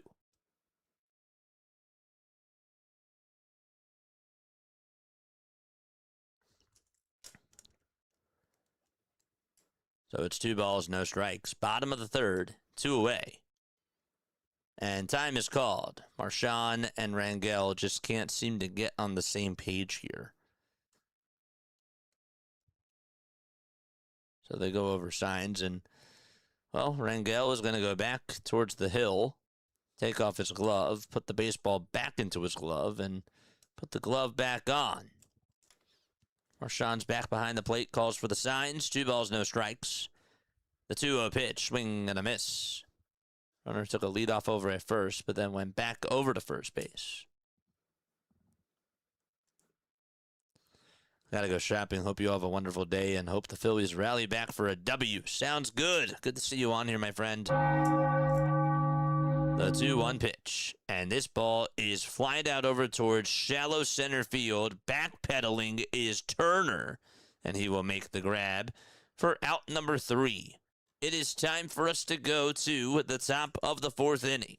It's a 2-0 ball game out in D.C. Okay. I don't like this. What the heck, man? All right. It is now time for On This Day in Phillies history. Yes, it is. Today is June 22nd. We have 8 more days of June. That's crazy. Okay. So, on this day in Philadelphia Phillies history. On this day, play-by-play with JJ had a rain delay and did a pregame series show. And then the game started at 8:15. Phillies were down 2-0.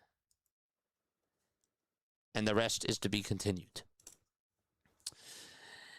Also on this day, though, pitcher Phil Collins. Phil Collins. It was a pitcher, not the guy from Genesis that you probably know of, the drummer. But pitcher Phil Collins is a grand slam in the second game of a doubleheader. But the Phillies lost to Boston by a score of 7-5. Yes, they did. He didn't perform after the game, by the way. Phillies score 4 runs in the 8th inning and 6 runs in the 9th for a 12-11 come-from-behind victory over Pittsburgh. That happened on this day in 1961. That's pretty cool. Also, 10 years after that, in 1971 on this day, Rick Wise pitched a no-no against the Reds. And not only did he pitch a no-hitter, he had 2 homers in that game. He's the only pitcher to ever accomplish both feats in just one game. He allowed just 1 walk. That was to Dave Concepcion in the 6th. And Pete Rose made the last out. It's pretty cool. Here's the pitch to Bohm. Line drive, and that is down the left field line, and it is a foul ball. Just barely stayed foul. Studio. I can feel it coming in the air tonight.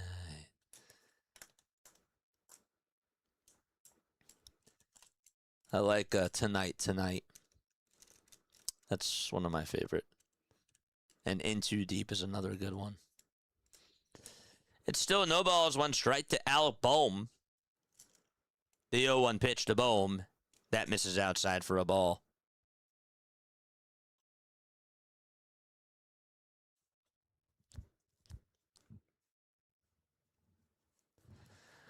One ball, 1 strike. The 1-1 pitch. And that misses outside for ball 2. 87 miles per hour.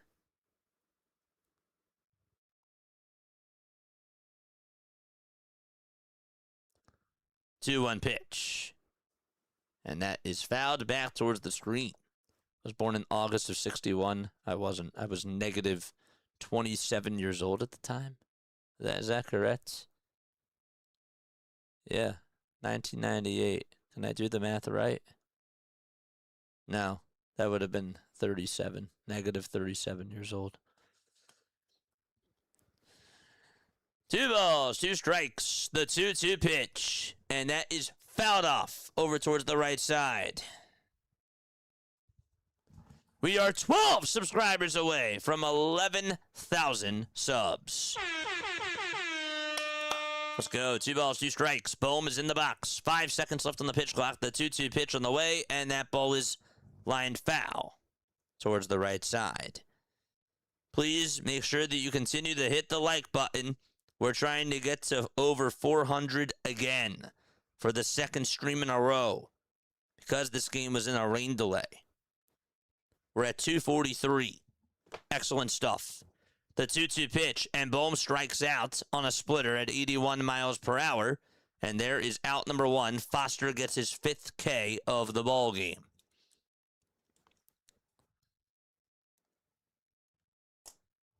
Four-seamer's been really good. Again, sometimes it's just not about how fast you pitch it. It's really just more about control and just the movement that pitch has. Here's Edmundo Sosa, and he will foul off the first pitch that he sees. out of play. 244 on the likes, 388 people watching. Cool. What's up, Haley? I didn't say hi to you. Hi, Haley. 0-1 pitch. That's a foul ball. The Nats have bats and think that they're cool cats who wear red hats that really are shats. Says Hoagie Boy. What's up, Hoagie?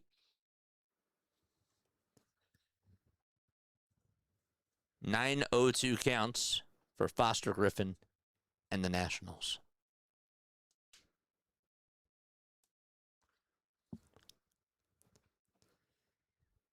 Edmundo is 0 for 1, but he did get on with an E5. Hi, Haley. The 0-2 pitch, swing and a miss. He waved at a changeup that was way off the plate. And there's out number 2. 6 strikeouts for Foster Griffin. How's the day at Wildwood? How's the night at Wildwood? You guys staying safe? Did you guys get hit with the bad weather too?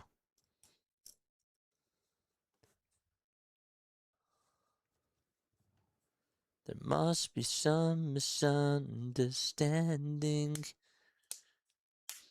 No balls, 1 strike to Brandon Marsh, who lined out in the second. 5 seconds left on the pitch clock, the 0-1 pitch, and that is called strike 2. It's a 78-mile-per-hour curveball. I forgot that he's saying that. Waited in the rain for hours. 0-2 pitch. Outside for a ball. So it's 1 ball, 2 strikes, 2-0 Nationals. They got 1 run in the bottom of the first on an RBI base hit by Cruz. And then a solo home run from Garcia. 1-2. And that's down in the way for ball 2.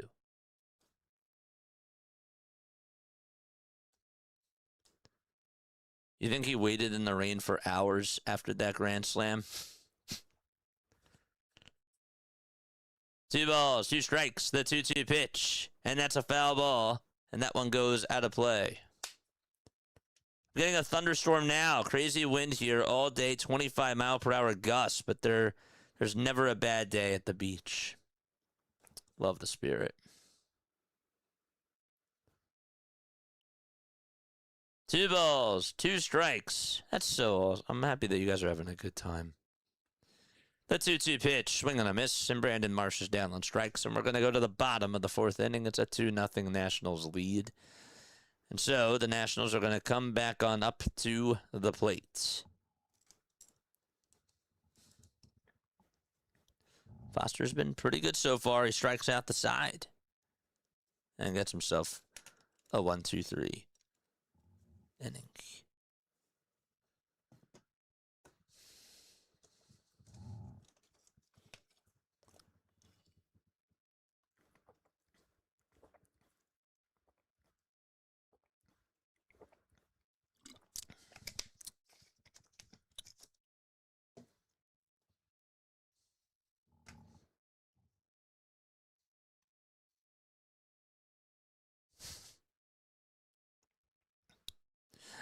Now we're getting comments about Phil Collins. Okay, there we go. Good. We're sparking up conversation. Love it. Love it. JJ, stop humming. Never. Never, never, never. It's going to engage in conversation. That's my job. Yes, it is. Also, by the way, on this day, too, Tommy Joseph. You guys remember Tommy Joseph? Became the first Philly to hit a homer into the pool at Chase Field in Phoenix. Phillies actually won that game 6-1. Tommy Joseph, former Giant and a former Philly as well. Pretty cool.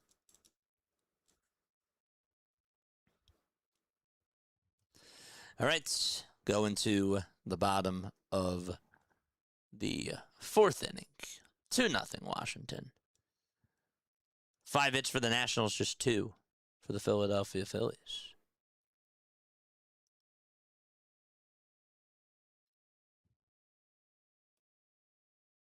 The pitch. That's going to be grounded foul towards the first base side. Rangel is still pitching, by the way.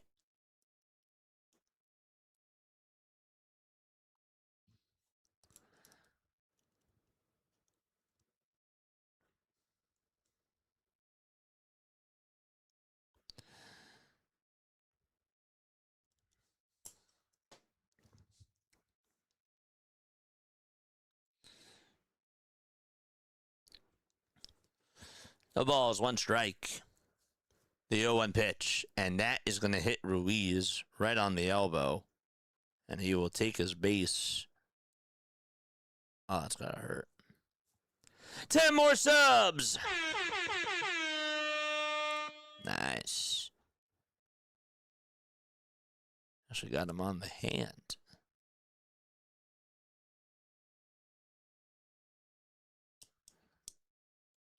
So the trainer is out there assisting him. Just checking to make sure that he's okay, I should say. He's going to take off the gloves. They're probably going to show up a close-up of the pinky. Do I really want to see that? Probably not. No. Got him on the finger. Also, Marchand got hit a little bit with the bat there. So, that's how we start off the bottom of the fourth inning. Ruiz gets hit by a pitch. Will stay in the game for now. And Garcia Jr. is going to come on up to the plate. Phillies are 42-35. They're 19-16 on the road. Nationals are 16-22 at home out in D.C. They have a 40-38 record, though. Here's the pitch. That'll be taken for a called strike. It's a curveball at 74 miles per hour.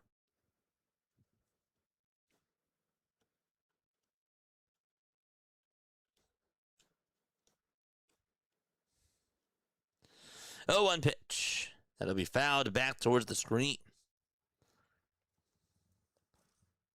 We're 6 games behind the Braves. Yes, we are.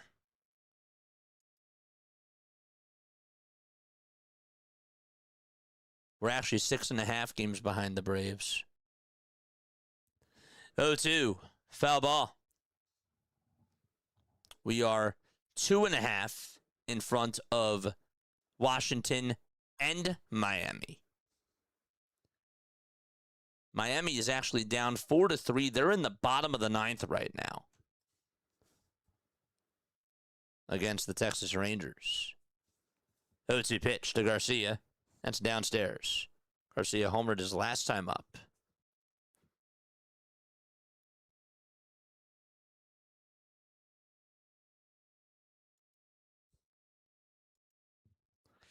One ball, 2 strikes.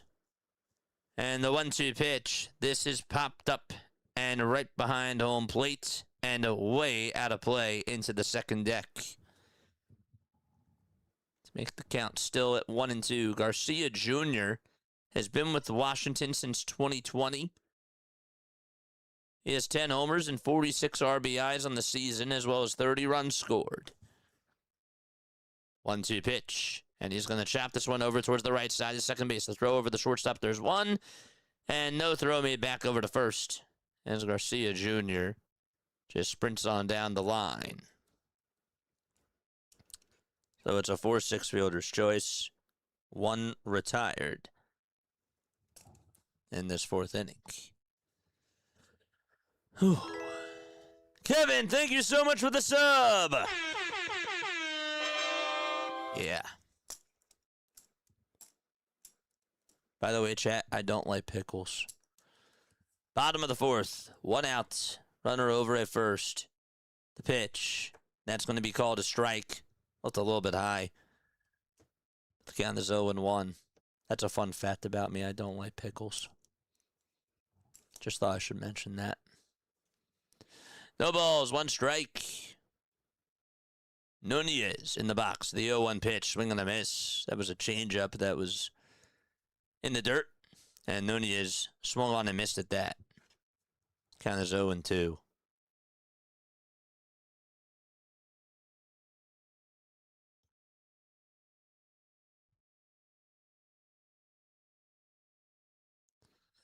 No balls, 2 strikes. The 0-2 pitch, here it comes. And that is tapped foul off the mask of Jeremy Rehack. It hit behind the plate first, and then it got a piece of Rehack's mask.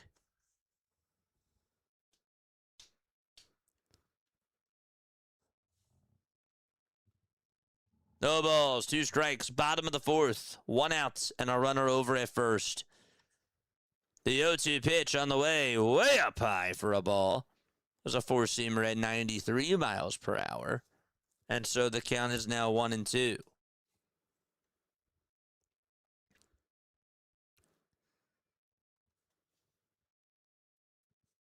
Nunez is batting .404 in the month of June. He's been the hottest hitter on this Washington team.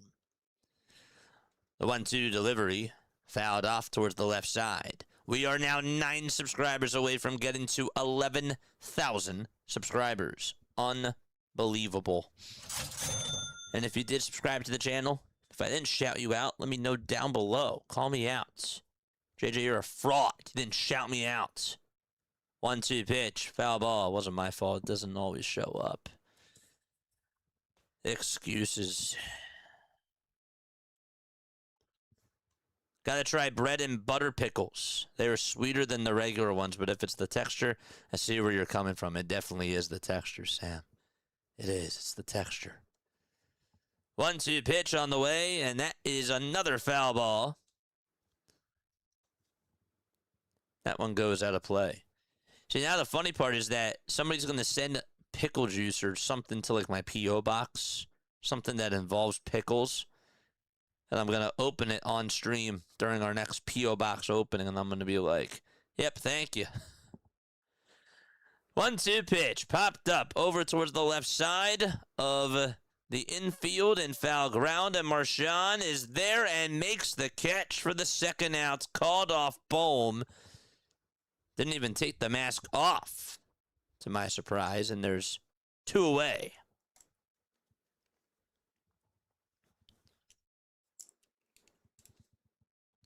Foul out to third. Really over to the catcher. Now it's James Wood's turn. We flipped the lineup card for the 3rd time today. And a curveball is going to be taken outside for ball 1.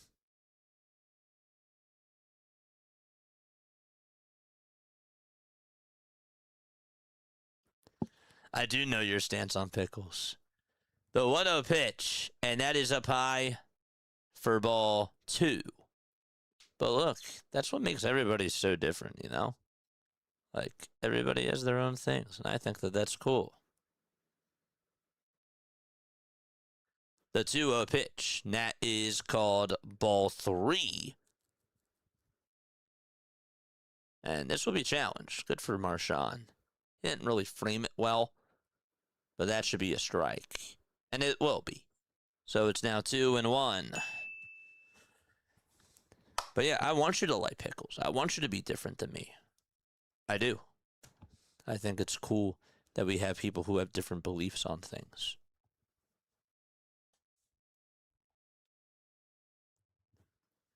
Two balls, 1 strike. And the pitch from Rangel, fouled back again. It was 92.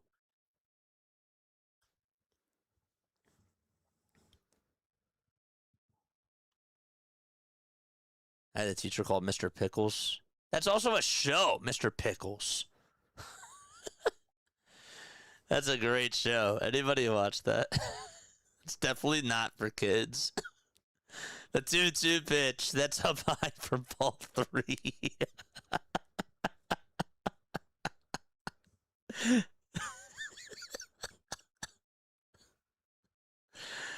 Yeah. Kids don't look that up. 3-2 on the way. Swing and a miss, and Rangel gets a strikeout. Let me go to the 5th inning. Oh, my gosh. 2-0 Washington. And with that, we're going to take a look at the out-of-town scoreboard. Okay, so the the Marlins are down to their final out in the bottom of the 9th inning. And they trail 4-3 Latz is on to close the deal for the Texas Rangers. You got the Blue Jays and the Astros tied at 2. That game is in the bottom of the 7th inning. In that ball game so far, Altuve got himself an RBI single. Paredes also got an RBI single. Akamoto homered, and Guerrero also had a sacrifice fly. The Cardinals lead at 3-1. That game's in the top of the 7th. The Brewers and the Reds were scoreless, and now it's a 1-0 game in the top of the 10th inning. What do you know? What a pitching matchup that occurred. Woodruff went 6 innings, allowed just 1 hit, and struck out 10 batters. Singer went 7 innings, allowed just 2 hits, 2 walks, and struck out 7 batters in that ball game. Really good pitching. Royals and Rays. The Royals won 2-1. That game finished a little bit earlier. And then the Guardians are down 3-0 to the Chicago White Sox. The Dodgers are up 2-1 against the Minnesota Twins. The Yankees lost 5-3 to Framber Valdez and the Detroit Tigers. Cubs and Mets got postponed. That's now the 2nd day in a row, I believe, that the Cubs have had a game that's been postponed. Is that right? Feels like that they haven't played in forever. Yes, Sunday's game was postponed. Monday's game's postponed. So the Mets and the Cubs did not play today. Huh. Red Sox and Rockies are also scoreless. That's going to go to the top of the 5th, and the Orioles play the Angels at 9:30 p.m. Eastern Time. Here's the pitch on the way. That'll be in there for strike 1 to Derek Hill. No balls and 1 strike. And Hill is going to call for time.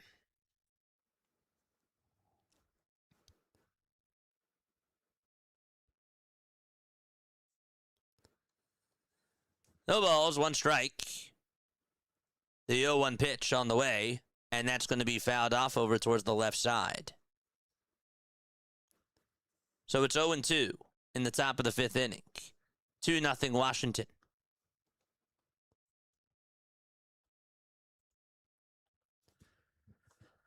3 seconds left on the pitch clock. The 0-2 pitch on the way, and Hill's going to line one out over to left field, and that's going to get down for a base hit. Derek Hill is going to extend a single to a double. Here's the throw to second base, and he gets in there safely. Slides on in there feet first. He was aggressive, and he got over to second base. What a nice slide by Derek Hill.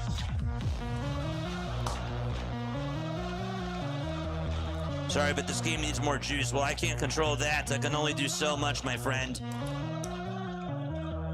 I'm doing everything that I can. The Phillies got a hit.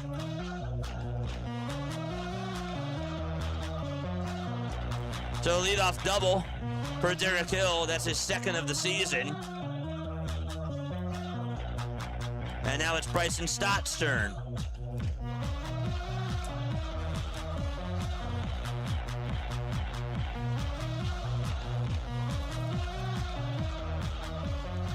Stott is going to come on up to the plate. Red batting gloves for Bryson Stott. See if the Phillies can drive in a run here. Griffin kicks, fires, and Stott shows bump but takes it back. And the first pitch will be in there for a called strike. No balls and 1 strike to Bryson Stott. Let's go.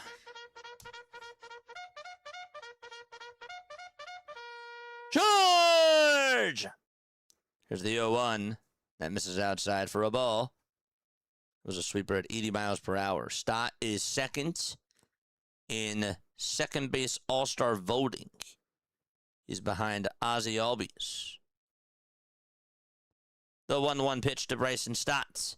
And this ball is going to be flied foul and out of play. So the count is now 1-2. Don't forget to hit the thumbs up button and hit that subscribe button as well. 10 seconds left on the pitch clock. It's 1 ball, 2 strikes to Bryson Stott. Hill leads off over at second. The 1-2 pitch, and that misses down for ball 2. Please be safe with all the bad weather that is out there over on the East Coast.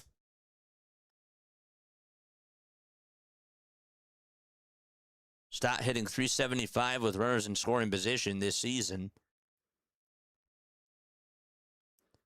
2 balls, 2 strikes. Griffin gets set, kicks, and fires. And this is going to be chopped back over towards the pitcher. They won't make the throw over to third. Instead, they'll get the easy out over at first.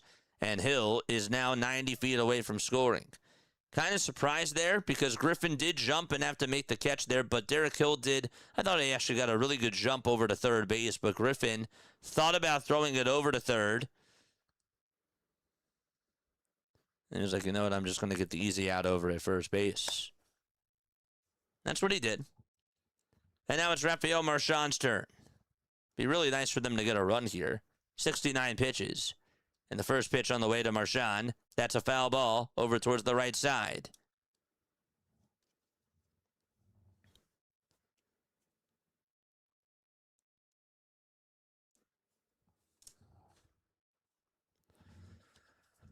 Not a big crowd tonight out in D.C.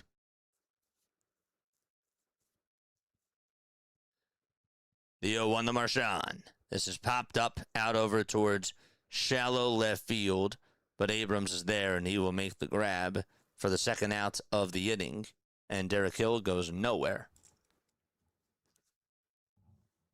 Marchand, of course, did single his last time up. That time, not able to move the runner over and get him home.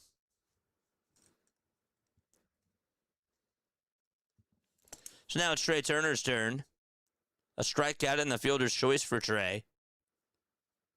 And Griffin with 71 pitches. Looking to try to get the final out here. Trey Turner is in the box.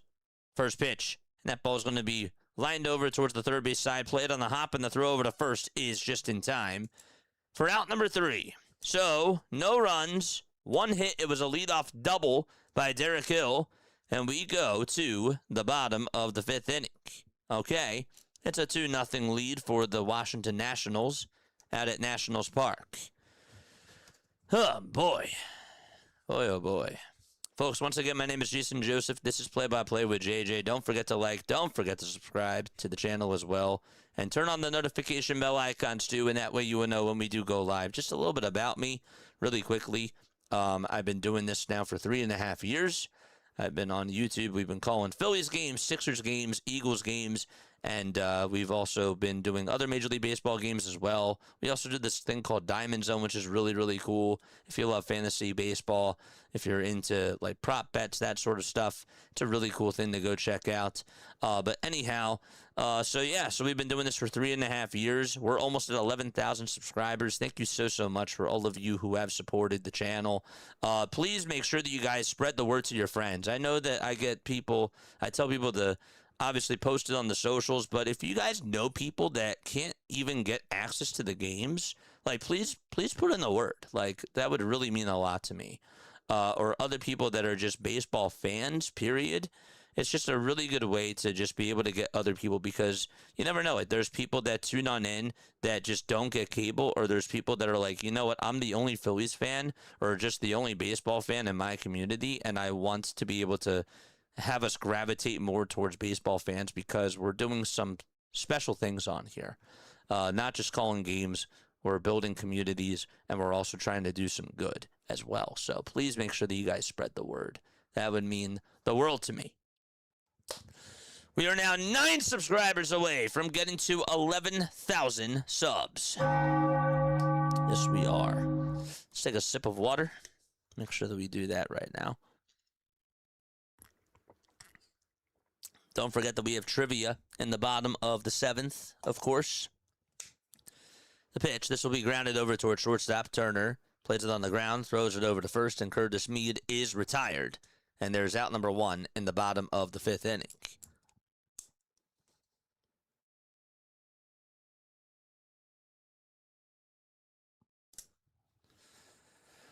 Dylan Cruz is now up. He's 1 for 2 with an RBI single. That was back in the 1st inning.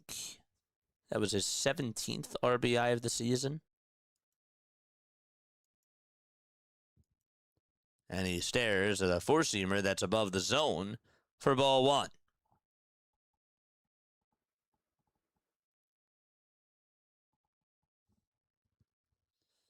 1-0 pitch to Cruz. Fly ball hit out over towards deep left field. That ball's going to go back towards the track. Sosa leaps up, and it's going to bounce off the tippy top of the wall. And so going back over to second base is going to be Cruz. He took a wide turnover at second. The throw was cut off.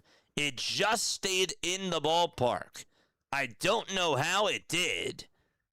Sosa tried to leap up, and that thing caught the front of that wall towards the 377 sign, and it stayed in play.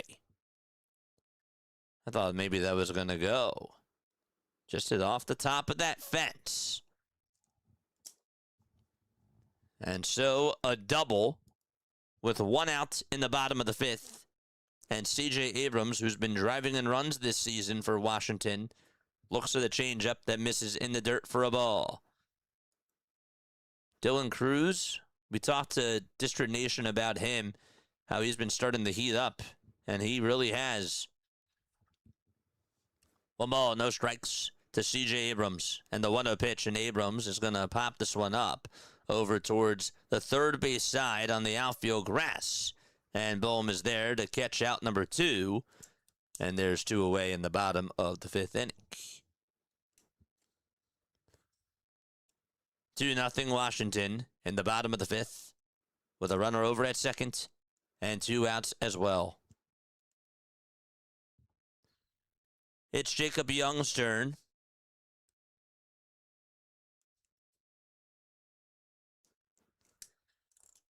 And Young on the first pitch will also pop this one up out over towards shallow left field. Sosa calls off Turner, and he will make the grab, and there's out number 3. So good for Rangel to just be able to get on out of it, and we will go to the top of the 6th inning. We're going to go say hi to District Nation, chat. We're going to go say hi to District Nation. I'm going to drop his link down below, and we will go raid him and spread him some love and support as well. So there he is. 1 second. Let's make sure that we go say hi to our friend. Here is his link, and I will see you all very, very soon. Don't go anywhere. Or go on over to his channel, then come on back, I should say.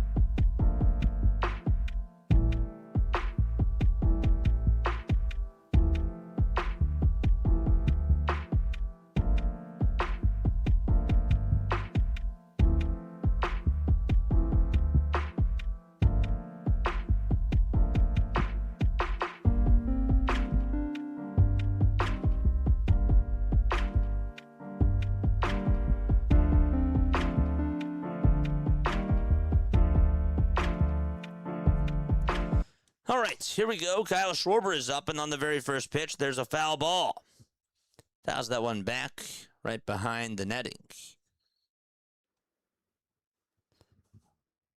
Thank you all so much for going on to support District Nation. Again, we did a pre-series show, which was really awesome. Make sure that you guys go follow him. He does an awesome job with his content over on YouTube. 0-1 pitch, by the way. That'll be inside for a ball. Phillies have not put up a run so far in 5 innings. They're hoping to do so here against Foster Griffin. The 1-1 pitch, down in the way for ball 2. So far, so good for Foster. Phillies could use some runs. They had a chance in the bottom of the 5th, but just couldn't get Derek Hill home. 2 balls, 1 strike to Kyle Schwarber, and the pitch grounded over towards the right side. Second baseman has it. Pitcher has to go cover the bag, and the throw is low, and Schwarber gets on. Griffin got it deflected off of his glove. That was a tough play, but the throw was off balance by Nunez, and usually he makes that play, but regardless, Kyle Schwarber gets on. They're probably going to call it an infield single, but still, I thought that he was going to get the out there. Nope. Schwarber is aboard. How did they rule that? We'll see.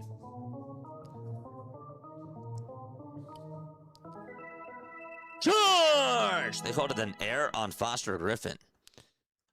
The pitch, that'll be swung on and missed.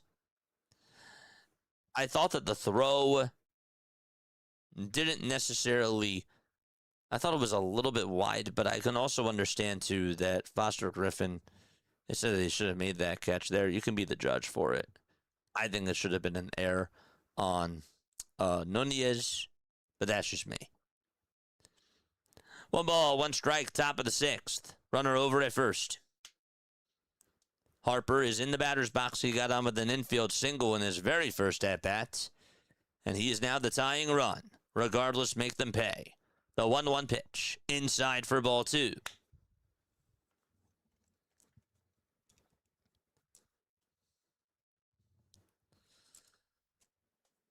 So they're calling it an E1.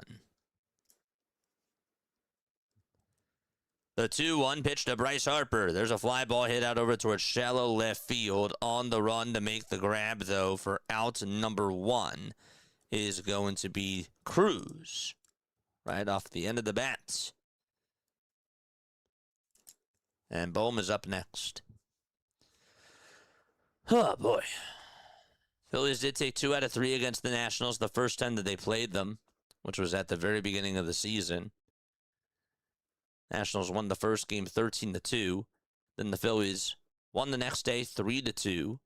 And on the final day of the series, they won 6-5. First pitch to Bohm. That's in there for a called strike. 8 more subs! Come on, baby, let's go. Hit that thumbs up button and subscribe.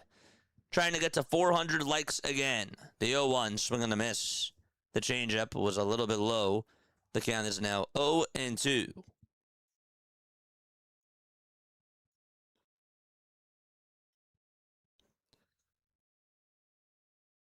We're at 276 on the likes.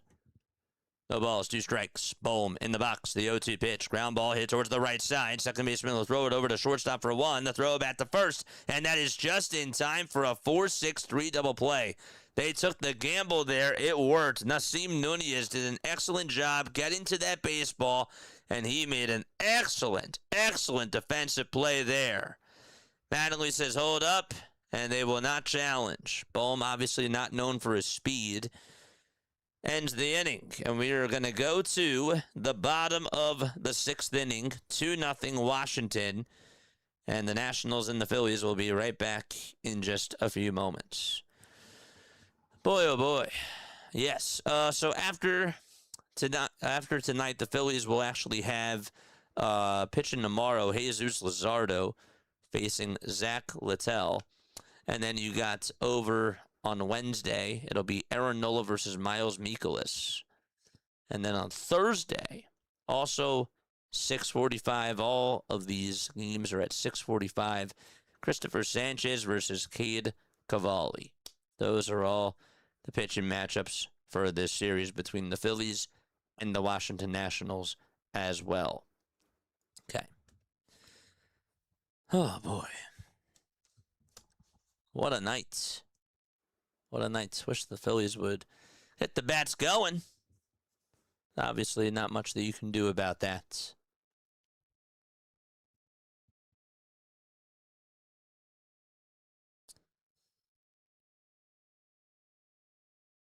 Mavericks are hiring Dusty May as their head coach.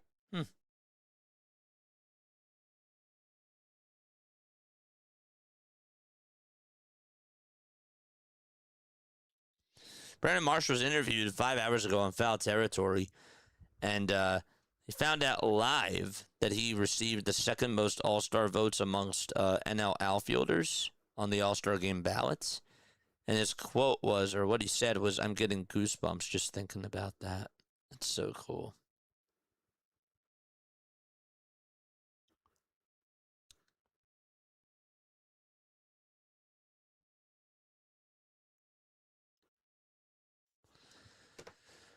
Here we go. Bottom of the 6th. Rangel is still pitching.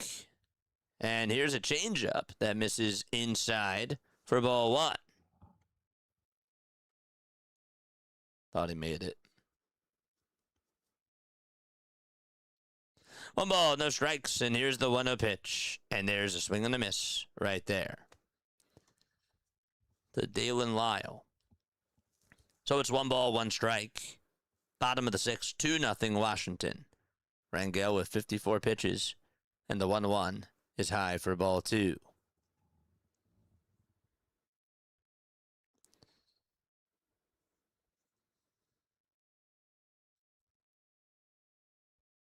Allen is 28 years old. He's Mexican. 2-1 pitch. That misses inside for ball 3. 13 strikeouts in the majors. It's with the Phillies last year. He's been with them since 2025. 3-1 pitch. That's going to be fouled off. He actually signed with the Atlanta Braves back in July of 2014 as an international free agent and made his debut with the Gulf Coast Braves in 2015. Then he was with the Rome Braves in Single A in 2017. 3-2 on the way. Swing and a miss. And there is a strikeout. That's number 3 for Rangel. And the first one of the inning to start off the bottom of the 6th. Braves actually added him to their 40-man roster to protect him from the Rule 5 draft back in November of 2021. And then he went over to the Angels in 2023. Signed a minor league contract with them. He's been with the Phillies since 2024. First pitch, foul ball. That's to Keibert Ruiz, who's 0 for 1. Got hit by a pitch his last time up. Hitting over on the left side.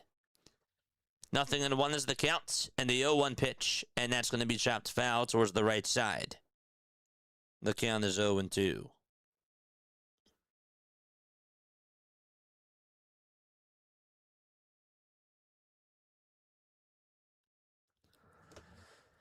No balls, 2 strikes, bottom of the 6th, 1 away.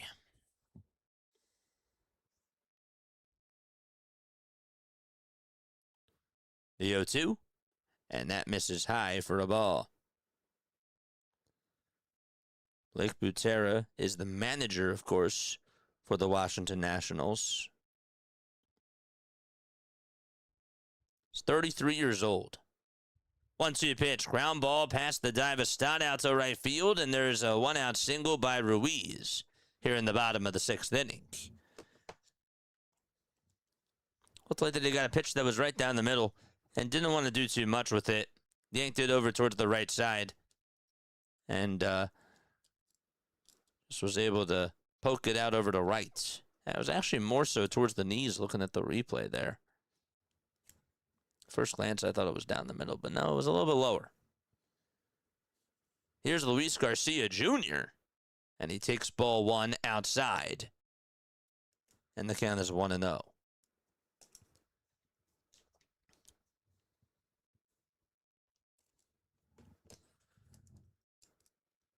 Rangel gets set and deals. And that is a curveball that is in the zone for a called strike. Dropping the hammer. Thank you so much for the sub over on YouTube. Really appreciate that, my friend. We have a post-game show after this. Make sure that you guys stay on for that. And the 1-1 delivery to Garcia Jr. is high for ball 2. So it's 2 balls and 1 strike. Rangel did not start off the ball game. It was Tim Mayza, and he allowed a run in the first. The 2-1 pitch on the way is swing and a miss. The changeup was high. Garcia got fooled, and he was early.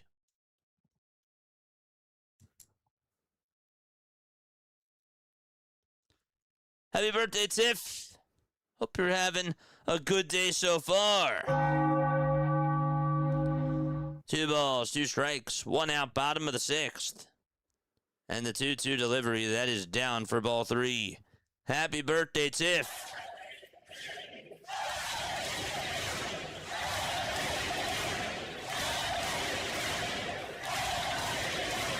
Fist bump to you, Tiff. 3 balls, 2 strikes, bottom of the 6th, 1 away. The payoff pitch, that'll be chopped foul over towards the third base side. And out of play.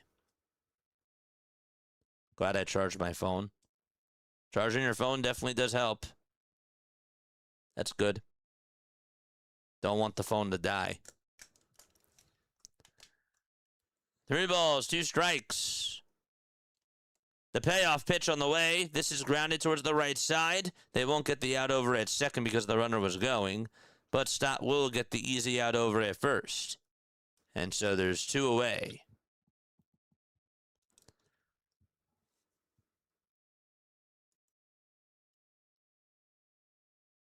Which means that now Ruiz is over at second. And Nunez is up to bat.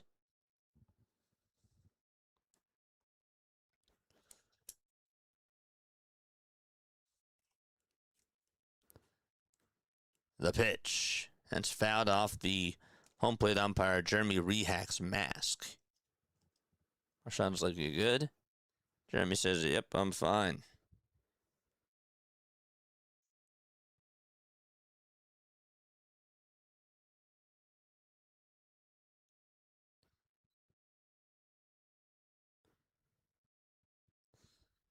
No balls, 1 strike. The 0-1 pitch, and that is a foul ball.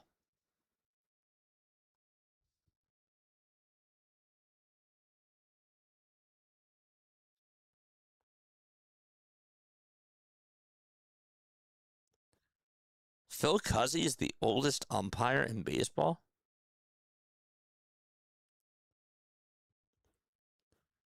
0-2 pitch, here it comes. Swung on and missed, and we go to the 7th inning. Let's go. Oh, but he just retired. Huh. I didn't know that. I was looking up who was the oldest umpire. But he had the record for oldest umpire in baseball history, according to AI. Huh.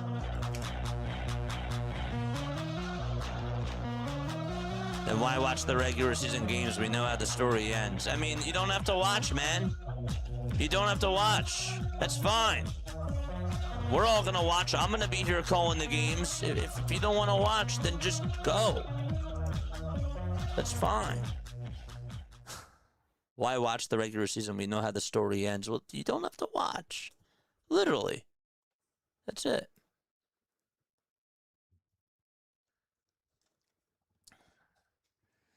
All right, so we go to the top of the 7th inning. It's a 2-0 ball game. Phillies only have 3 hits tonight.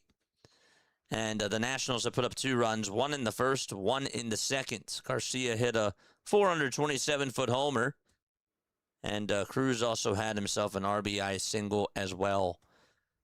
And that's all the runs in this game so far. Phillies will have Sosa, Marsh, and Hill coming on up to the plate in this top of the 7th inning. Boy, oh boy. All right. Be nice for us to get some runs here.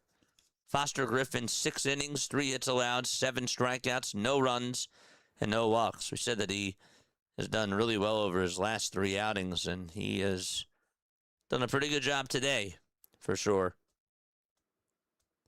We need Larry here. What's going on, Romano? How you doing? Scott, good to see you. Have a good night, my friend.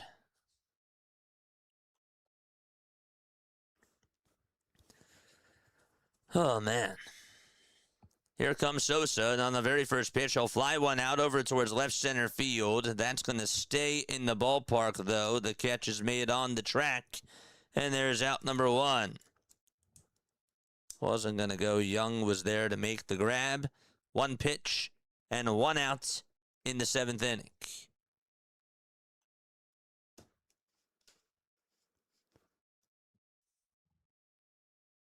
Let's go. 7 more, baby! What's up, Mo? How you doing, man? Thanks for the calls, JJ. Got you. The ball is 1 strike, and that's to Brandon Marsh. Harper and Marsh were having a conversation a little bit earlier. And they showed it over on the replay. I don't know what that was about. 0-1 pitch. Fly ball hit out over towards deep right field. That's going back towards the track. Goodbye! Maybe that conversation worked. 10 homers for Brandon Marsh as he matches another one.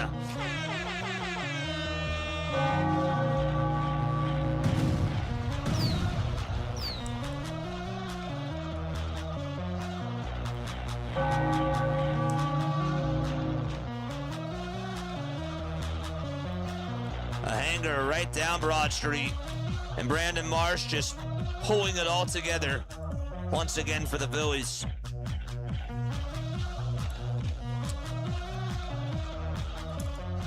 Pitch, and that is taken down for a ball. Marsh only had 1 hit in the last series against the New York Mets, but he's been terrific this season. 1-0 pitch, outside for ball 2. So it's 2 balls and no strikes to Derek Hill. George! 2 balls, no strikes. The 2-0 pitch, swing and a miss. That was in the dirt. Why would he chase after that? Dang.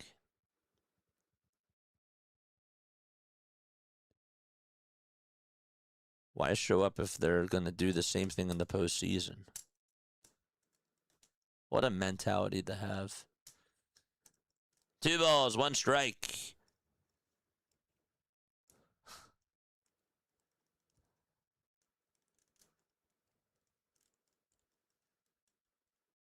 The 2-1 pitch, and that is a foul ball. There's Larry. What's up, Larry? So it's 2 balls, 2 strikes. We're in the top of the 7th. Phillies are down by a run. It's a 2-1 ball game. Don't forget to like. Don't forget to subscribe to the channel as well. Gotta get these wins.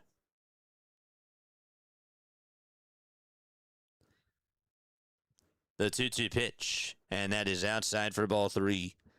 We're at 289 likes, and we need 100 more, 110 more to get us to our goal of 400. 3 balls, 2 strikes, and the payoff pitch, swing and a miss. And Griffin strikes out Derek Hill with the fastball. That's his 8th strikeout of the day.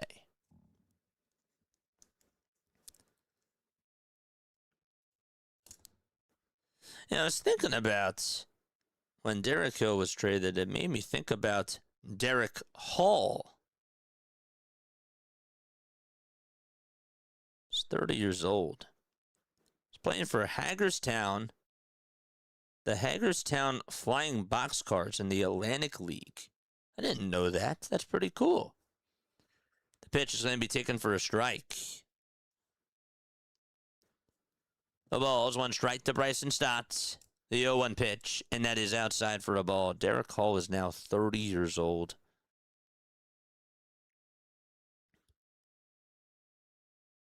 I liked him as a Philly, too. The 1-1 pitch to Bryson Stott, and that'll be chopped foul towards the first base side. Figueroa plays it on the hop, and he will toss it back over to somebody in the crowd.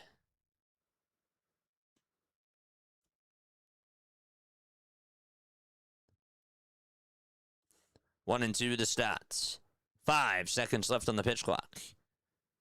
Griffin gets set, kicks, deals, and that is going to be called a strike, and this will be challenged by Bryson Stott.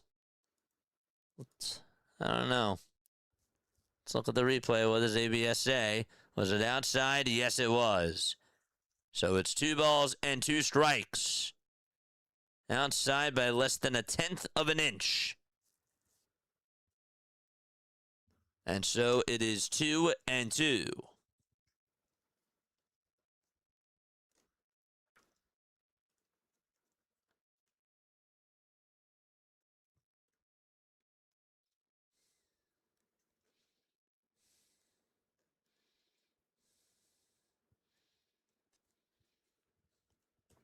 The 2-2 on the way. Another chopped foul ball over towards the right side.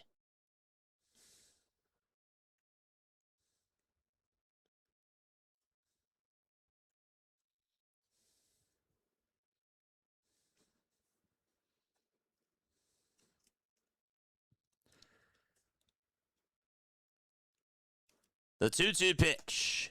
And that is down for ball 3.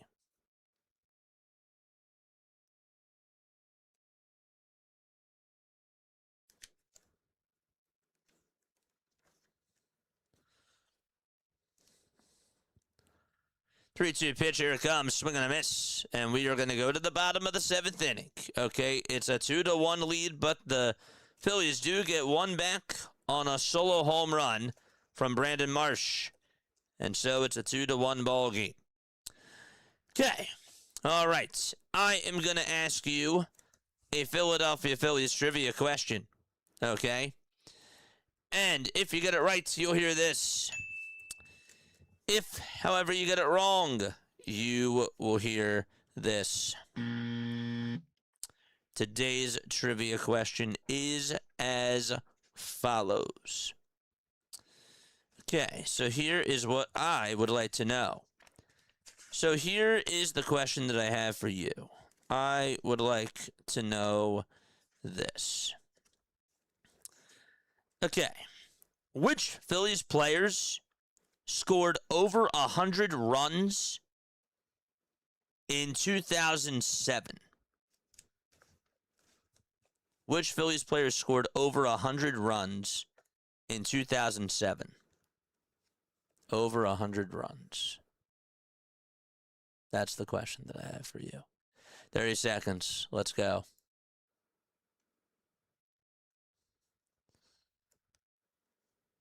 Over 100 runs in 2007.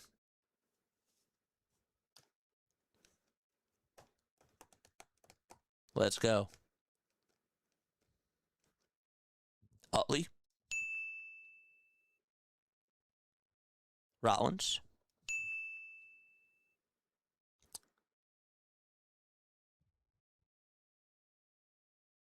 Howard. Nobody.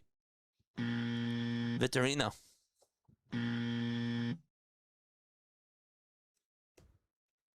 So missing something else, but that was also incorrect. 10 more seconds. Let's go.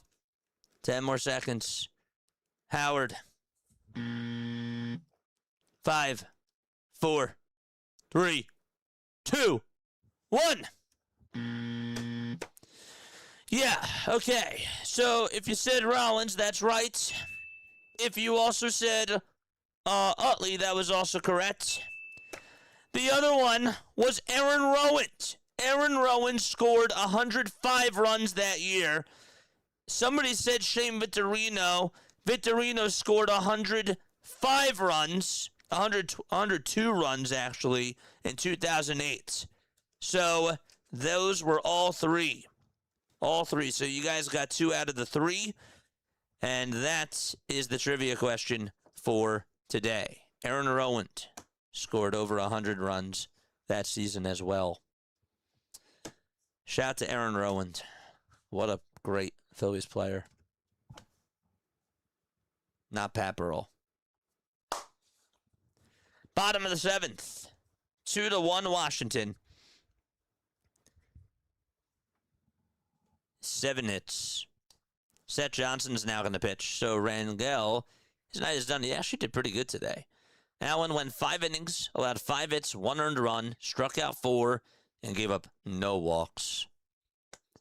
4 games, a 5.79 ERA as well for Seth Johnson. 72 pitches for Rangel, 51 of them were strikes.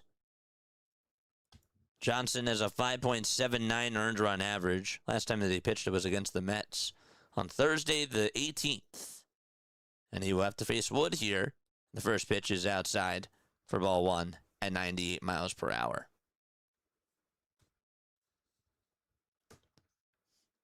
Howard hit 100 homers that year. That's funny. It felt like 100 homers that year. The pitch. That's going to be taken down for ball 2. So 2 balls and no strikes to James Wood. It's a 2-1 ball game. Yeah, actually, he did really good tonight, chat. 2-0 pitch, and Wood's going to smack one out over towards left center field, and that'll get down for a base hit. And Wood's going to get on with a leadoff single to start off the bottom of the 7th inning.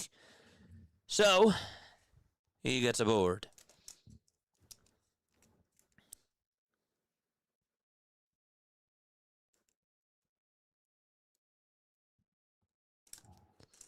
You missed the Royd era.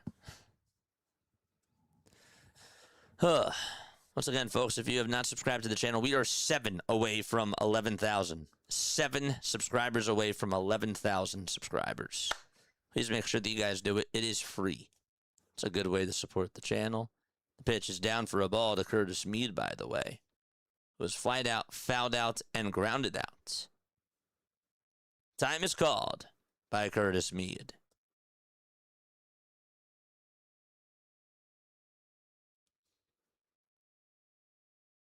Absolutely, Christopher. No, he did great. He did really good tonight.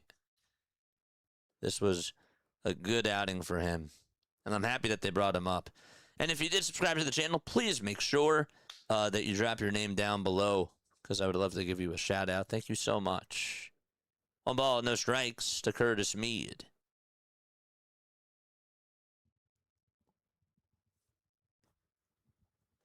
Johnson gets set at the Phillies letters. And he kicks, deals, and a good slider thrown at the knees for strike 1. To make the count now 1-1.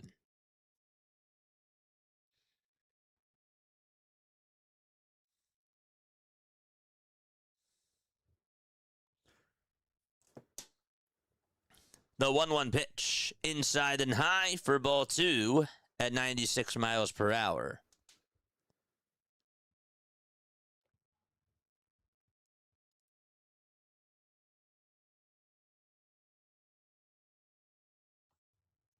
Wow.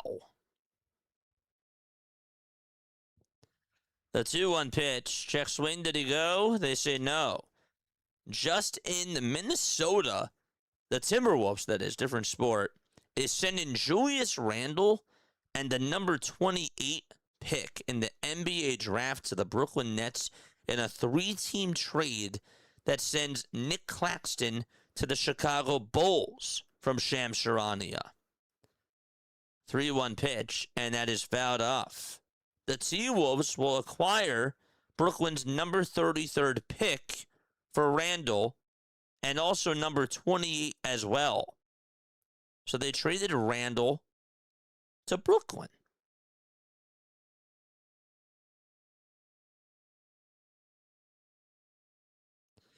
Three-two pitch, and that's a foul ball. Runner was going. Now has to go back over to first base. Yeah, me too. I'm very happy with that. Wonder what Topper's doing.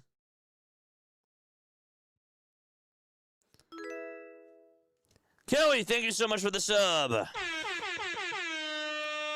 3 balls, 2 strikes. Bottom of the 7th, 2-1 Washington. Johnson on the mound.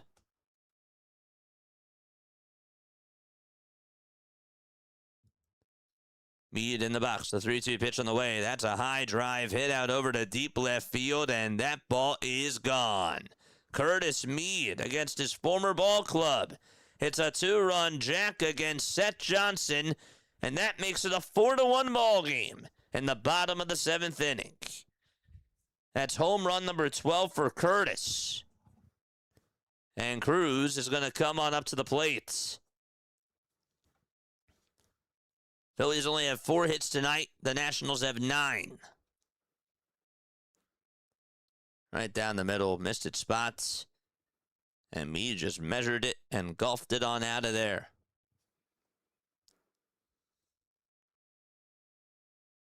Whew. Goodbye, baseball. The pitch. That'll be called a strike at 96 miles per hour at the knees. The count is 0-1. 10 seconds left on the pitch clock. Johnson gets set. And kicks, deals. There's another fly ball hit out over towards right field. This time it's Brandon Marsh who's there, and he will make the grab for out number 1. Came running over towards his right, but caught it.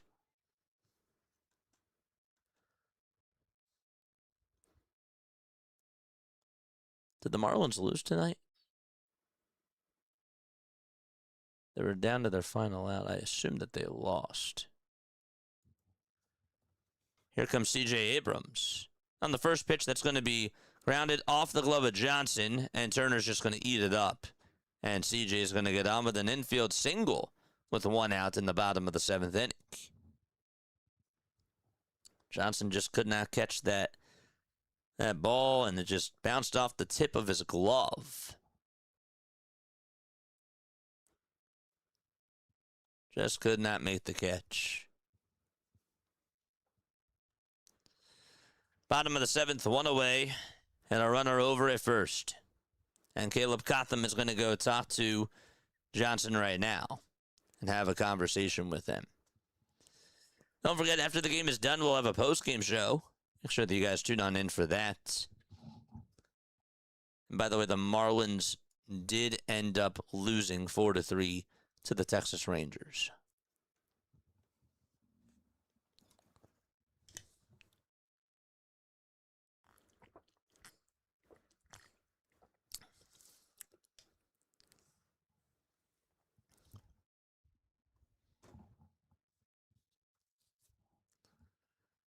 Bottom of the 7th, 1 out. And a runner over at first. And now it's Young who's up to bat. Johnson gets set, kicks, and deals again, and the pitch is inside for a ball.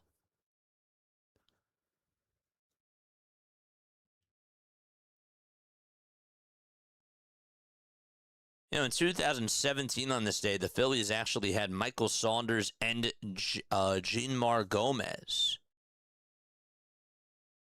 And they released him. They released the both of them, actually. I thought it was Jeanmar Gomez. They spelled it Jenmar. 1 ball, 1 strike. Bottom of the 7th, 1 out. The 1-1. Chopper hit over to third. Bohm has it on a hop. Throws it over to first. It's high, but Harper got back down to the bag and got out number 2. A jump catch from the throw by Bohm to Bryce Harper's way. And there's 2 away with a runner now in scoring position. Wasn't it Jeanmar Gomez? That's going to bug me.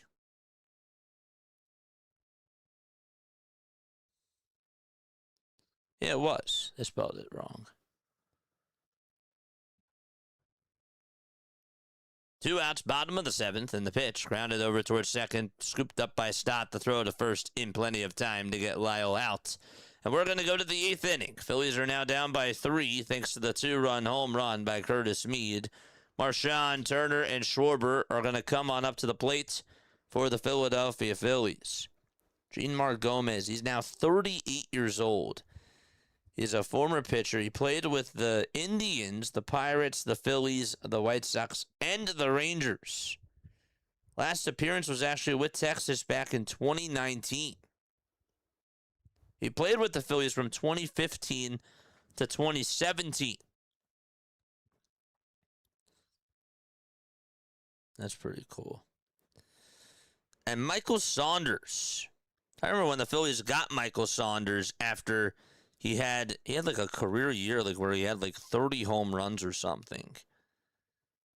That was like one of his only good years. Yeah, he had 30. What was it? He had 24 homers, which at the time meant that he was doing really well. Wait, he had 24 homers in 2016, right? Yeah, that's correct. Then he came on over to the Phillies and was with them in 2017. The Phillies didn't really have him for long. I forgot all about that. That was crazy. Genuinely thought I could have led those teams to the playoffs. Like number 300. Let's go! Let's go, baby! We're now 6 subs away from 11,000.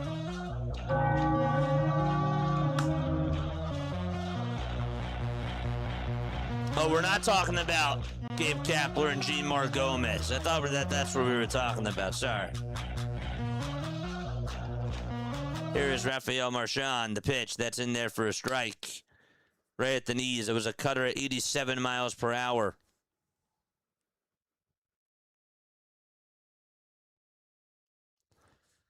The 0-1, and that is down for a ball. And Joe was really good today. He was really, really good. Foster Griffin has 101 pitches.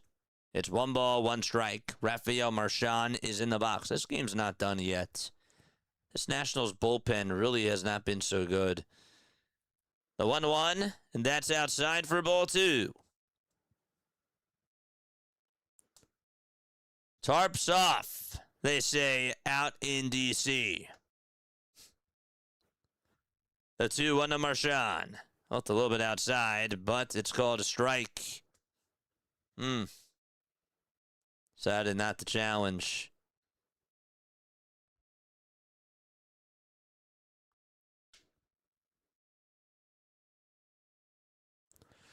Two balls, 2 strikes. The 2-2 pitch, and Marchand fouls it off, and that's going to go out of play.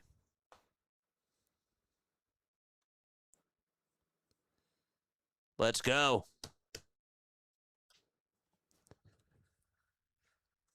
2-2. Top of the 8th. Phillies are down by 3. Griffin with 104 pitches. Marchand's in the box. The 2-2 pitch. That's a line drive hit over towards the right side. Scooped up by the second baseman. The throw over to first is in plenty of time. And there's out number 1 in the top of the 8th inning. And Trey Turner is up next. So 1 out in the top of the 8th inning. And 105 pitches for Griffin. Is Butera still going to leave him out there? We'll see. Trey looks like he's going to go back on over towards the dugout, so I assume that means no. Schwarber and Turner are looking.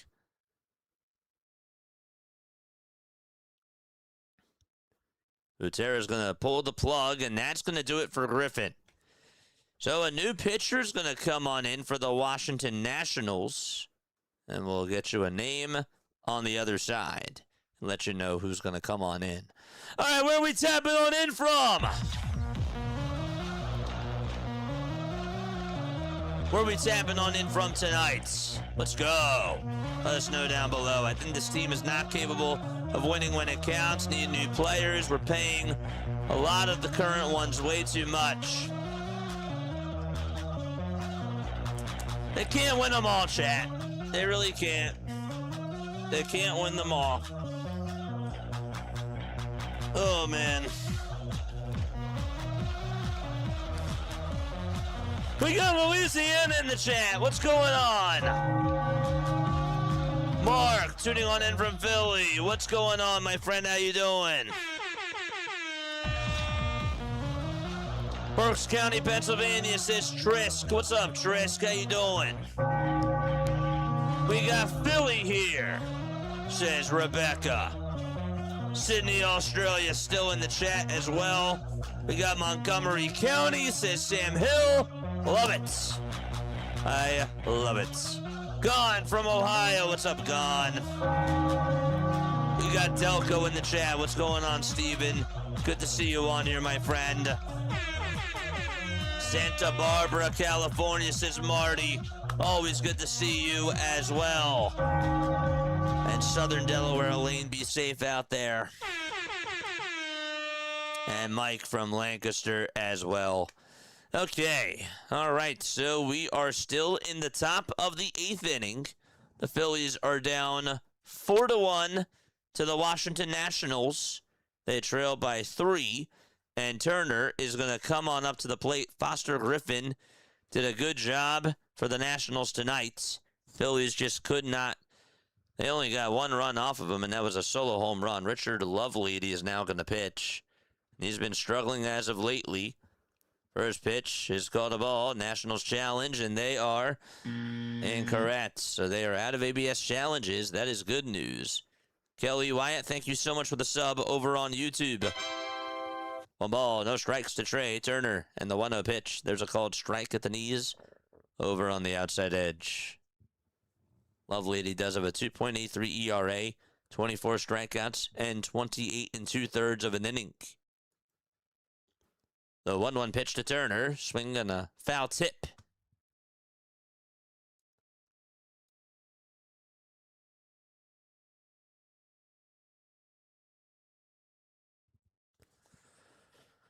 One ball, 2 strikes to Trey Turner. And here's the 1-2 on the way, and Turner can't catch up to the 4-seamer at 91, and there's out number 2 in the top of the 8th inning. And Turner is down, swinging on strikes. So there's 1 down. And Schwarber is up next. 2 outs, top of the 8th inning. Kyle's 0 for 3, reached on an error back in the 6th. He's looking for his 30th homer of the season. First pitch outside for a ball. 1 ball and no strikes to Kyle Schwarber. Schwarber has never faced Lovelady before. 1-0 pitch, and that is high for ball 2.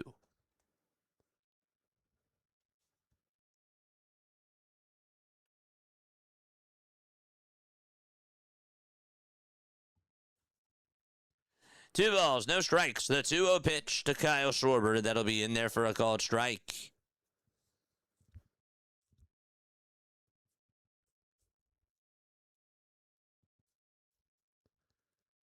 2-0 is the count to Kyle Schwarber. The pitch, and Schwarber fouls that one back towards the screen. We forgot to mention, too, that on this day, Jim Thome hit a walk-off home run against Tampa Bay. That was his 13th walk-off homer of his career. That tied a Major League record, and that also gave Charlie Manuel his 900th career managerial victory. 2-2 pitch, swing and a miss, and we're going to go to the bottom of the 8th inning as Schwarber is down on strikes, and the Nationals are going to try to add on some more runs. 4-1 is the score. Washington is up by 3.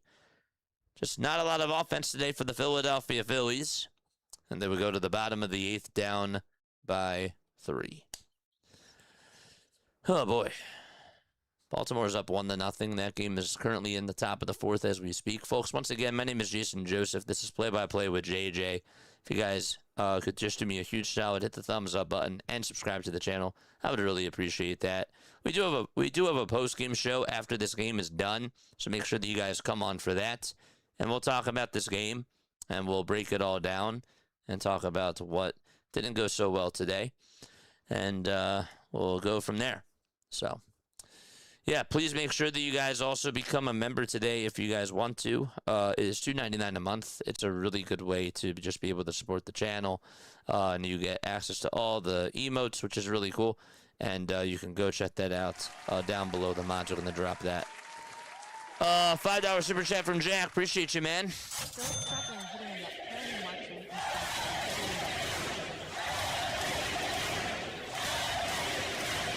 Phillies are struggling hitting yet. Carrying Marchand and Stubbs. There should be an investigation, says Jack. Yeah.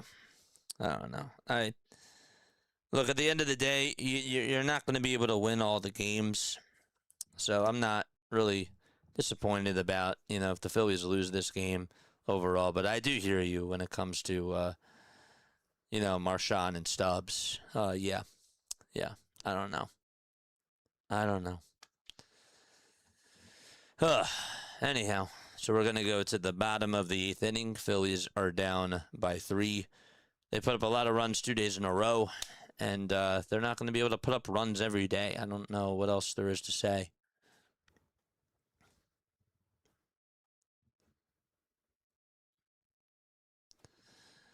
But thank you, Jack. I appreciate you so much, my friend. As always, you are the best. Jack, thank you so much for the 5. Love you, buddy. I hope you're doing well, man. It's always good to see you on here. Chase Shughart is going to pitch in the bottom of the 8th inning. 21 games, a 2-0 record, a 3.28 earned run average, 26 strikeouts as well, 4 homers allowed, and a 2.27 opponent average against. He has his glasses on. And here is Ruiz up to bat, and on the very first pitch, gets a sweeper. It was a hanger, and it was a foul ball.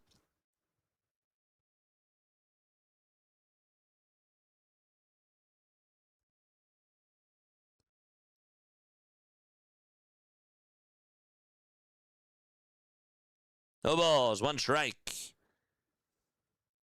5 seconds left on the pitch clock in the 0-1 pitch, and Ruiz is going to fly one out over towards right field, and that's going to go over the head of Brandon Marsh and bounce off the track, now bounce off the wall. Here's the throw over to second base. The throw is off the line, and Ruiz gets in there safely with a sliding double. To start off the bottom of the 8th inning. He just continues to hit against the Philadelphia Phillies. That ball went over Marsh's head. I thought that he was going to go back a little bit more. I don't really think he took the right turn there to go make that catch. I think he anticipated that it was going to be a little bit more up, and besides that, he made the wrong judgment there, but still, that was a hard-hit shot by Ruiz. Here comes Garcia Jr. to the plate. The pitch is going to be in there for a called strike at 96 miles per hour. And the count is 0-1. Direct all the negativity to Turner. The rest have to just battle. Still a ball game. Have to stop striking out. Yeah. 0-1 pitch. Swing and a miss. They're allowed. Yeah. Yeah, that's all I'm going to say.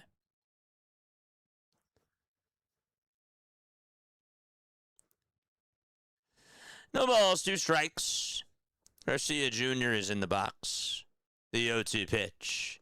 And that is up high and away for a ball.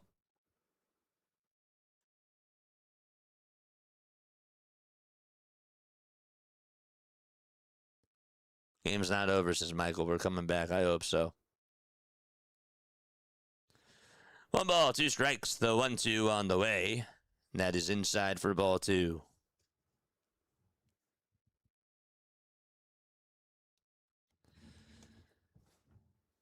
So it's 2 balls and 2 strikes to Luis Garcia Jr. Shughart gets set below the Phillies letters, kicks, fires, and Garcia Jr. is going to fly one out over towards center field. And there is Hill. He'll back up, he'll make the catch. The throw is going to be drawn on over to third base. It was a good throw. And Ruiz is going to stay right where he is for out number 1.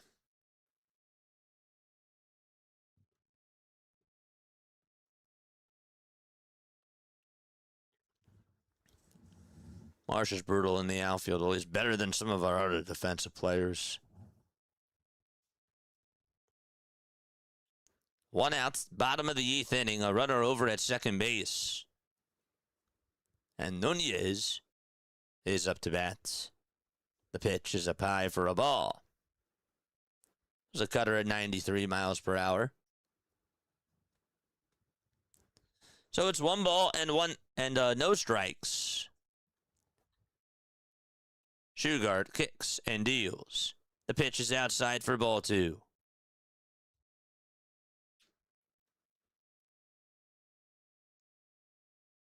Exactly. That's the Philly. Okay. All right. The 2-0 pitch. That's going to be floated out over towards the left side, and that's going to get down for a base hit. Sosa plays it on the ground, and stopping over at third base is going to be Ruiz. And that'll put runners over at the corners with 1 out in the bottom of the 8th inning. Amigos is here. What's going on, Amigos? Good to see you on here. I don't think I said hello to you before. I apologize about that. By the way, I forgot to make sure that I hit the thumbs or the like button for the super chat. Oh, no, I did. Good. Good. 1 out, bottom of the 8th. James Wood is up. He's 2 for 4 with a double, a single, and 2 runs scored. There's 10 seconds left on the pitch clock, and here's the pitch. That'll be in there for a strike to throw the second base. That is not going to be in time, so that's going to put runners over at second and third. No balls, 1 strike to James Wood.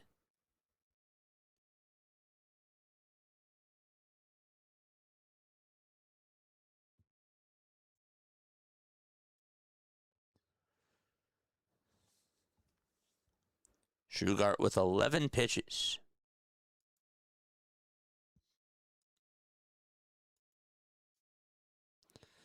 .28 ERA and 26 strikeouts as well. He's allowed 4 earned runs in his last 5 1/3.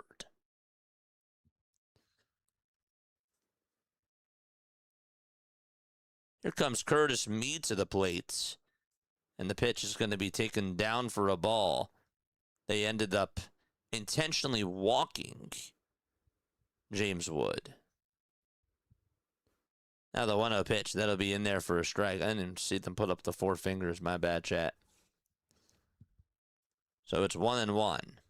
Curtis homered his last time up. That was back in the 7th inning. So it's 2 balls and 1 strike. The 2-1 pitch. And a foul ball over towards the right side. And it's now 2-2.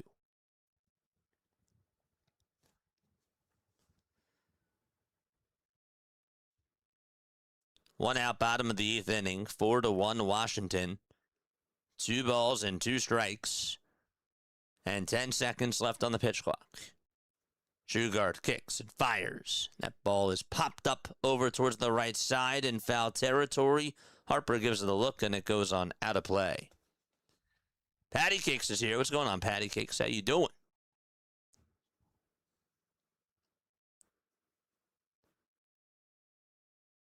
The 08 team was a thing of beauty.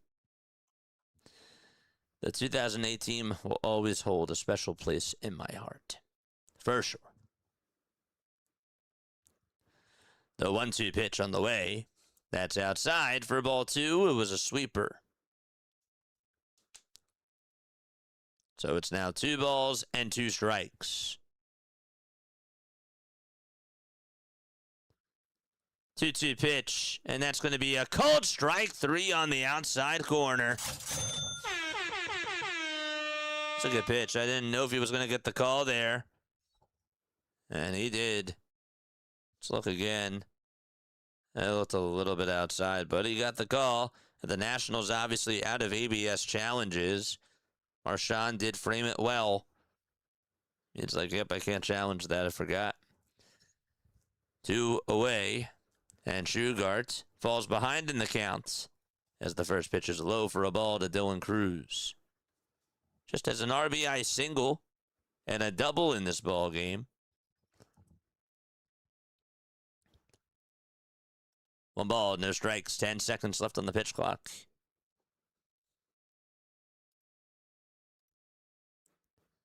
And here's the pitch.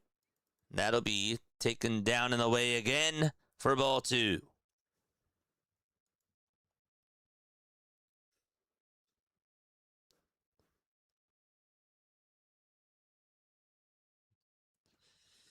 Two balls, no strikes. The 2-0 pitch on the way, and there's a swing and a miss. The sweeper was at 82, and Cruz got out in front of it. Dusty is the bench coach now, and Mattingly has stated he's not coming back next year if they have a season. Dusty should get the first crack at it this time. The 2-1 pitch, and that's going to be fouled off. It's now 2-2.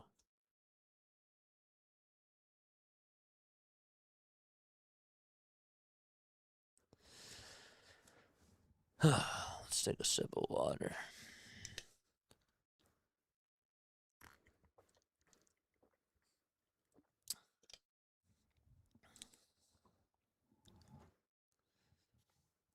Two balls, two strikes. Bottom of the 8th, 2 outs.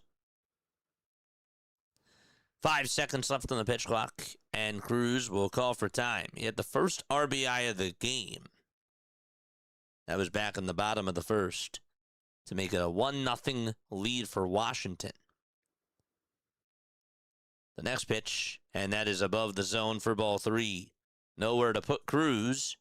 The count is full. There's 2 outs in the bottom of the 8th inning. It's 3 balls and 2 strikes. Payoff pitch on the way, and Cruz pops this one up. It's a foul ball, and it'll go on out of play.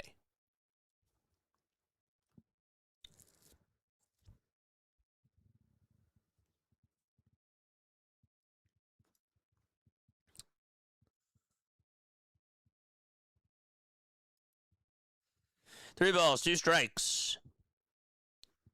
8 seconds left on the pitch clock, and the payoff pitch on the way. That is down for ball. Actually, going to be called a strike 3. Wow. Oh, my gosh. That was a late called strike 3 by Jeremy Rehack. That looked like it was down.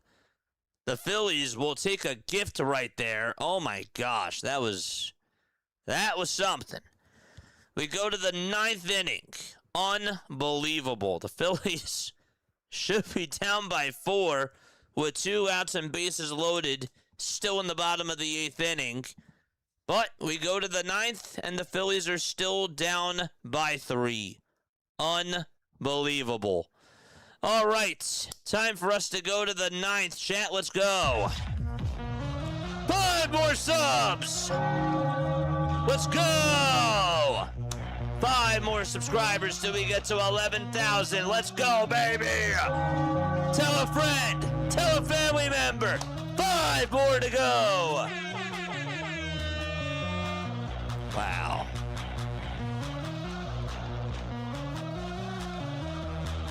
Marshawn is in because Real Muto needs rest. ESP when he runs like he did last 2 games. Come on, man. It ain't over. It ain't done. Still got a 9th inning to go. Yes, we still got a 9th inning to go. After the game is done, though, please make sure that you guys call into the post-game show. I will be glad to talk about this game. What a game so far. Yeah, one of those. 3 more to go. Thank you all so much. Keep smashing that thumbs up button. And if you did subscribe to the channel, let us know down below. That's what I was saying, using dumb challenges earlier in the game for no reason. But don't tell that to the opponent. Some of them might listen to play-by-play with JJ. You never know. You never know. You just never, ever, never know. That's from SpongeBob. And I think I said it wrong. But regardless, we're going to the top of the 9th inning. 4-1 is the score, and Clayton Beater is going to pitch for the Nationals. He's 5 for 7 in save opportunities with a 3.63 ERA. 2 more subs! Here comes Harper, first pitch, down the middle, swing and a miss. And it's no balls and 1 strike. 10 seconds left on the pitch clock. The 0-1 to Harper, and Harper's going to fly one out to center, and that'll get down for a base hit, and there's a leadoff single to start off the top of the 9th inning.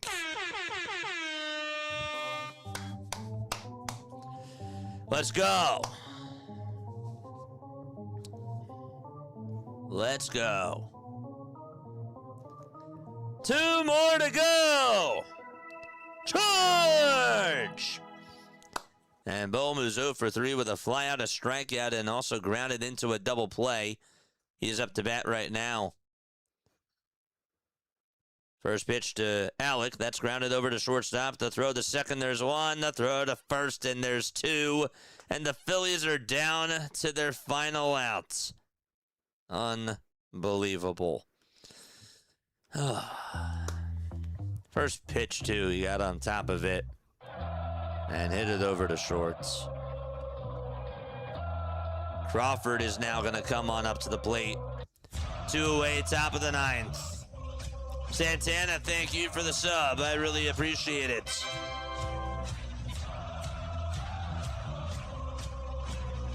The pitch on the way to Crawford, and that's going to be taken for a called strike. 0-1. 2 more subs to go. 2 more, baby. We're almost there. 0-1 pitch, and Crawford's going to smack that one foul. And the count is now 0-2.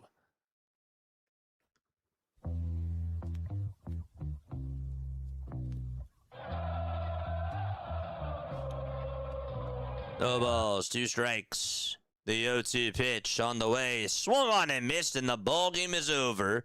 And Beater gets the save. It took him less than 10 pitches for him to record the save, and the Nationals beat the Philadelphia Phillies by a final score of 4-1. Foster Griffin gets the win, and Tim Mayza gets the loss.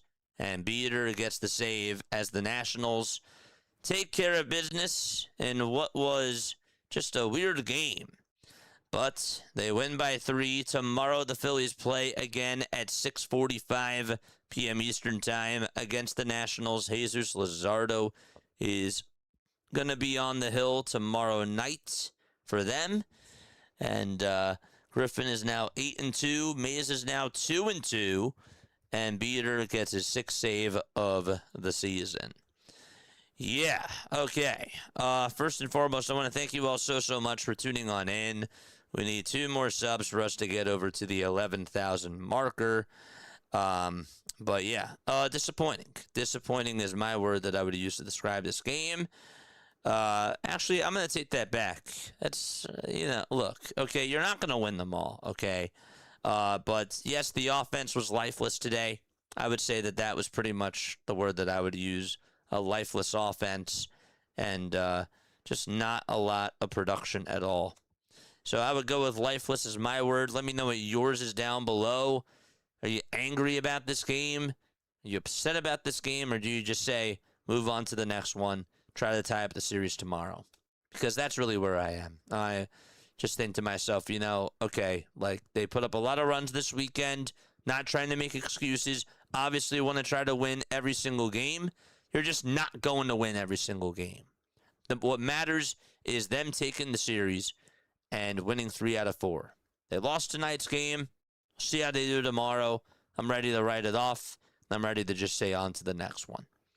So let me know your word that you would use. Yippee, the Phillies win. Oh, wait, 12 strikeouts, says Hoagie Boy. Dude, like, I don't know what to tell you, man. I really don't. Lethargic. Yeah. Lethargic. So, Sleepyhead says Eagle Deeds. Yeah, it was a sleeper. Bullpen games will not suffice. That needs to be addressed by the end of the week, says Butt. I've seen teams win bullpen games.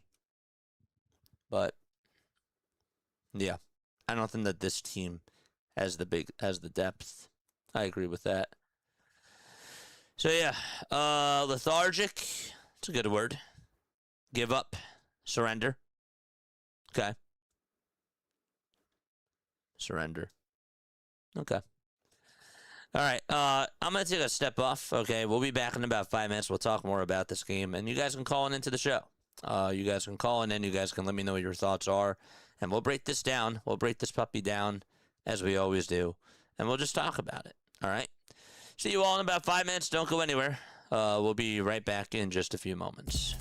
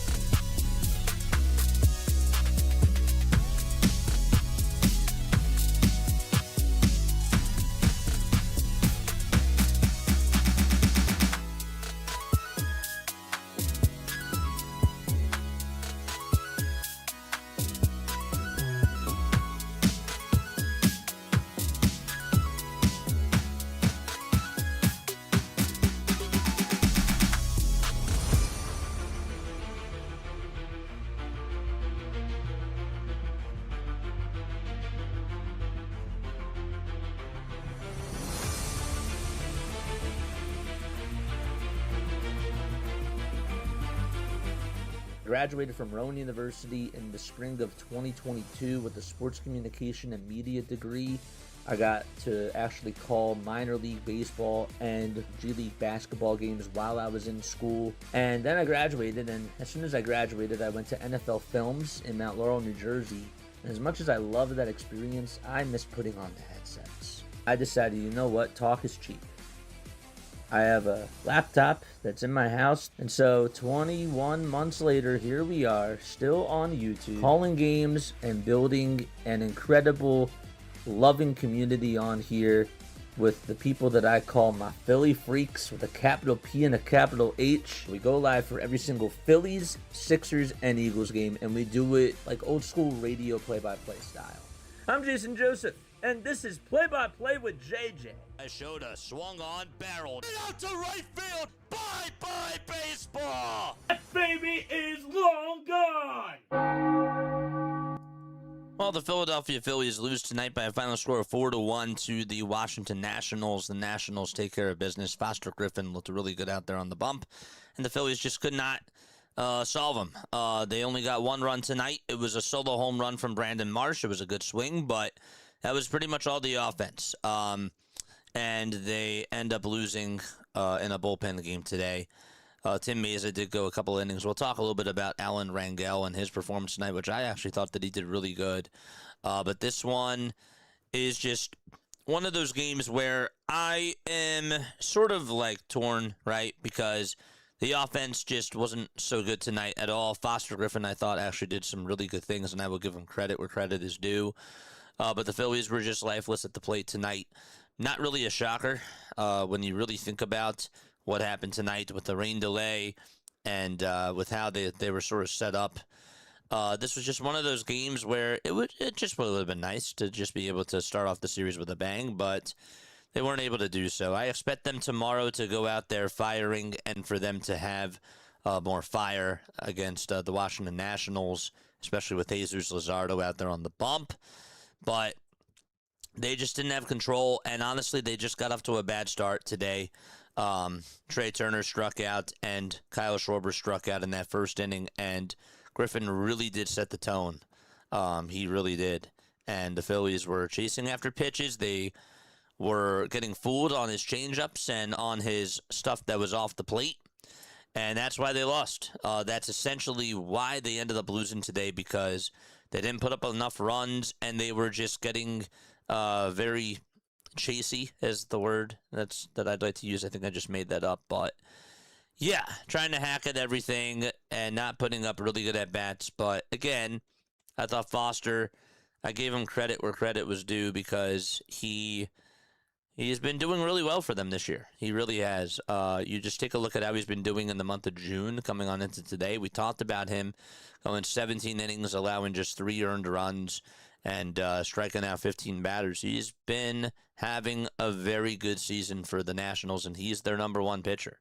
But it just would have been nice for them to be able to get this win, but at the end of the day, people forget about this, and I know that we get really passionate as fans and as people that watch this team.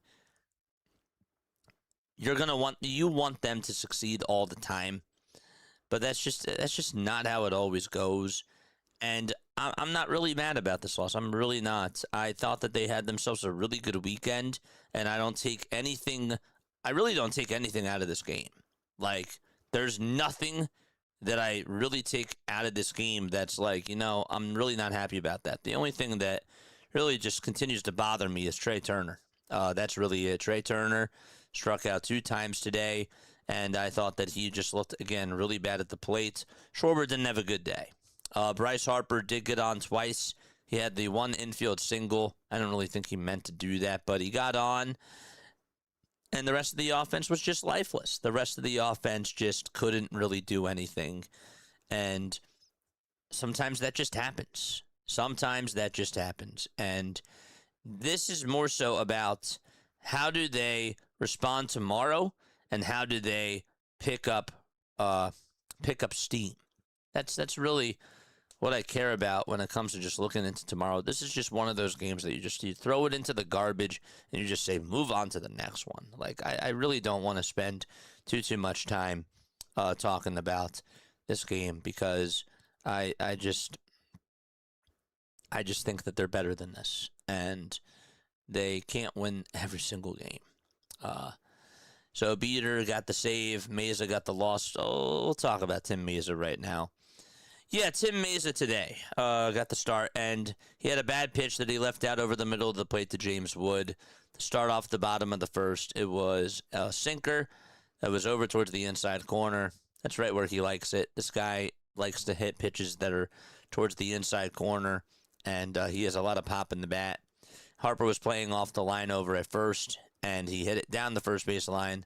It went out all the way to right field, and then he went on over to second base. And then Mayza got Meade to fly out over towards center, and then Wood went on over to third base. The pitch to Dylan Cruz, I have to give Cruz credit there because he worked up a very long at-bat. The count was 0-2. He worked it back up to a 2-2 count, fouled off a couple of pitches, and then got one out over the middle, took advantage of it, slapped it out to left, and the Nationals took a 1-0 lead. I wasn't really impressed by that pitch, but Cruz, we always say all the time, work up the pitch count, and you're able to capitalize on a mistake because a pitcher is more likely to throw a mistake when you do that and when you put up a longer at-bat. And that's what he did right there. So Marchand did catch tonight. I don't necessarily trust him when he's catching. I just think that the Phillies just don't really have any other options, and JT is their best catcher. And I didn't really like where that pitch was supposed to go. Supposed to be inside, and it ended up being down the middle instead, but I still didn't like where the pitch was. And, yeah, you got off on the bad foot tonight, and then in the bottom of the second inning, coming on in was Alan Rangel, and he gave up the home run to Luis Garcia Jr., and it was a 2-0 game, and you just could not respond. The bats were just really cold tonight. They only put up 5 hits. They put up just 1 run. They had an error from Trey Turner. It was just a bad brand of baseball. It was a bad brand of baseball tonight. And just a very sloppy night overall. A very, very sloppy game. I really feel when it comes to Alan Rangel and his pitching today, I thought that he did really good. I did. I'm hoping that he gets to pitch in the next outing when the Phillies have the number 5, because I thought that he looked really good today. I really enjoyed how he mixed in his changeup and how his fastball had a little bit of some arc to it. It felt like that when the Nationals were off balance, it just looked like that his pitches were just sort of elevating when he was releasing his pitches, and the Nationals just looked a little bit confused. A couple of flat pitches here and there, but we're talking about a number 5 starter. And I thought that he did good, and he kept you involved in this game, and he made it really difficult for the Nationals. Besides the home run that he allowed, he did good. He did really, really good.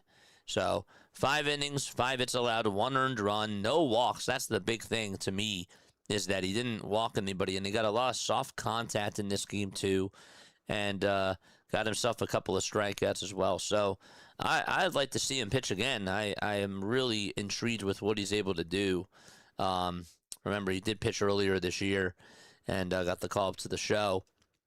But, yeah, so I don't know. I thought that he kept you involved, and that is what you really want out of your number 5 starter. Just give you a chance. That's it.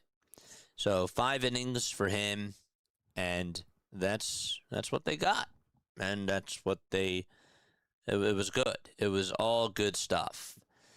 Seth Johnson, another pitch left out over the middle of the plate to Curtis Meade. Made a bad mistake there. Gave up the 2-run home run. Yeah, I don't know, man. I don't have much to say after this one. I just think it's a short and sweet game where you just say they look tired, they just didn't have enough tonight, and they move on to the next one. they've been playing such a good brand of baseball lately, taking another series against the New York Mets. I have faith that they're going to bounce back tomorrow. I really do. I have faith that they're going to bounce back tomorrow and that they're going to be able to at least take 2 out of the series. The goal for them is to win 3.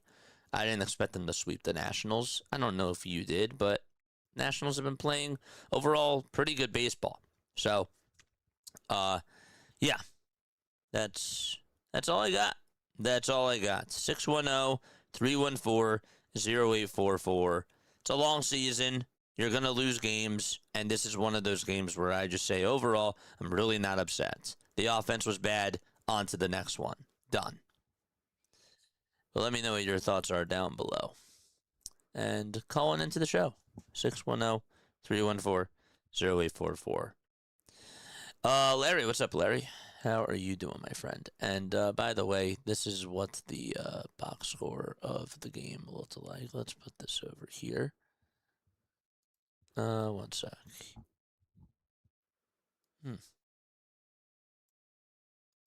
That's a little bit odd. I don't know why that's showing up like that. It's weird. Anyhow, yeah. So let's read some messages. I feel like every time Marchand is catching, we lose, and JT is a much better catcher at managing the pitching. Yeah, I agree. I definitely agree with that. They just don't have a backup. I would have started JT tonight. Would it have made a difference? I don't know. But I do think that he would have done a better job calling the game. I do. Maybe Mayza doesn't give up those runs early. Maybe, I don't know. It's a different game with JT out there. But I didn't really think that was the reason why that they lost. But I do agree that when JT is out, you're really missing something there. But the bottom line is that, again, your bats just went cold tonight, and they just couldn't do anything, period. That was just it. That's pretty much what ended up happening in this game overall. The bats were ice cold, and you didn't get anything from your big guns. Nothing. Bryce Harper and Kyle Schwarber can't be Superman all the time. They've been carrying you. They did a good job this weekend, a really good job. And hopefully they come back tomorrow, and hopefully they play better. That's it. That's it. Put the ball in play. When you put the ball in play, good things happened. I will say that the Nationals, I thought, did a pretty good job putting the ball in play in this game, and they did put pressure on the Philadelphia Phillies. They are a pesky team. They are a team that I think it seems like that they're ahead of schedule with how C.J. Abrams has been playing for them, knocking on in runs. You have the Dalen Lyles and the Nasim Nunez's. I mean, that guy has been hitting the ball really well. He just hustles, and he is fast. They have a good defensive infield. I'm not here to tell you that the Nationals are going to win the World Series, but maybe there was a little bit of overlooking involved tonight. I don't know. So, I'm one of them too, says Dwayne. Yep, hang in there, JJ. Disappointing, but you got to flush it. Yeah, that really is my mindset. Disappointing, but you flush it tonight, and you move on to tomorrow. Tomorrow, I expect them to win. I do expect them to win tomorrow. I did think that tonight was going to be a high-scoring game. The one thing I did get right is that Marsh was my MVP, so at least I got that right. But Jesus Luzardo pitches tomorrow against Zach Littell, and we'll see how he does. We'll see how Zeus does. I expect Jesus Luzardo to go out there and give you a very strong performance, and I'm just really hoping that the Phillies can just light things up against Zach. The last time that they actually faced him, he ended up giving up 3 earned runs in 5 innings, and he allowed 2 homers in the game. So we'll see if that's what they can do. He's been struggling overall in his last couple of outings. He only went 1 2/3 against the Seattle Mariners in his second to last outing and allowed 5 earned runs. So hopefully the ball flies tomorrow and that the Phillies are able to get themselves back into the W column. Yeah? You know? That's where I stand. Let's see. Phillies need to win the next 3 games because it is not too far from the 3rd or 4th place spot. No, I agree with that sound. I do. I definitely agree that these games, like, these aren't make it or break it games. I feel like that the Nationals, obviously, this is a test for them because they're playing against the Philadelphia Phillies, and they're trying to prove to the league that they are worthy, right? But for the Phillies' sake, this is more so like, this is a weird series. This is actually, in my opinion, this is sort of a trap series for them because I think that they could win games, and I think that they should definitely take the series. I do. I still feel that way. But I don't think that, again, if they take this team for granted, if they play down to their opponent, and in some ways tonight I did feel like that happened. I'm not saying that that's acceptable, but they can't do that. No, they cannot do that. They got to take on Zach tomorrow. They got to play well against him. Cade's going to pitch as well in the series. I don't know if they're going to face Miles Mikolas. I didn't see that on the pitching matchup. But Thursday, to me, is definitely a win game, and I'd be shocked if they lose that. But, yeah, look, move on to the next one. You flush it down the toilet, and you're back on tomorrow. Be ready to go back on early and show up and play a good brand of baseball. Sell the team, says Phillies Sports on top. Pitching wasn't the problem. Just 5 hits and a dreadful 12 strikeouts. Maybe the delay affected them. Yeah, look, the strikeouts were not good tonight. I'm not making any excuses for them. Okay, Turner struck out twice. Kyle Schwarber chased a little bit. Harper actually didn't strike out once tonight. That was a good thing. I think Bryce Harper's doing really good. I want to make sure that I do mention that as well. But Sosa struck out. Marsh struck out. Hill. The one thing that did bother me, chat, and I will say this, is that when Derek Hill got the leadoff double, and then he went on over to third base, and they couldn't find a way to get him home. Just would have liked to see them try to get him home there. The defense obviously continues to be a problem with Trey Turner over at shortstop. What else is new? Marsh had a couple of plays out in right field. One of them, he got a little bit lucky because that ball bounced off the bottom of the wall, and he sort of misjudged it, but he got a little bare hand on it and sort of deflected it.